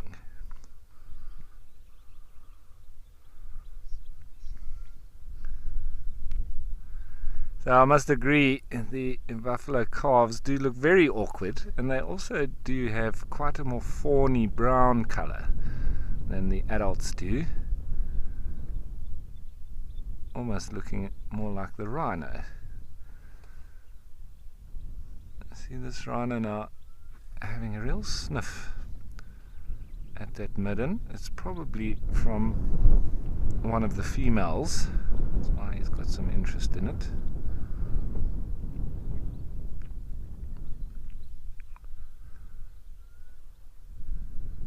There's a black cuckoo calling in the background. Let's see if I can get some nice photos out of this. There's buffalo and eland off in the distance too. And seeing as he's so close to us, let's get him even closer.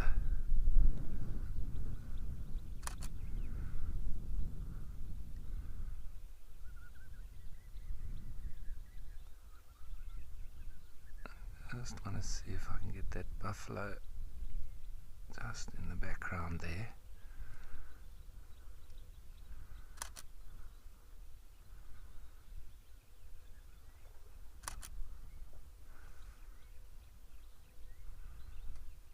He's still quite a young bull, around 8 years old, and I think I might get some nice shots here.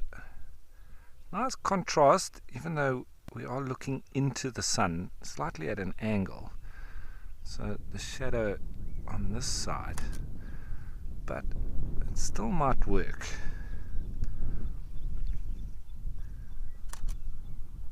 Get some of those.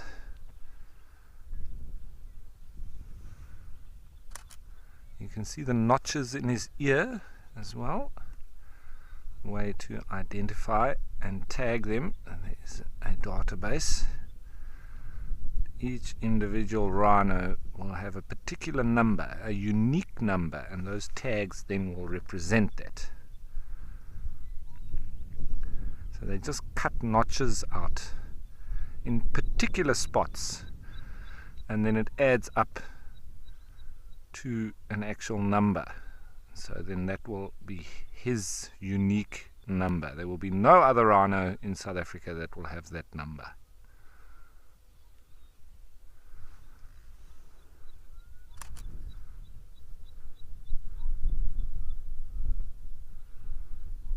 And there's some of our awkward young buffalo calves.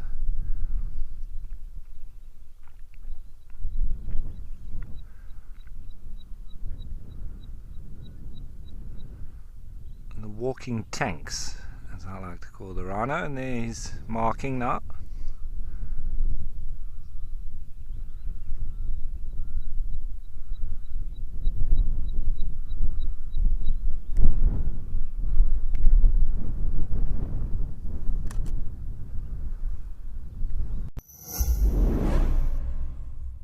The updated Wild Earth app is here, as well as 12 hours of fresh live content a day for free.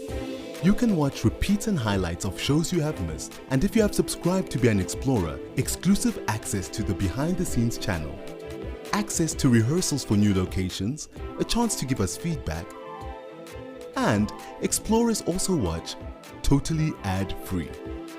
Download the app today.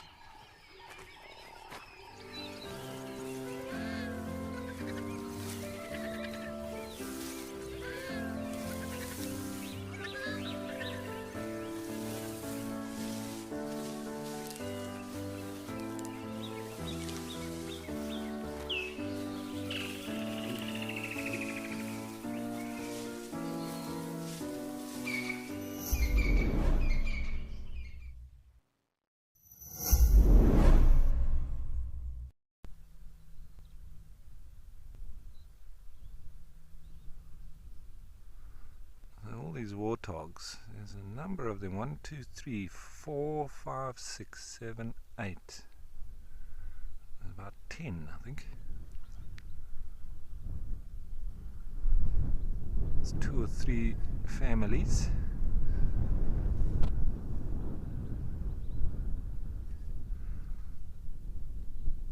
Some are mobile, some are just grazing. One going to the toilet.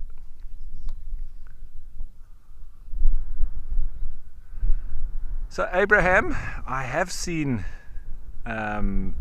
scuffles between the buffalo and the rhino. They seem to be quite relaxed now. But the last time I saw them, there was one big bull buffalo that actually charged this young bull rhino, and off he scattered.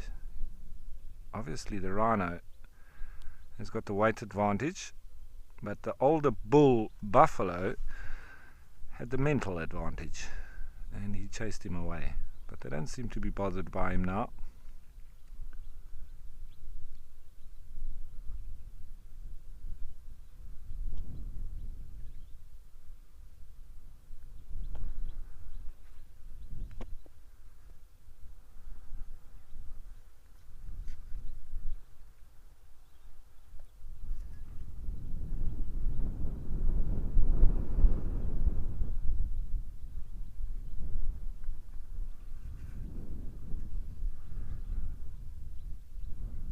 So all very calm, all the buffalo relaxed.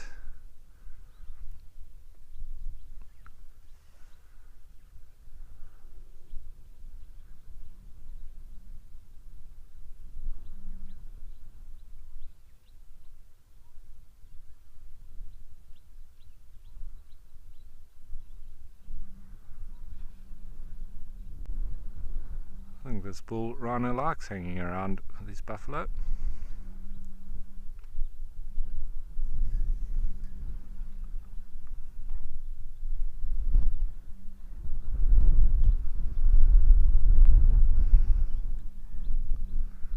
I want to have a closer look at some of these little calves.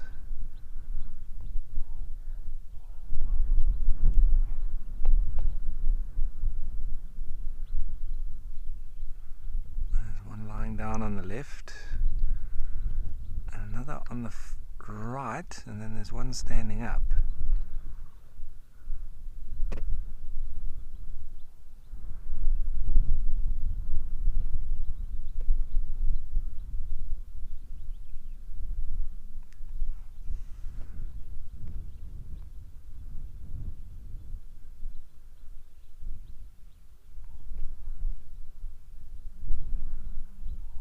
And there you can see the awkward nature of the youngsters. Looks like wanting to have a bit of a play and a scratch against mom.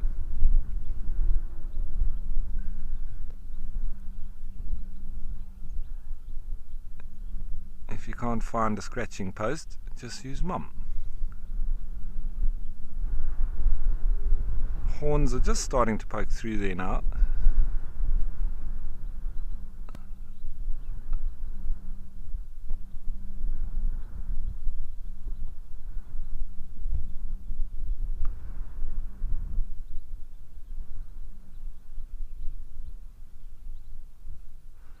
Sorry, I'm just trying to get them all in frame. There we go.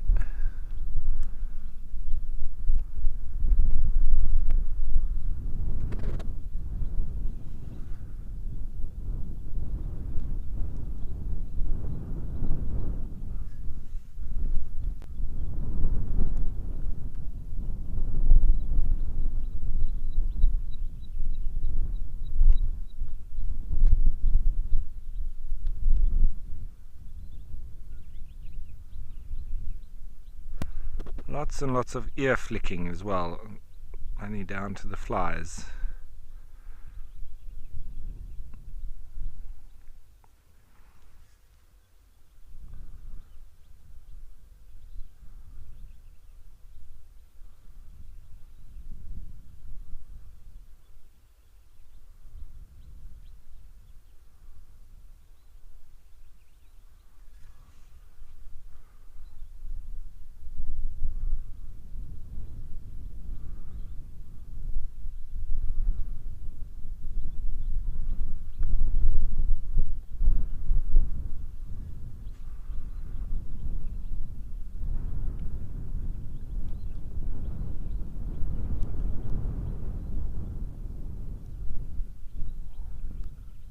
resting their weary bodies, but also performing the important task of digesting, chewing the cud.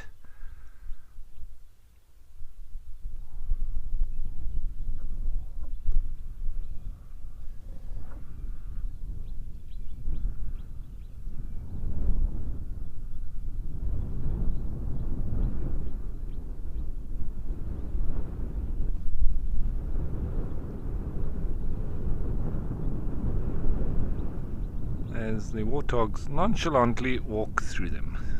I tell you, I wouldn't be doing that.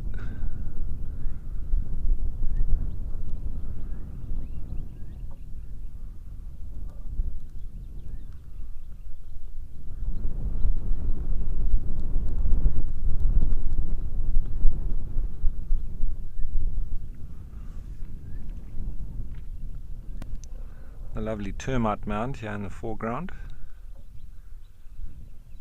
Very often used by the Cape longclaws and the southern ant-eating chats. They stand on the top of it and give off their calls.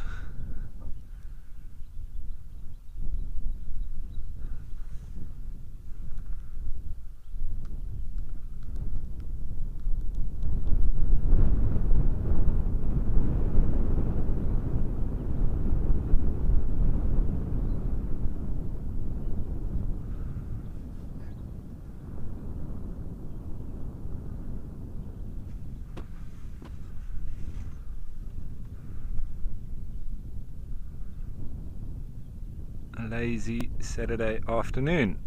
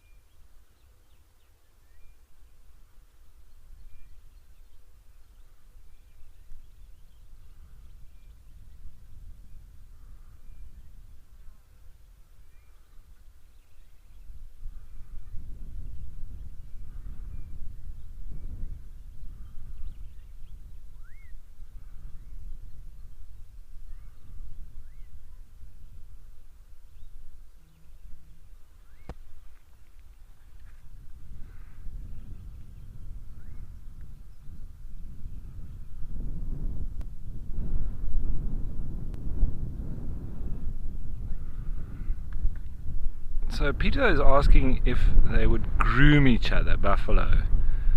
And Peter, no, I've never seen buffalo grooming each other. The allo grooming that you may see with animals like impala.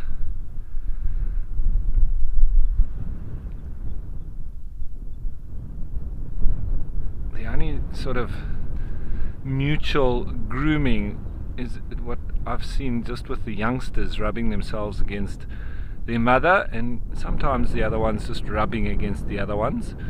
And that one is just lay down completely. He said,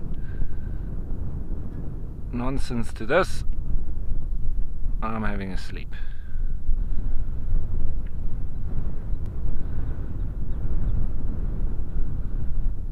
Now that is a full-on sleep. It's not ruminating. The one lying on the right there.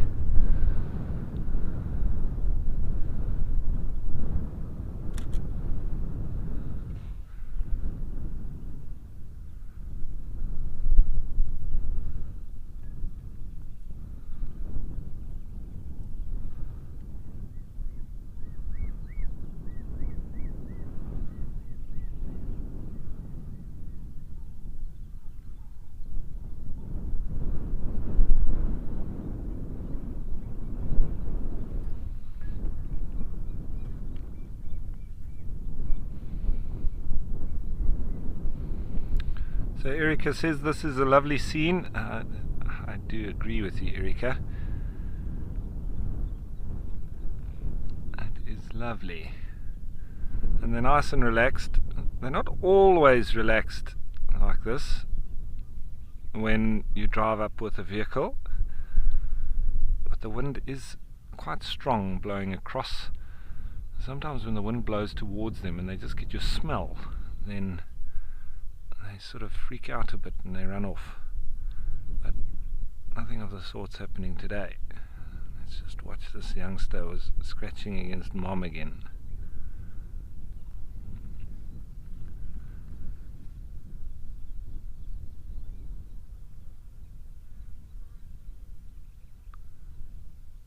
And lie down in her shade.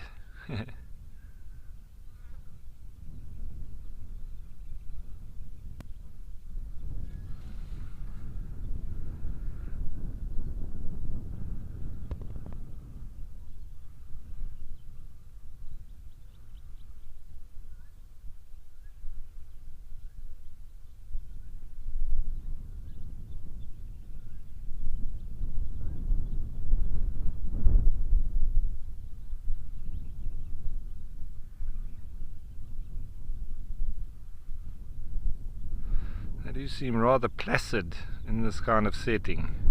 But don't be fooled. Well, I definitely aren't. Am not, should I say. Better English. Because I've walked these specific buffalo many times and sometimes surprised them, they've surprised me, and they go from looking like that to formation within a couple of seconds.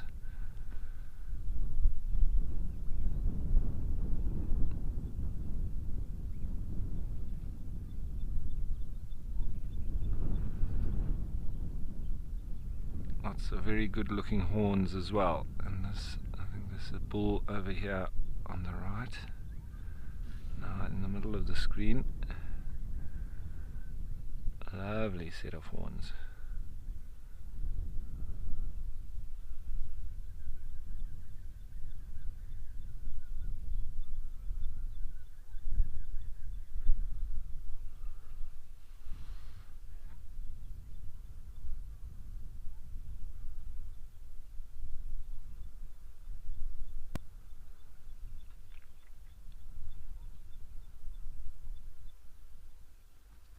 You don't realize how big those horns are as well.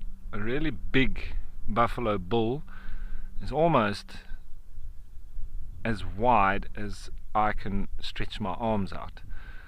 So, and they say your arm reach is almost as big as your, or lengthwise as long as your height. So we're talking over 1.5 meters that a big buffalo bull's horns would stretch.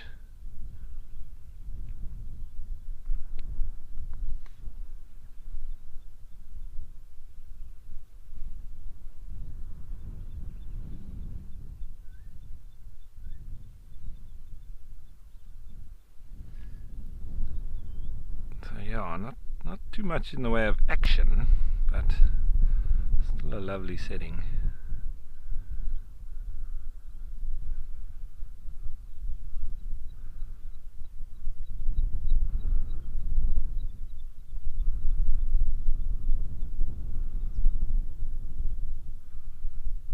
They sort of do this, they have the rhythm of more or less grazing in the early morning until about lunchtime when it gets very hot, and then they either wallow or rest up like this, ruminate, and then later on in the afternoon go and feed again when it gets a bit cooler.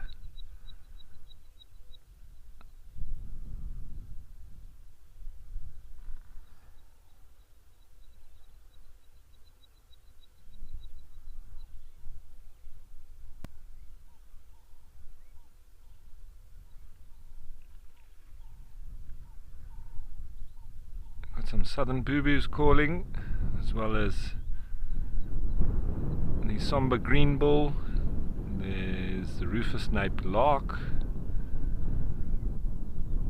Cape turtle dove or ring-necked dove.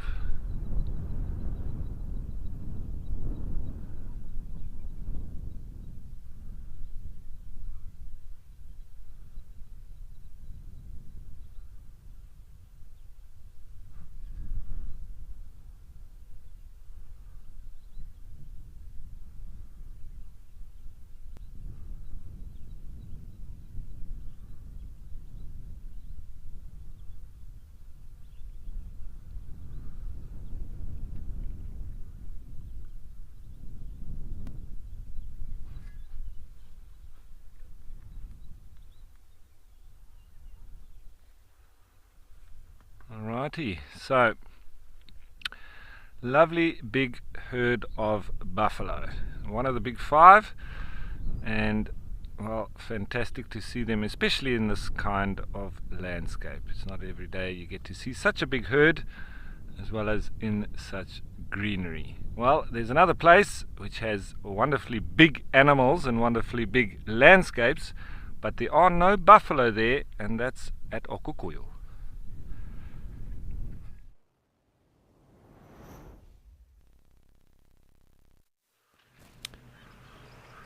Thanks, Rolf. And yes, back here in Etosha.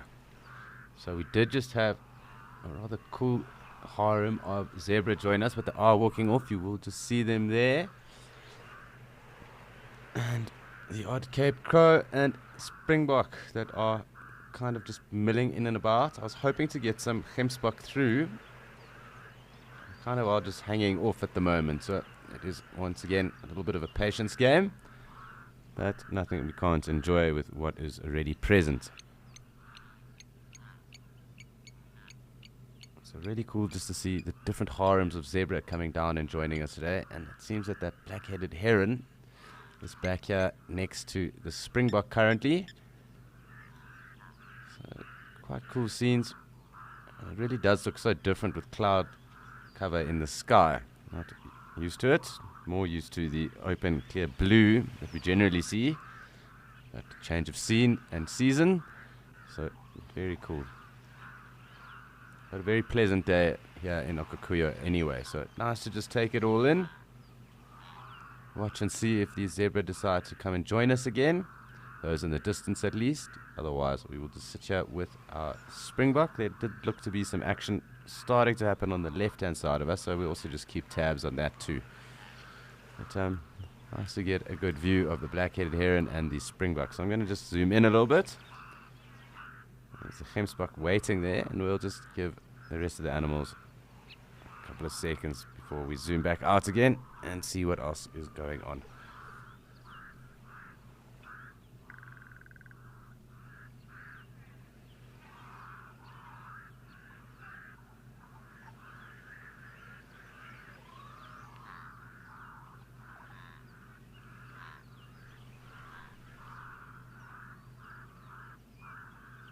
So quite cool just watching this black-headed heron. We don't spend all the time in the world with the birds that are around, so nice to do something different.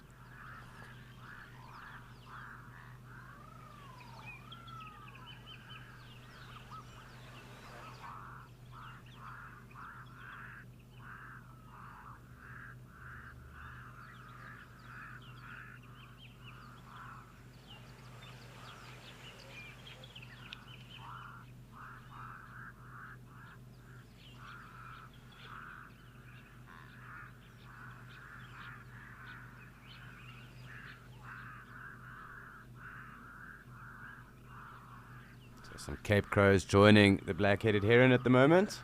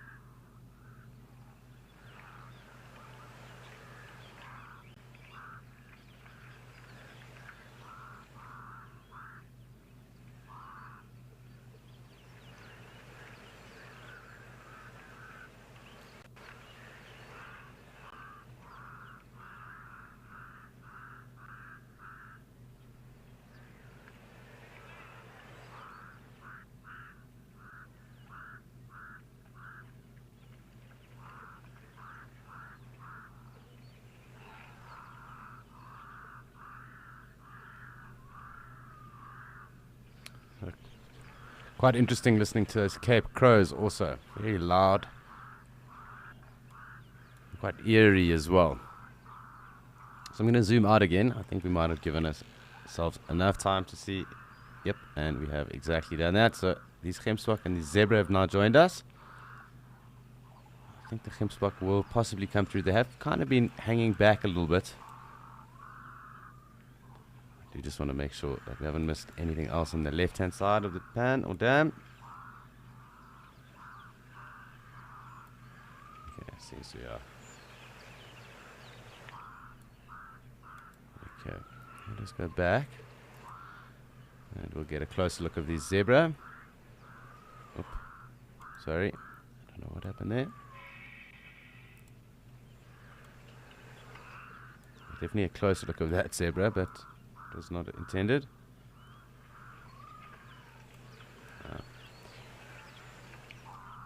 Yes, so what I was hoping for. The zebra and the gemsbok.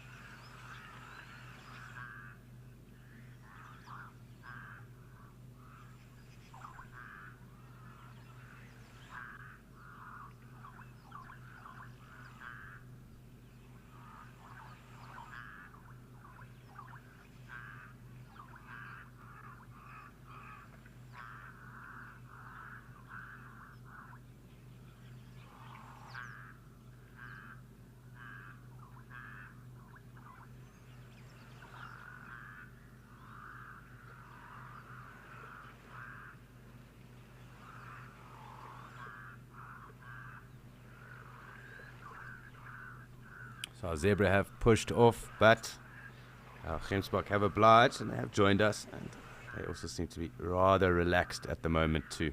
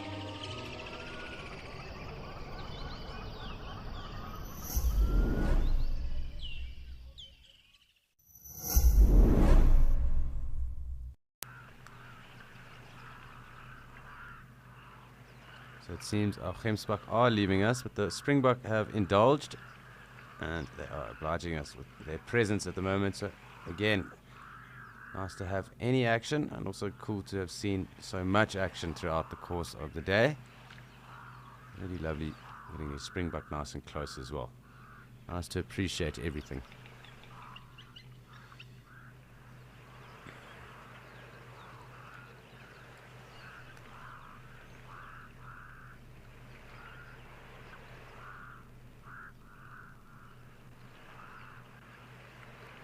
High leopard lover, and the first one being trying to stretch and just maintain blood flow and that to any extremities. So it is good to stretch either before you start to sit or at some point throughout. Very vital that you do have blood flow going through that. Otherwise, also making sure that you do have good content that is also with you, just to keep you engaged.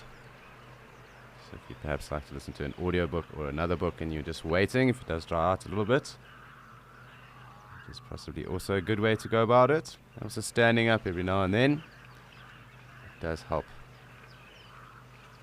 And I suppose the biggest thing is cultivating patience. So you can also use that if you were into the meditation game, taking breaks to meditate, if that was something that you were into. It really does depend on the settings and the scene that you're in, though, as well. So, there could be quite a lot going on. You could be fascinated by trees or other things that are in the area too. And it's very easy then to keep yourself busy when there's lots to fascinate yourself or keep yourself busy with. But also hydration is another core thing. So keeping yourself hydrated. Fruits are another good thing to have as well, because you do get those sugars. Anything that would be long release, I think, as well. So it really is personal preference as well. You do have to figure out a blend, a mix that works best for yourself.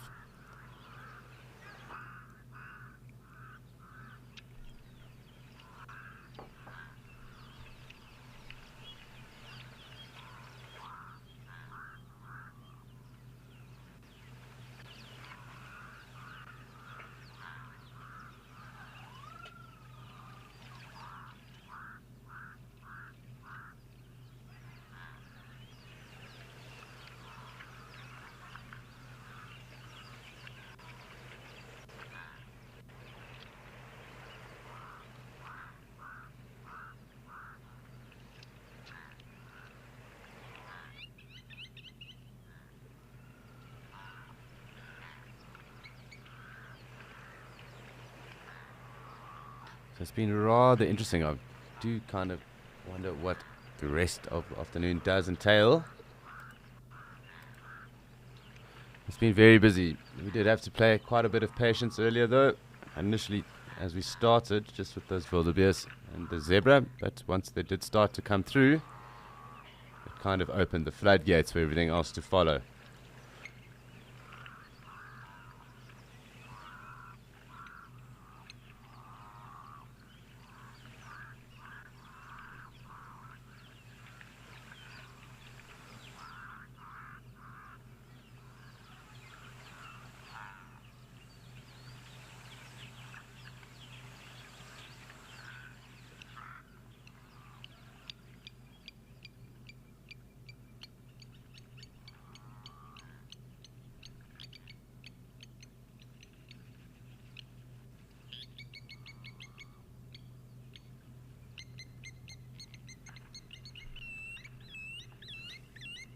Quite a lot going on with our lapwings, clearly. Someone making them unhappy.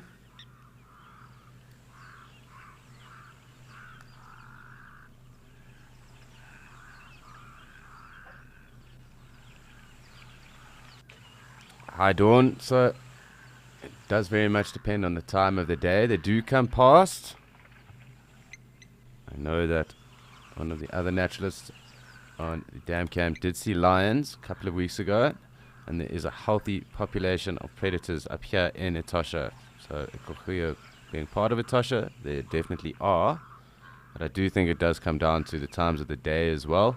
Obviously, with it being so open, it doesn't exactly bode too well for any predators wanting to approach, because everything would scatter and run off. So if they were maybe stationary and around, they would need to be using cover so that they weren't seen. They'd also be probably smelt as well.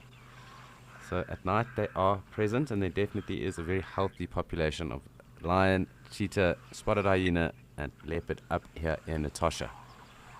But like with all predators and with all animals, it's on their terms when they decide to be seen, or when you are afforded the chance to see them.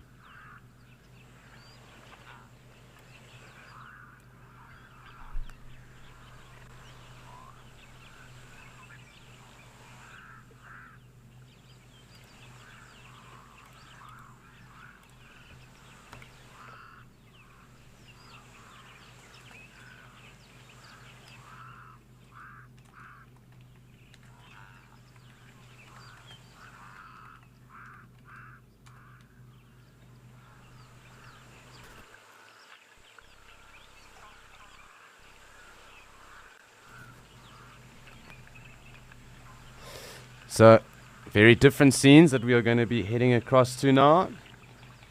Way different to here in Okakuyo. But we are off to Djuma again to see what friends have joined us there.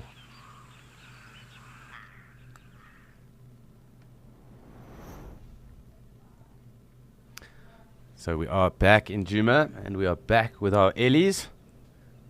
Lovely to have them again. Really, really special sights and scenes. This one here clearly enjoying a rub. And the others clearly enjoying a browse and feed. It does look like they have also been in the wallow. I do just want to also just keep tabs on where they are and where they do mission off to.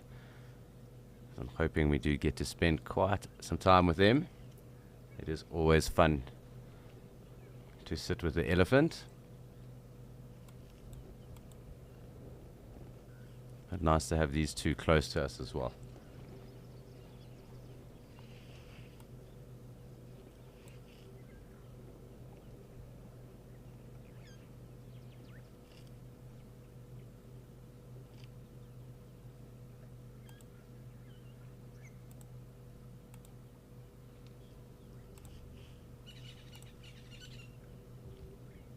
These two next to us really are awesome.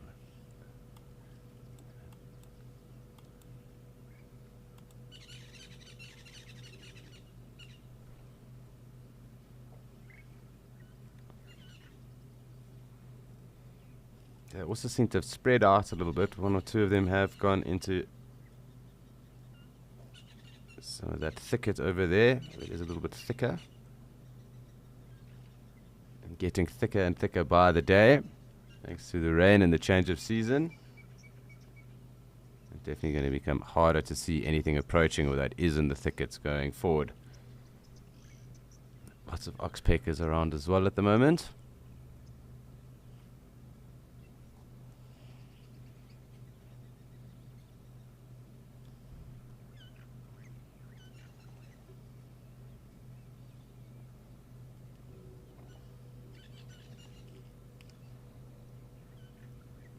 Nice to get up nice and close to these Ellies.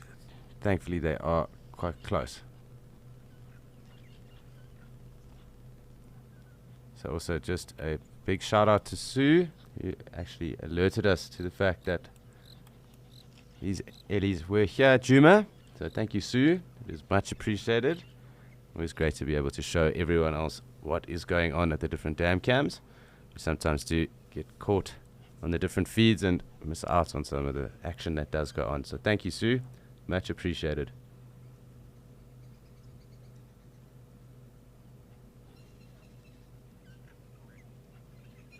Really cool just watching how these elephants use the trunks. Going after the grass at the moment. Obviously very dexterous.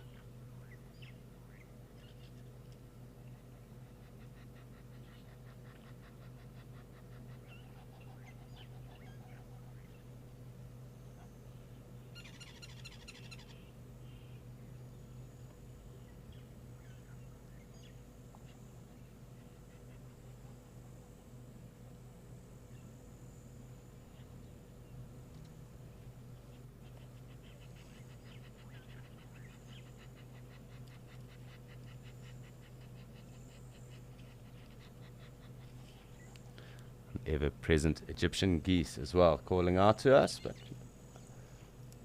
really, really precious scenes there at the moment.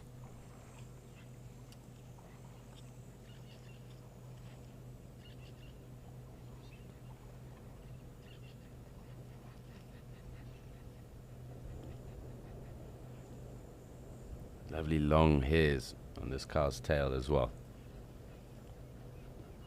She does also look to possibly be a little bit pregnant, at least from this view here.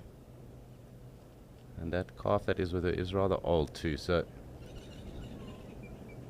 perhaps she is expecting.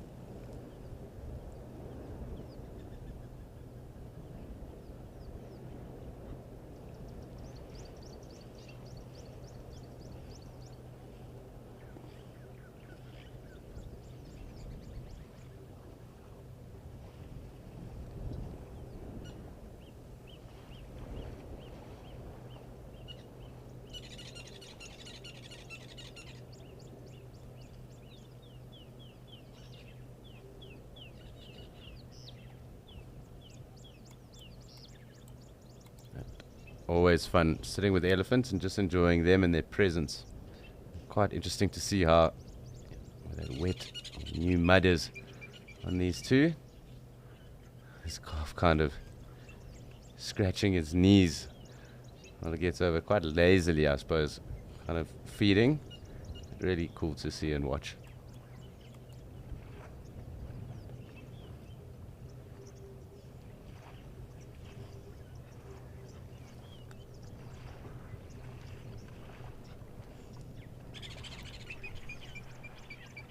They did, Karen.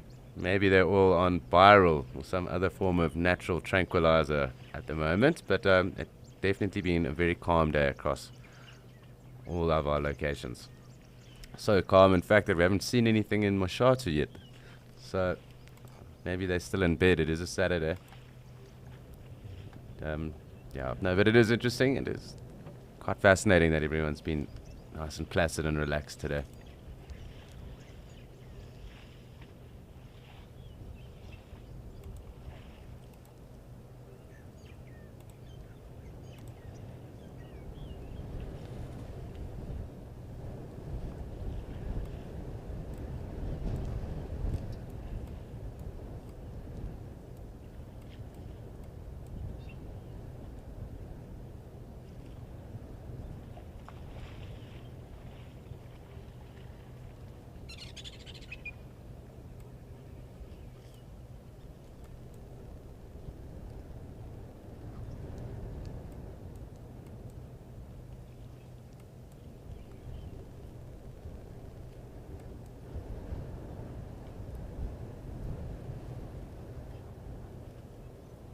So a fair amount going on with our Ellies. I do think they're possibly going to go down into that drainage line and maybe we'll see them wallowing again.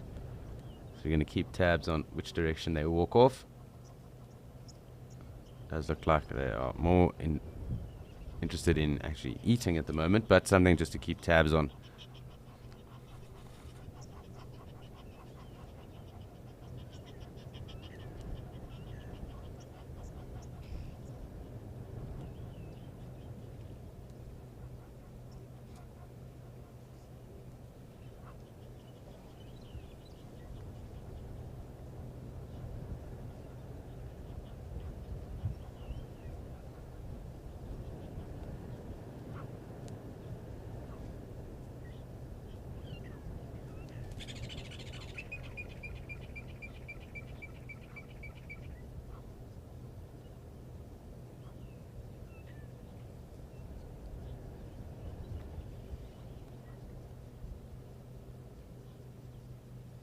It also seems like a lot of the Ellies that we were watching have kind of spread out a bit too.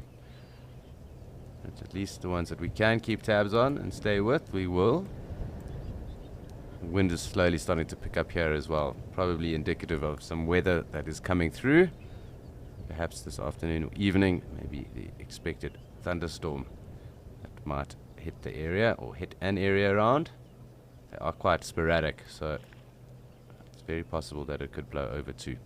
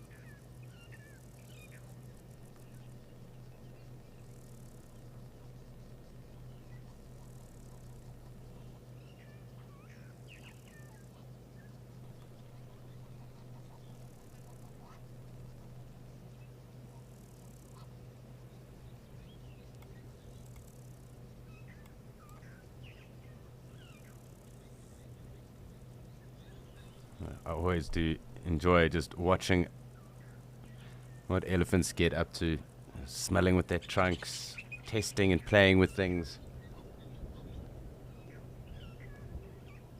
So quite cool to see.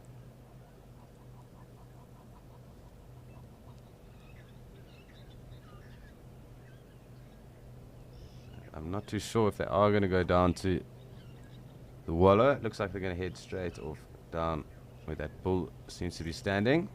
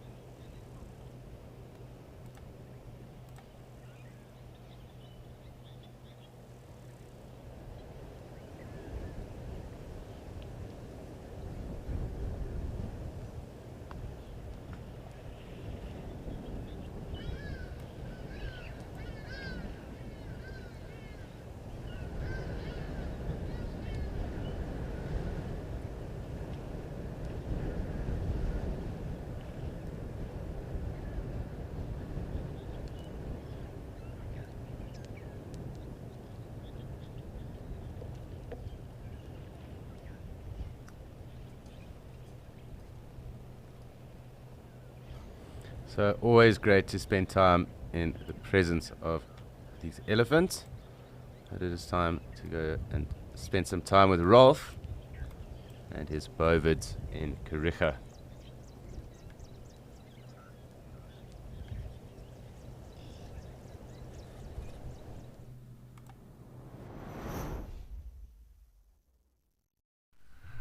Well, yes, thank you, Alex. And not much has changed here. Just a couple more of the buffalo are having a snooze, especially the youngsters.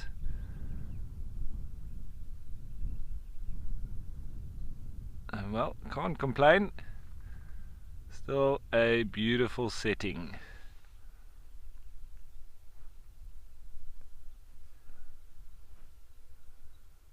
There's one or two of them getting up now and starting to do a bit of grazing.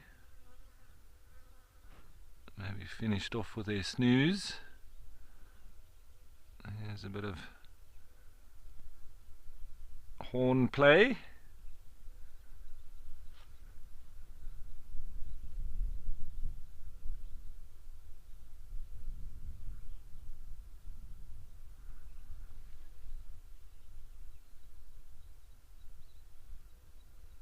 Bit of a younger one there on the right. You can see how its horns still go straight up.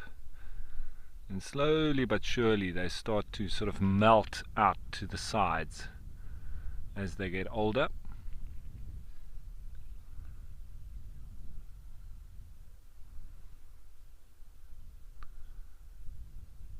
Eland's still there grazing off in the distance as well.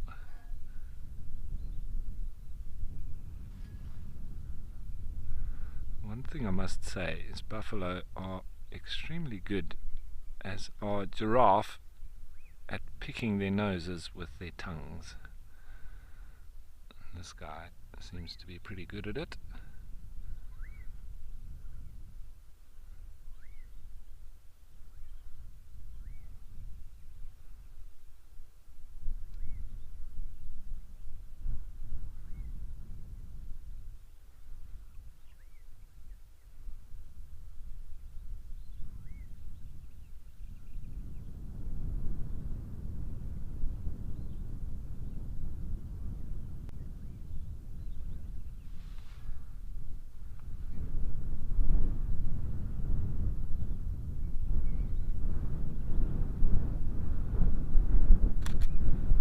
I think the pick of the day is going to be of that bull rhino, but you never know, I might just get something nice out of this as well.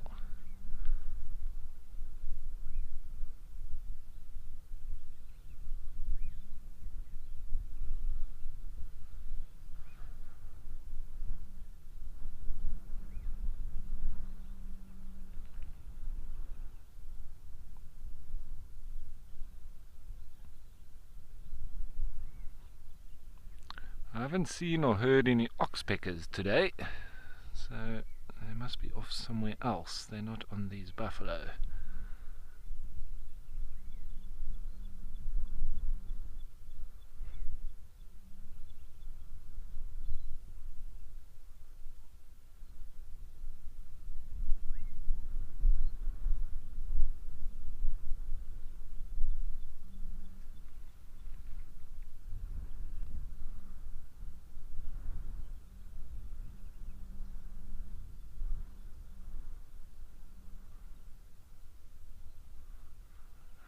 So, Ollie, yes. It depends on the physiology of the different animals as to where they put their radio collars. So, like for instance, with elephants, they put it around their neck, but it's a very large, loose, hanging collar that they put on, and that to give them space for the movement of their head. And it sort of works like that, so it hangs like a necklace. With rhino, they put it around their feet. Because of the shape of their heads, it would sort of hang down if they had to put it around their neck, and it may irritate them, and it's just not really feasible to put it around their neck. And if we have a look in here, we may see what I'm talking about. They put it on the foot itself. So, because where you see what you may think is, well, that first joint is actually the heel.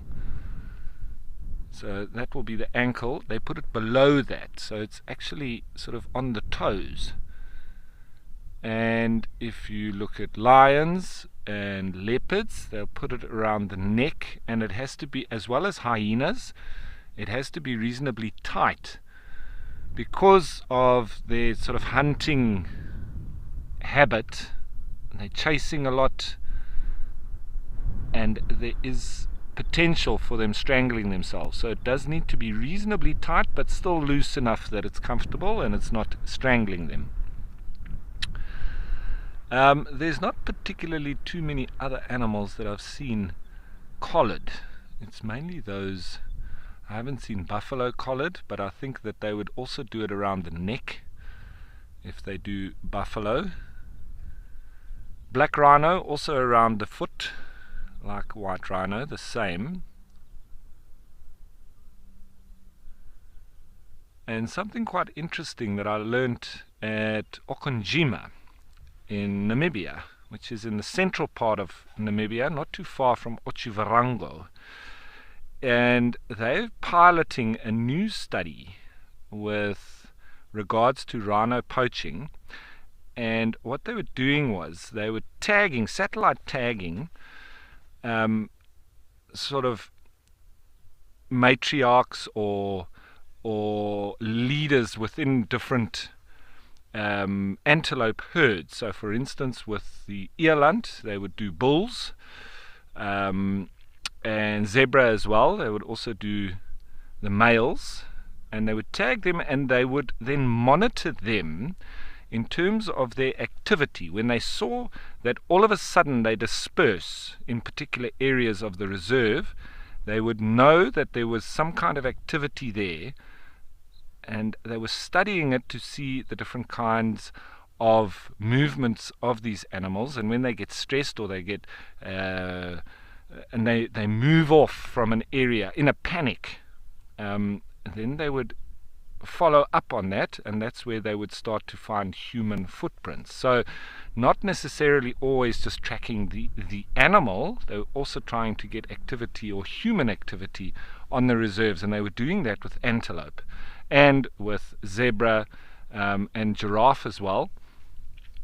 And they were having quite a lot of success. They were actually picking up when humans were moving onto the reserve and then proactively catching people before they even got anywhere near the rhino. So a very interesting study that it was not just following the rhino themselves, and I thought very proactive, and really catching those poachers unaware and not knowing how they had been caught, but they were actually seeing it from the dispersal of other animals.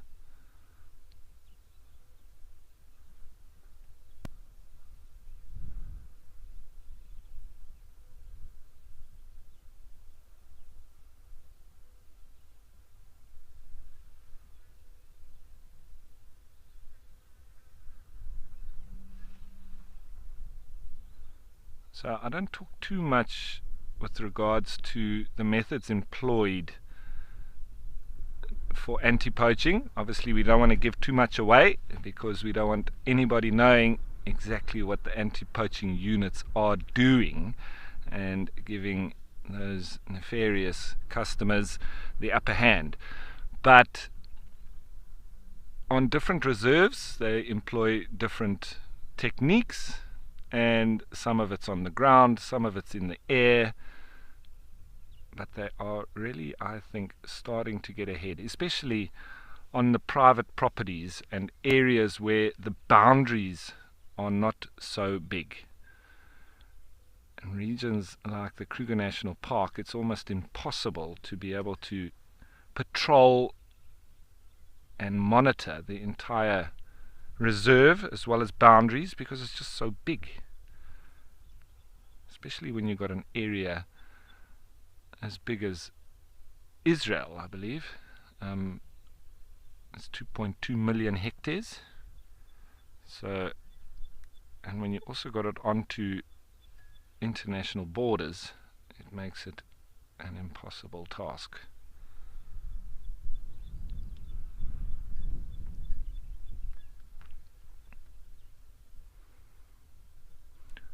At places like Kariega, similar private reserves and so on could land up being the strongholds for rhino, and in the future then maybe reintroducing from there.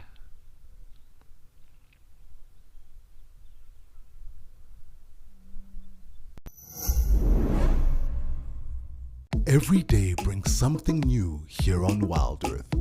Whether it's ostriches dancing at Amakala, elephants chasing wild dogs at Madikwe, or a royal leopard standoff at Djuma.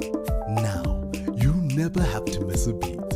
If you are not always able to watch live, then download the Wild Earth app and you can catch up no later than 1 hour after the live show has finished. Wild Earth, it's in nature.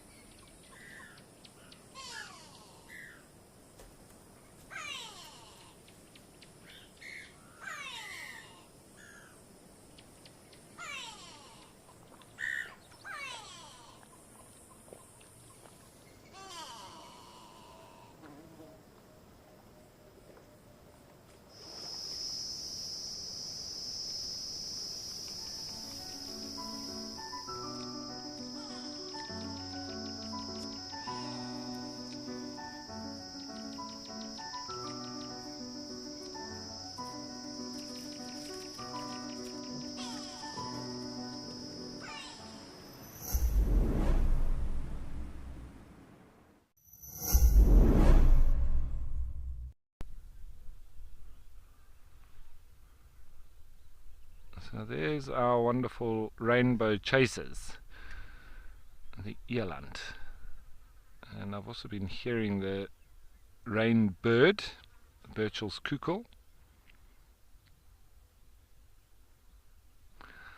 Heidi, I would definitely not say otherwise. This is a true wonderful destination to come to in South Africa. And if you also want to catch up with the world famous Thandi Rhino Poacher, this is the place to come. And it's perfectly located on the sort of end of the garden route. So if you want to see Cape Town, the garden route, and have a safari, this is the perfect way to do it, with easy flights in and out of or Buffalo City, aka East London. Either or, pretty much in the middle, slightly closer to Gqeberha, if you can say that, but the old Port Elizabeth, Nelson Mandela Bay.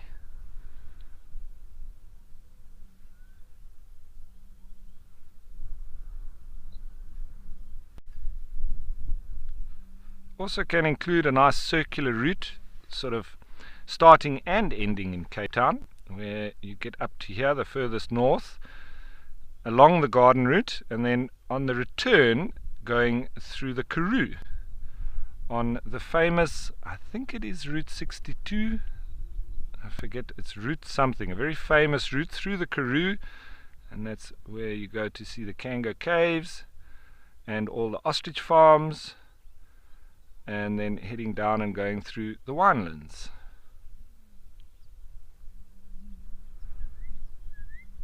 Ooh, okay, I'm going to go pretty quickly now, so just excuse me. I don't want to make you feel sick, but I just have to show you this. We have a calling ostrich.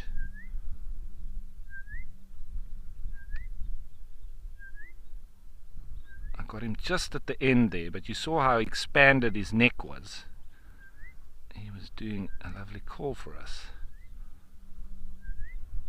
Very much like a Kori bustard, also the way that they expand their necks, but they do a sort of rope, rope, whereas the ostriches has got a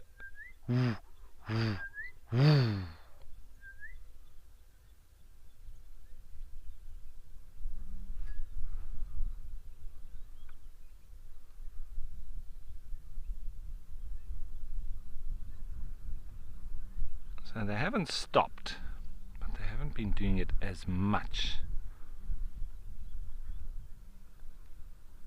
Let's see if he does it again.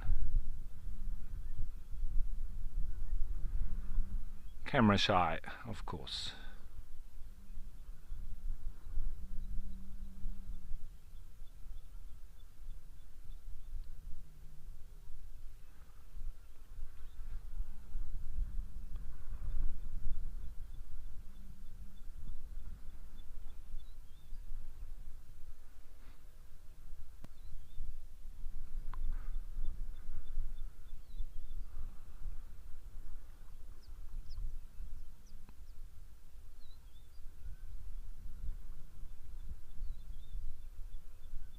Yeah, black cuckoo calling now. I'm so sad.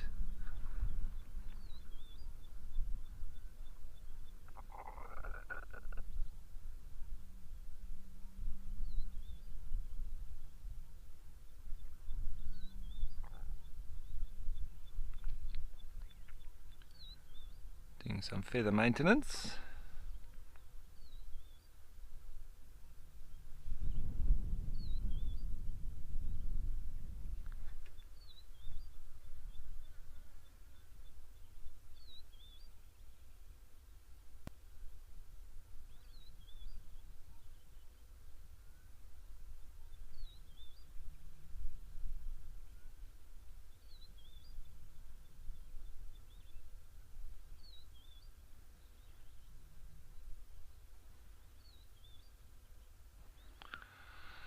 Stephen, yeah, they reach, it's about 2.5 meters that they actually reach, so even your average tall person, I mean, I always refer to Bakkies Botha because very famous rugby player and a very tall man himself. I think he was 2.02 meters. And standing, the head of an ostrich would be still about another head at least taller than him.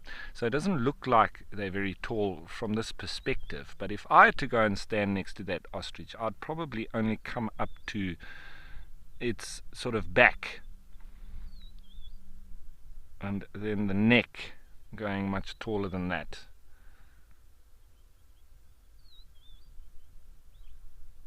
That's when they stand upright and their neck is straight up. They don't always do that. They sometimes sort of curl it in. But standing like that, I wouldn't be much higher than its back. And I'm 6'2".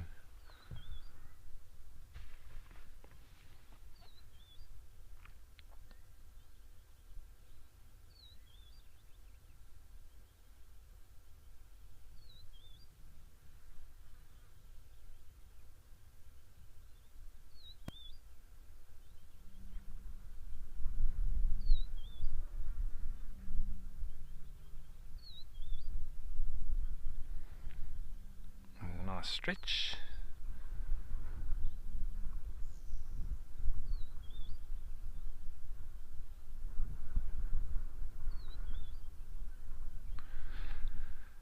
Not too long, and I think the population is going to expand exponentially with the amount of mating that was going on.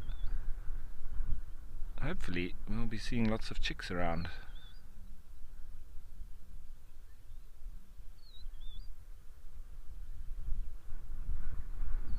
They do fall prey to even the smaller predators like caracal and jackals, especially at night.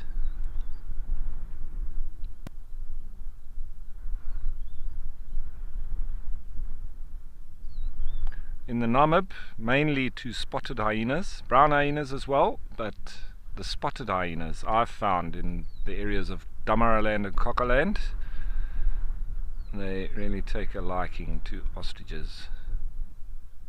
They also hunt and kill adults. But nice easy pickings when the chicks are around.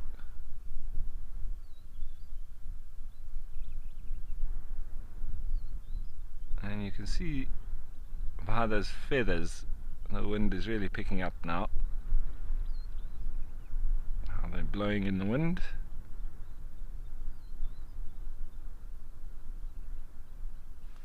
They do prefer to walk into the wind, otherwise with all birds their feathers facing backwards.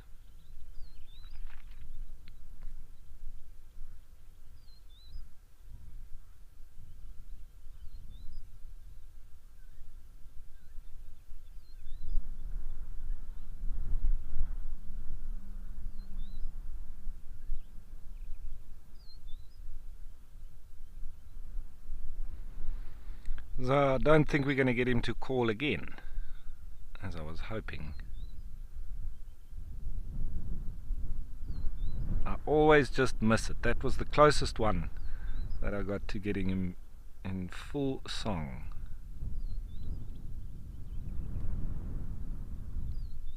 At least we got to see the expansion of his neck.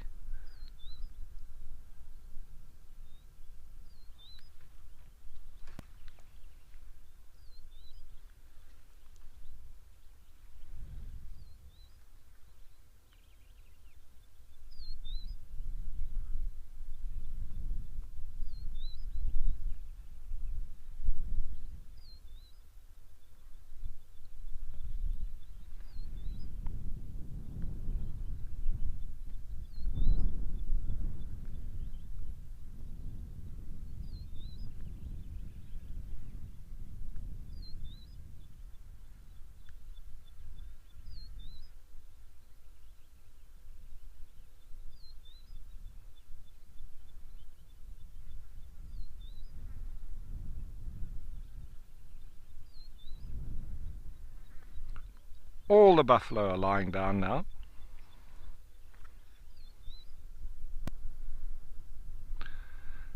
Charles, yeah, they do have a peculiar shape. Now let's watch. Is he going to call?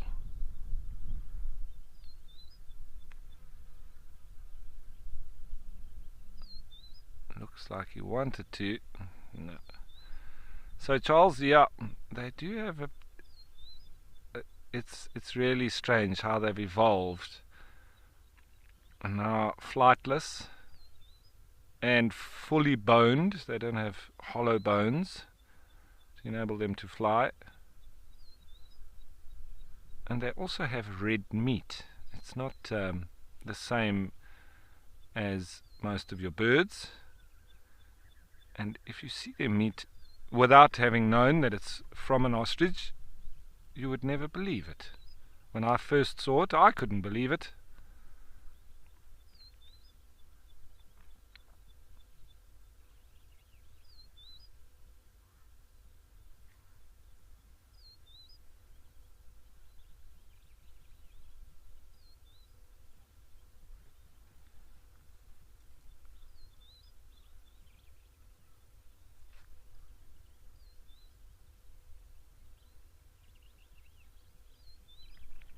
So this is generally how things have panned out during the day. Here, the hotter it gets, the less activity is taken on by all the animals. You know, it's being energy efficient. You don't want to be too active when it's hot.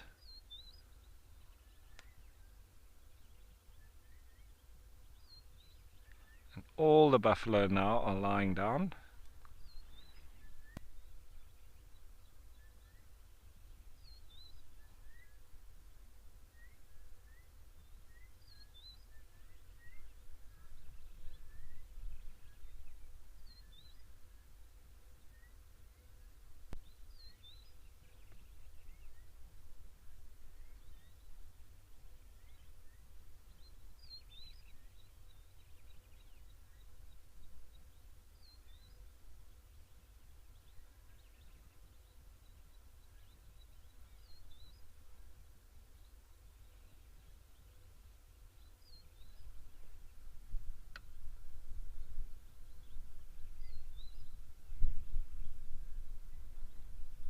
So as you can see, typical for this time of day, especially when it's hot.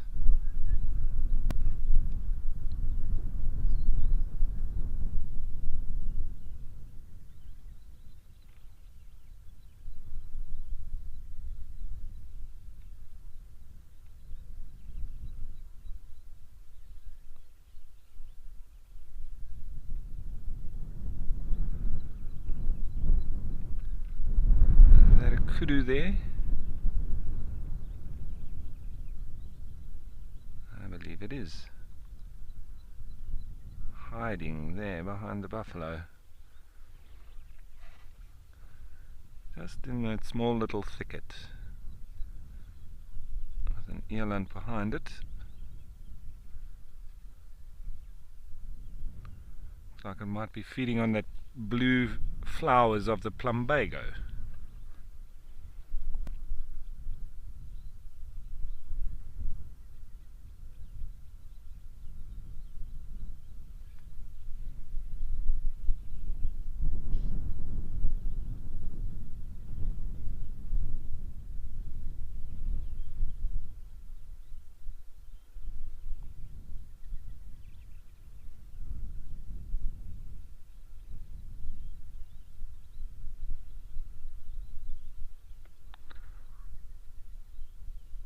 So there's some blessbok that have walked into frame now.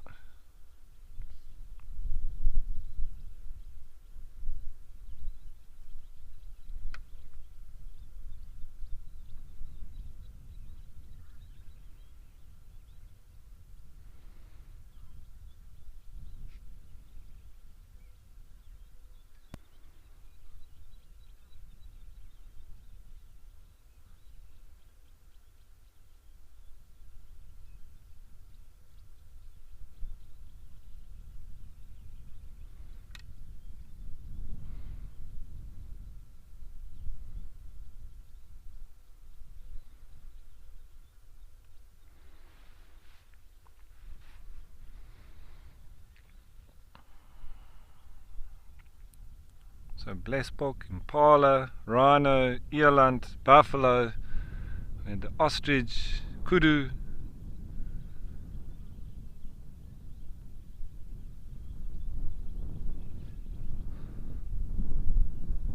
Nice little mix of game.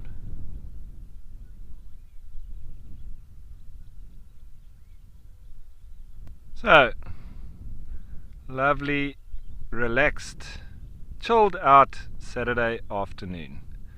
Well, I'm going to continue chilling out, enjoying this lovely mix of game, but I'm going to head you not too far from here to Amakhala with Andrew.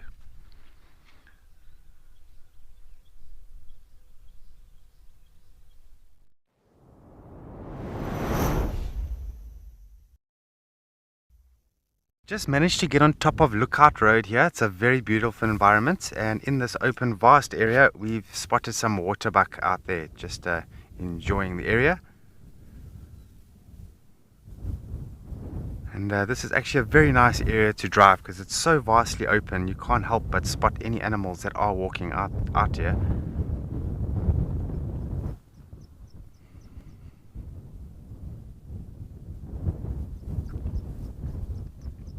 There's an interesting question actually that came in this morning about waterbuck. That's how many different species of waterbuck there were, and I initially thought there was one.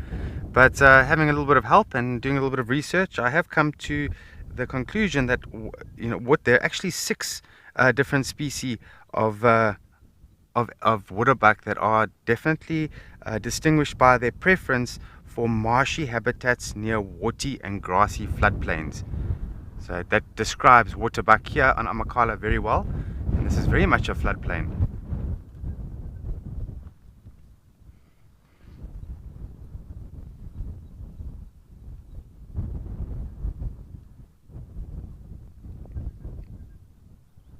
There's so many different animals to see in Africa if you think about it. I've only ever seen waterbuck here in southern Africa, and to know that there's actually different ones as well.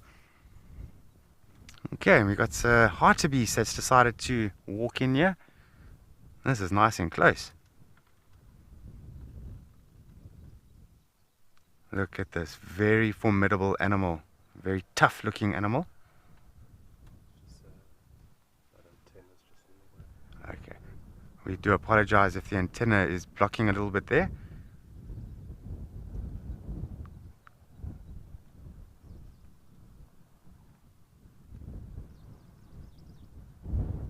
Shame, I think the parasites are bothering him a little bit there, just trying to kick them off and flicking them off.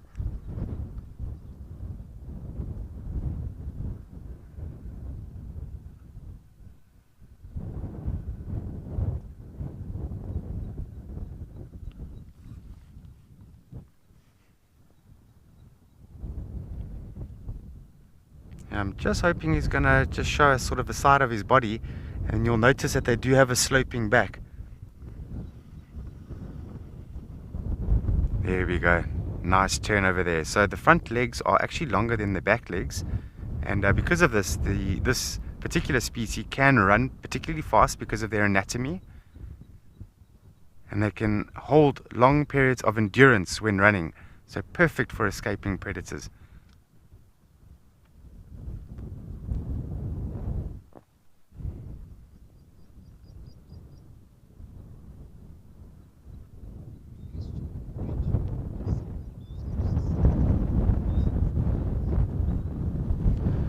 Hi there, Rachel. Yes, some of the animals out here are a bit more susceptible to parasites. Classic example is if you look at a giraffe. Giraffe very much relies on the oxpeckers. And you see giraffe actually don't mud wallow like some of the animals do, and that helps to prevent the ticks and to manage the ticks on the body. But giraffe can't do that, so they're actually flooded with ticks. And they say, according to the books, that for a healthy individual giraffe, there's about 2,000 ticks on their body, and anything more than that, it's a little bit, it's going to be very bad for them. I'm just trying to think. Buffalo as well, they've got plenty of parasites, but they can mud wallow as well, and they do use the oxpeckers. And then some antelopes are very clean. For For an example would be a impala, very clean animals because they do allo-groom one another, and their teeth structure are designed in such a way to comb ticks off the body, so very good. Oh, look at that, beautiful sighting.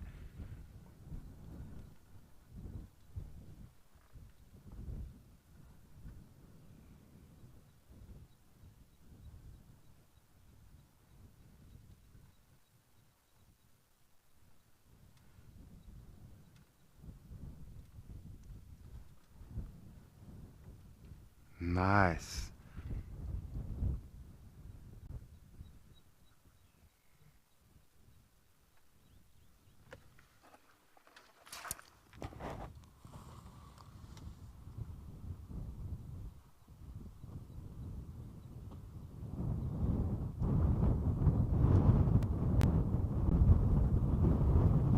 So I'm just trying to determine how old this young one is.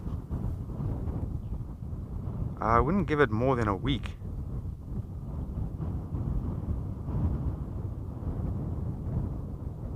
And they're actually both females, these two over here. I'm just looking at the one in front, also a female, but lovely sighting of this young one busy suckling.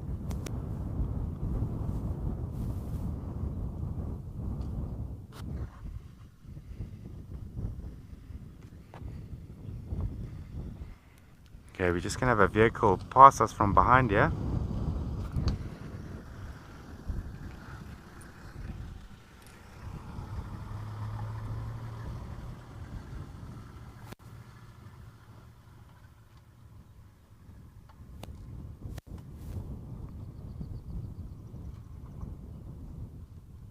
Okay, just looking with binoculars, I can see small extrusions of the horns there. So this young one is probably more than 2 weeks.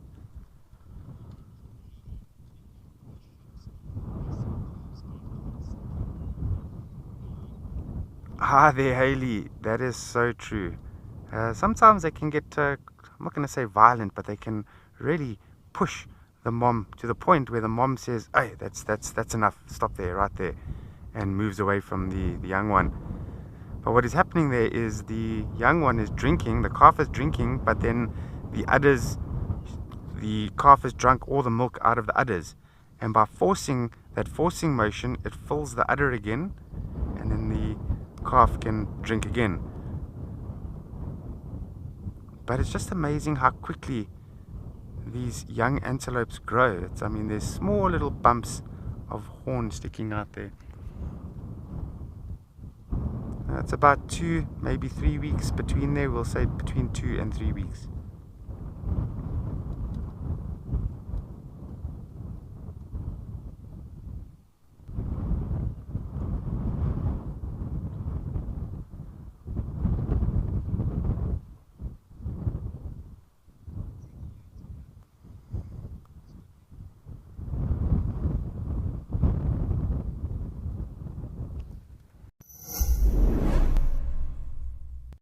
November is impala lambing season. Impalas have evolved to all give birth within the same few weeks to protect their young in numbers. Here at Wild Earth, we love to celebrate this season. Each of our guides have predicted the date that we will see our first impala lamb, and we want you to guess who is right. Head over to wildearth.tv/Impala Baby to cast your vote and join the celebration of new wildlife with us.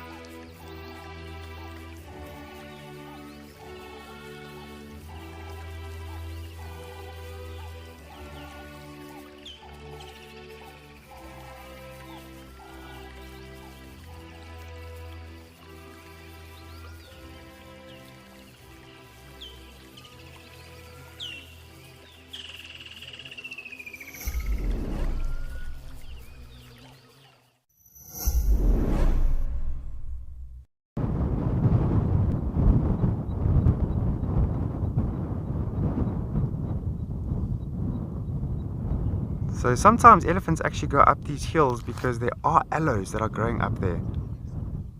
And they do enjoy the aloes very much. But yeah, I'm going to send you all over to Alex. I believe he's at Ukukuyo Waterhole.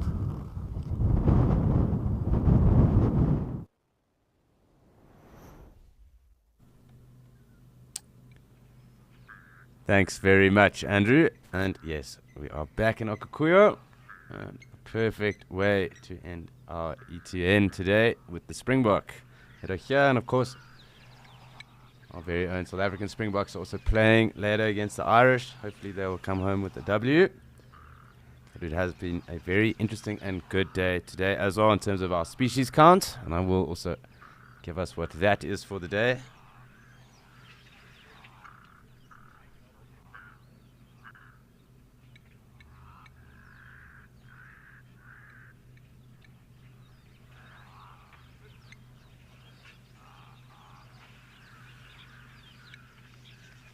So we did actually end up on 17 separate species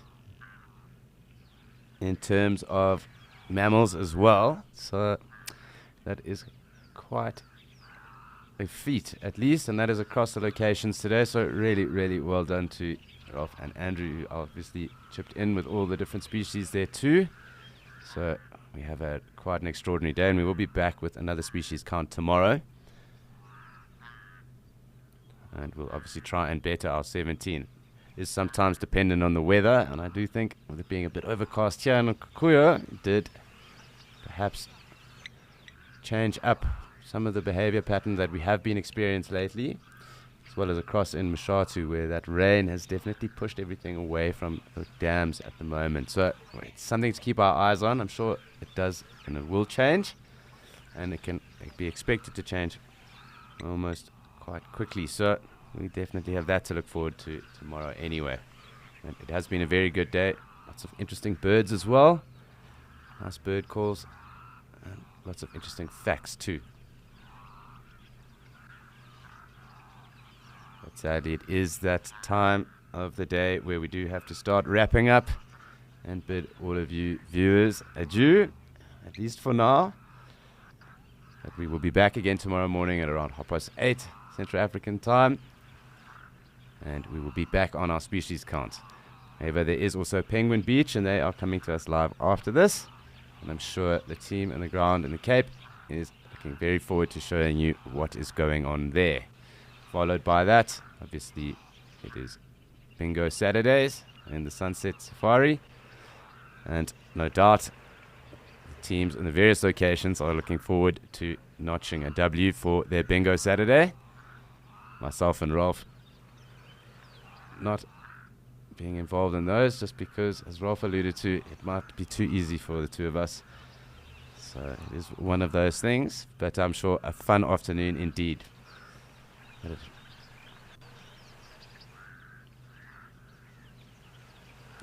We are going to be leaving here in Okukuyo with some very peaceful zebra up in the background and one last springbuck here. Actually, jokes, the second one coming through to approach. But really a fantastic, fantastic day.